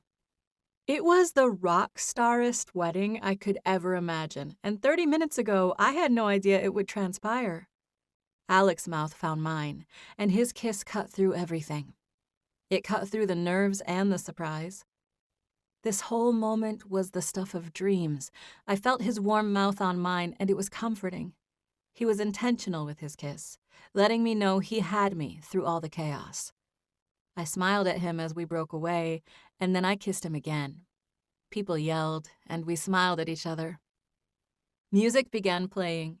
It was a small live jazz band that featured Mark and Aiden, the drummer and bassist of Split Decision. They had 2 other people with them, but no one sang. It was all instrumental jazz. People broke out in impromptu dance during the more upbeat songs, but the whole thing was low-key. We signed a marriage contract, and then we cut a cake and hung around long enough to quickly greet everyone who came. We told them all goodbye and took off down the path. I could not find my shoes, and I did not care. I had another pair at Alec's house. It didn't matter. In that moment, I felt like I could go barefoot for the rest of my life if I had to. We didn't waste any time getting to Alec's truck. He ran to his side while holding on to me. It made me smile that he led me to the driver's side. It made me know he wanted to hold me close, which made me feel all warm and fuzzy. I scooted over to make room for him to get in, and he sat in the driver's seat before turning to stare at me. "Did that just happen?" I said with a comically dazed stare. He laughed. It did happen. Alec leaned in and kissed me, and I reached out, gripping his shirt and pulling him toward me. I kissed him and not the other way around. I opened my mouth to him, and I heard him groan as he kissed me. He was still kissing me a few seconds later as he reached out and pressed the button to start his truck. We smiled between passionate kisses, getting situated and starting the truck. I was still leaning over and kissing him again and again as he backed out of the parking spot. Okay, I'll let you drive," I said, breathing heavily as I pulled back. Alec slid his hand over my thigh. His palm rested there, pulling on me possessively. I curled up next to him, feeling that yearning sensation that intensified immensely thanks to the big, warm, calloused hand on my inner thigh. I could not wait to get home and be with my husband. Chapter 20. Alec. 3 weeks later. Alec was, sort of, related to Easy Billy Castro. Billy wasn't technically Alec's uncle, but they were related by marriage. Alec called him Uncle Billy, and they thought of each other as family. Billy Castro's boxing gym, a place called Bank Street Boxing, had been a Galveston institution for years. Alec didn't pick up boxing until he was out of high school, but he had been around the gym as a boy, and he was close to the Castros, all of Billy's kids and grandkids. That was why Billy approached Alec's wife with a proposition about being the part-time nurse at the gym. Alec had only been married to Grace for 2 weeks when that happened. He had told her plenty of times that she did not need a job, but she said it would only be 10 hours a week on an on-call basis. Grace thought that would be a perfect working situation. It had only been a week, and she had been called to the gym 3 times already. This morning, Alec left her sleeping in his bed while he went to Bank Street Boxing to do an early morning training session with his brothers and a few others. He was in the middle of a round when he saw Grace come in. She was dressed in athletic clothes with her hair in a ponytail. She was smiling, and she had her nurse's bag with her, but that was all Alec could see.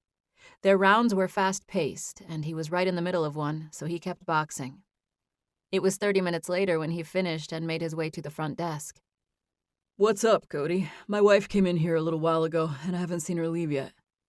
No, she's still here. She's massaging Paul's ear." "Massaging Paul's what?" Alec asked. "His ear." Cody motioned to the top of his own ear. "Didn't you see Paul's ear? He's got a huge case of cauliflower ear. I think Grace already drained it once, and now she said something about trying to massage it a little and maybe see if they could get any more blood out of it. His ear was huge. He got it rubbed on the mat last night at that open mat." "Where is she?" Alec asked. "The office," Cody said. Alec still had his gloves in his hand, but he headed to the office before the locker room. The door was open, and he could see his wife as he approached. Grace was standing with her back to the door, and Alec could see Paul there, sitting on the desk right next to Grace. Paul was Brazilian, so he had a really nice tan, and his 6-pack jiu-jitsu abs were on full display. Alec wasn't usually the jealous type since he knew where he stood with his wife. But Grace was beautiful and sweet, and Alec remembered her wrapping his pretend injury at that nurse's station. He could still picture the image of her that day, the way the sunlight came through the cracks in that tent and hit her skin. Grace was impossible not to love, and she was irresistible when she cared for people. She was standing while Paul was sitting, and Alec couldn't see until he came in that she still had her hand on his ear. She held a cotton pad, pinching his ear with it. "Hey, Alec," she said, turning when she heard him come in. She was beautiful, and he suddenly felt annoyed by old 6-pack Paul. Alec's own feelings of attraction to his wife made him mad at Paul for being in the same room with her. "Where's your shirt?" he asked, trying not to sound jealous, but failing. "Oh, he had trouble last—" "The last guy who drained it for me at my last gym got blood all over me." "Blood all over you? What do they have you doing in here, surgery?" No, I'm just draining his ear. It's a routine thing, and we did fine. We didn't spill a drop." Grace took off the cotton and showed him the dry ear for proof. "Whoa," Alex said when he came to the place where he could see Paul's ear. There were lumps in his upper ear. It looked like several large pebbles had gotten stuck inside. "You should have seen it before your wife helped me out," Paul said. Grace had a mirror in her nurse's bag, and she handed it to Paul, who inspected his own ear as he spoke. "Oh, yeah, man, she helped me out a lot. That looks so good, Grace. Oh, my goodness." He looked at Grace. "Thank you so much. That was way better than the other guy. You know, I'm going to have it done again, right? It's going to swell back up." "No, Paul, can't you just stay off of it for a few days until it heals?"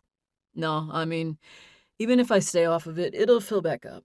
That's just how it happens sometimes." "Oh, yeah, okay, I see what you're saying." she said, nodding.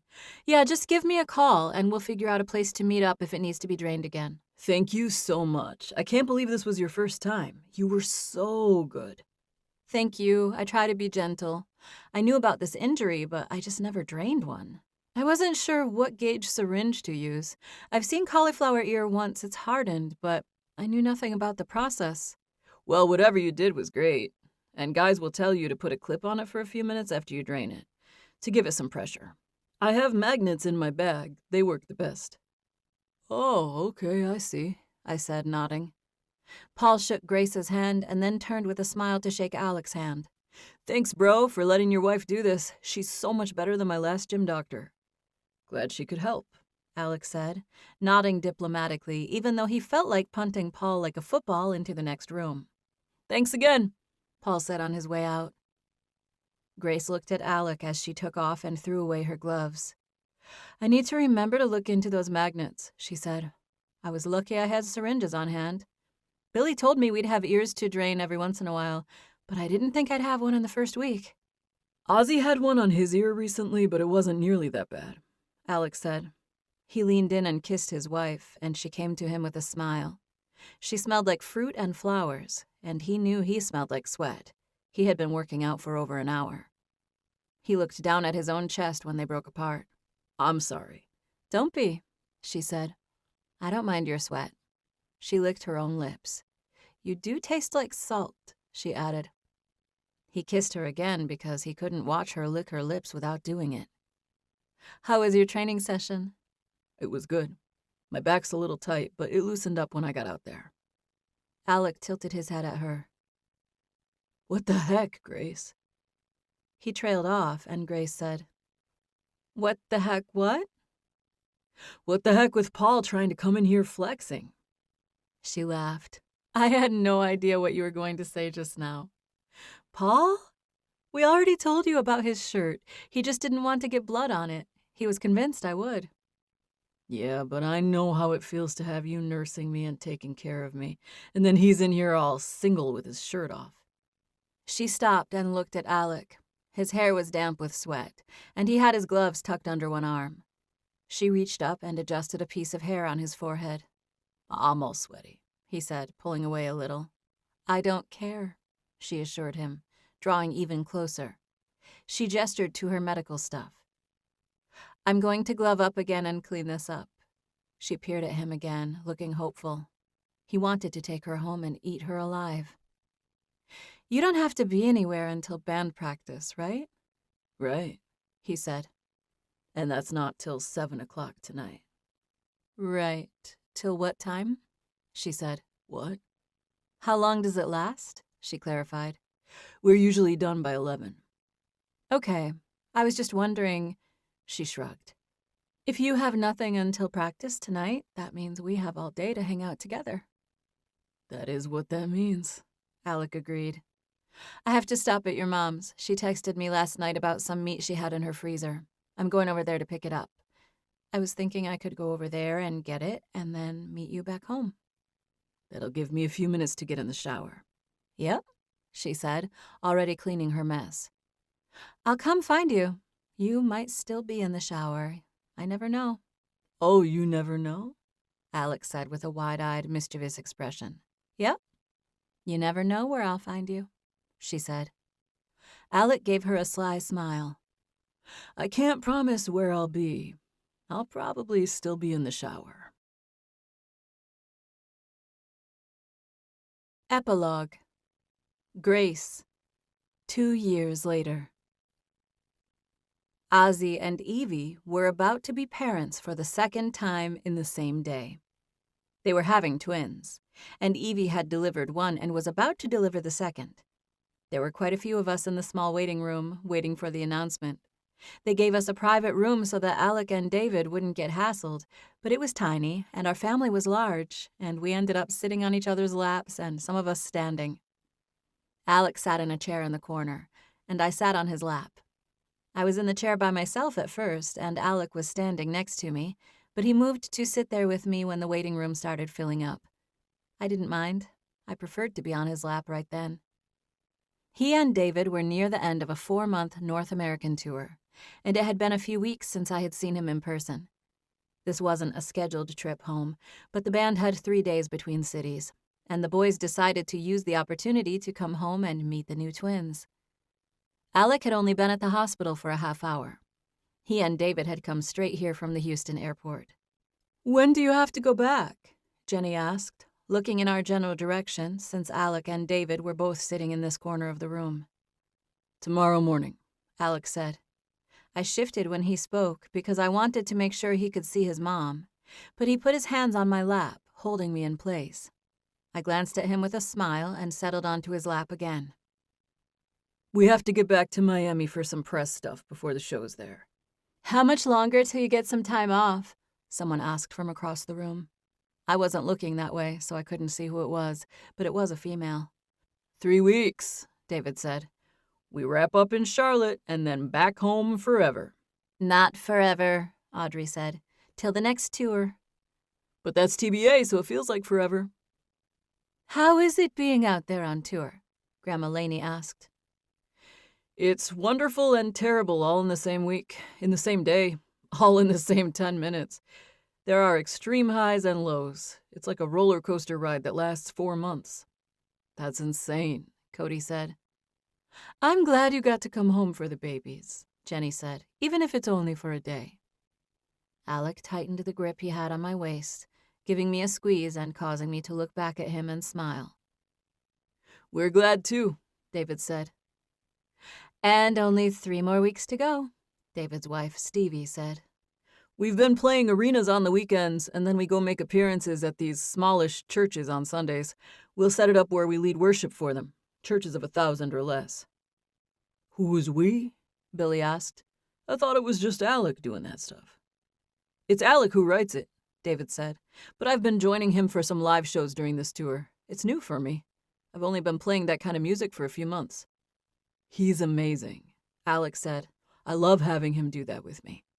It feels like home up there when we're doing those gigs. He looked at David. We have more fun doing the free church gigs half the time than the arenas with 60,000. We really do, David said, nodding. All that excitement at the arenas makes me exhausted.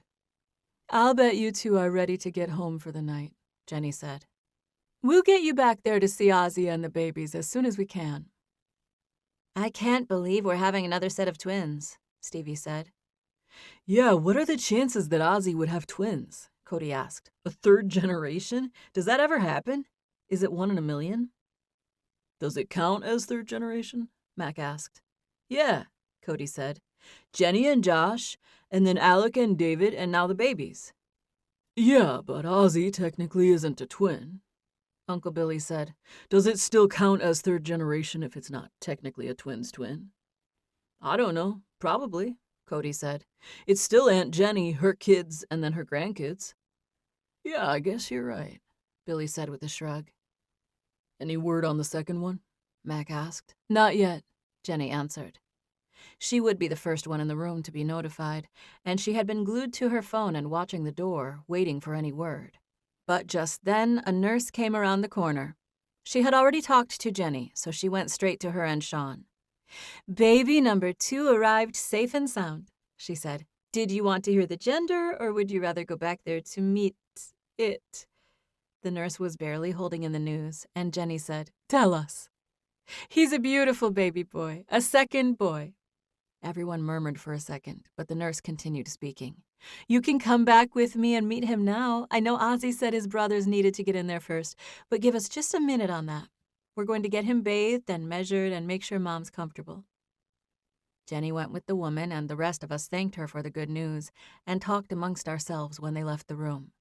What if yours are twins? Cody said, leaning over and pointing to Stevie, who was 4 months pregnant with David's baby.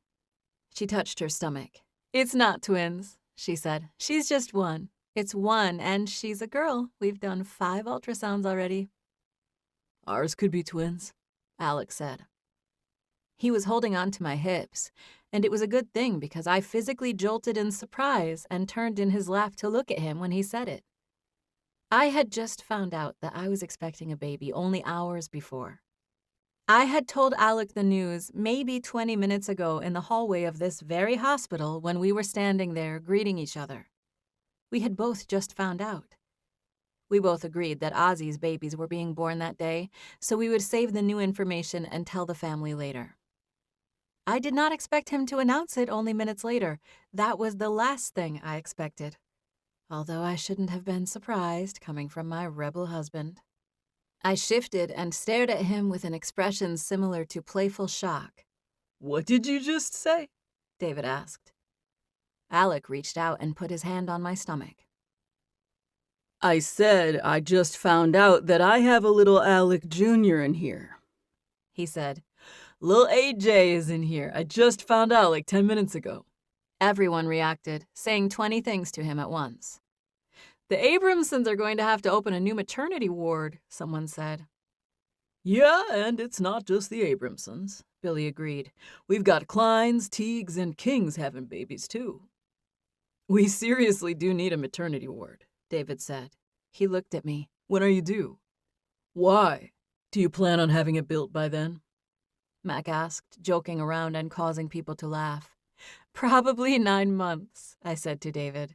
"However long it is when it's the first day you took a test." People offered advice about calculating my due date, and others congratulated us. Alec held me around my waist, not letting me go. "Hey, we're going to get something to drink," he said to his brother. "We're just going down the hall, so text me if they come get us to go back." David nodded in agreement, and Alec stood, causing me to stand too. He kept his hand on me at all times, leading me to the door and into the hall. He held my hand, and I just followed him, having no idea where we were going. Alec peered at the doorways of several of the rooms as we passed them. I assumed he was looking for the vending machines, but he took a sharp right, glancing behind us briefly before pulling me into a private hospital room. "What are you doing?" I whispered. "I'm getting alone with you for a second," he said. He moved to stand behind the door, partially closing it behind us. We landed with Alec standing against a wall, pulling me into his arms. "What if this is somebody's room?" I whispered with wide eyes. "Hello?" he said innocently, shifting to get a look at the bed, which was right around the corner. I cringed, thinking we were about to get caught. "Nobody's in here," he said. "There was no name on the door." "In that case, hi, my love," I said, touching his face and smiling at him. "Hi," he said. "I miss you so much." "I miss you too," I said. "I can't wait to get back home." I kissed him gently, and he returned it with a tortuously light kiss of his own. "I'm sorry I told everyone, even though I'm the one who said we should wait." "I'm not sorry you did it," I said. "Are you sure it's true?" he asked. "Did you read that thing right?" I read it right, but I still didn't believe it. I took 4 more tests just in case, 5 total. "And they all said yes?" he asked. I nodded and he kissed me. "How am I ever going to leave you two?" he said. "I already don't want to be apart from you, Grace. And now this. Just come on the road with me." "You only have a few more weeks," I said. "We've got this." He pulled me in, kissing me deeply for several pulsing heartbeats before pulling back. "Fine," I said breathlessly. "Maybe I can go up there and see you guys while you're in New England to make the last bit go by faster." Alec was holding me so close that I felt his phone when it vibrated in his pocket. "That must be David," I said. Alec kissed me again before moving to the door. "Are we just walking out there?" I whispered at his back. "Don't you need to look out and make sure we don't get caught?" But Alec Abramson was a rock star, and he couldn't care less about getting caught. He walked out of that room, holding my hand and pulling me with him. This thing we just did, this holding my hand, pulling me with him, and ducking around corners, this was something we had done many times before and would do countless other times and places over the years. Alec wouldn't be told when or where he could duck away with his wife. He constantly pursued me. He pursued me so unrepentantly that I knew he didn't have time or space in his life for anyone else. Alec Abramson was my one and only all along. And from now until forever, I was his one and only, too.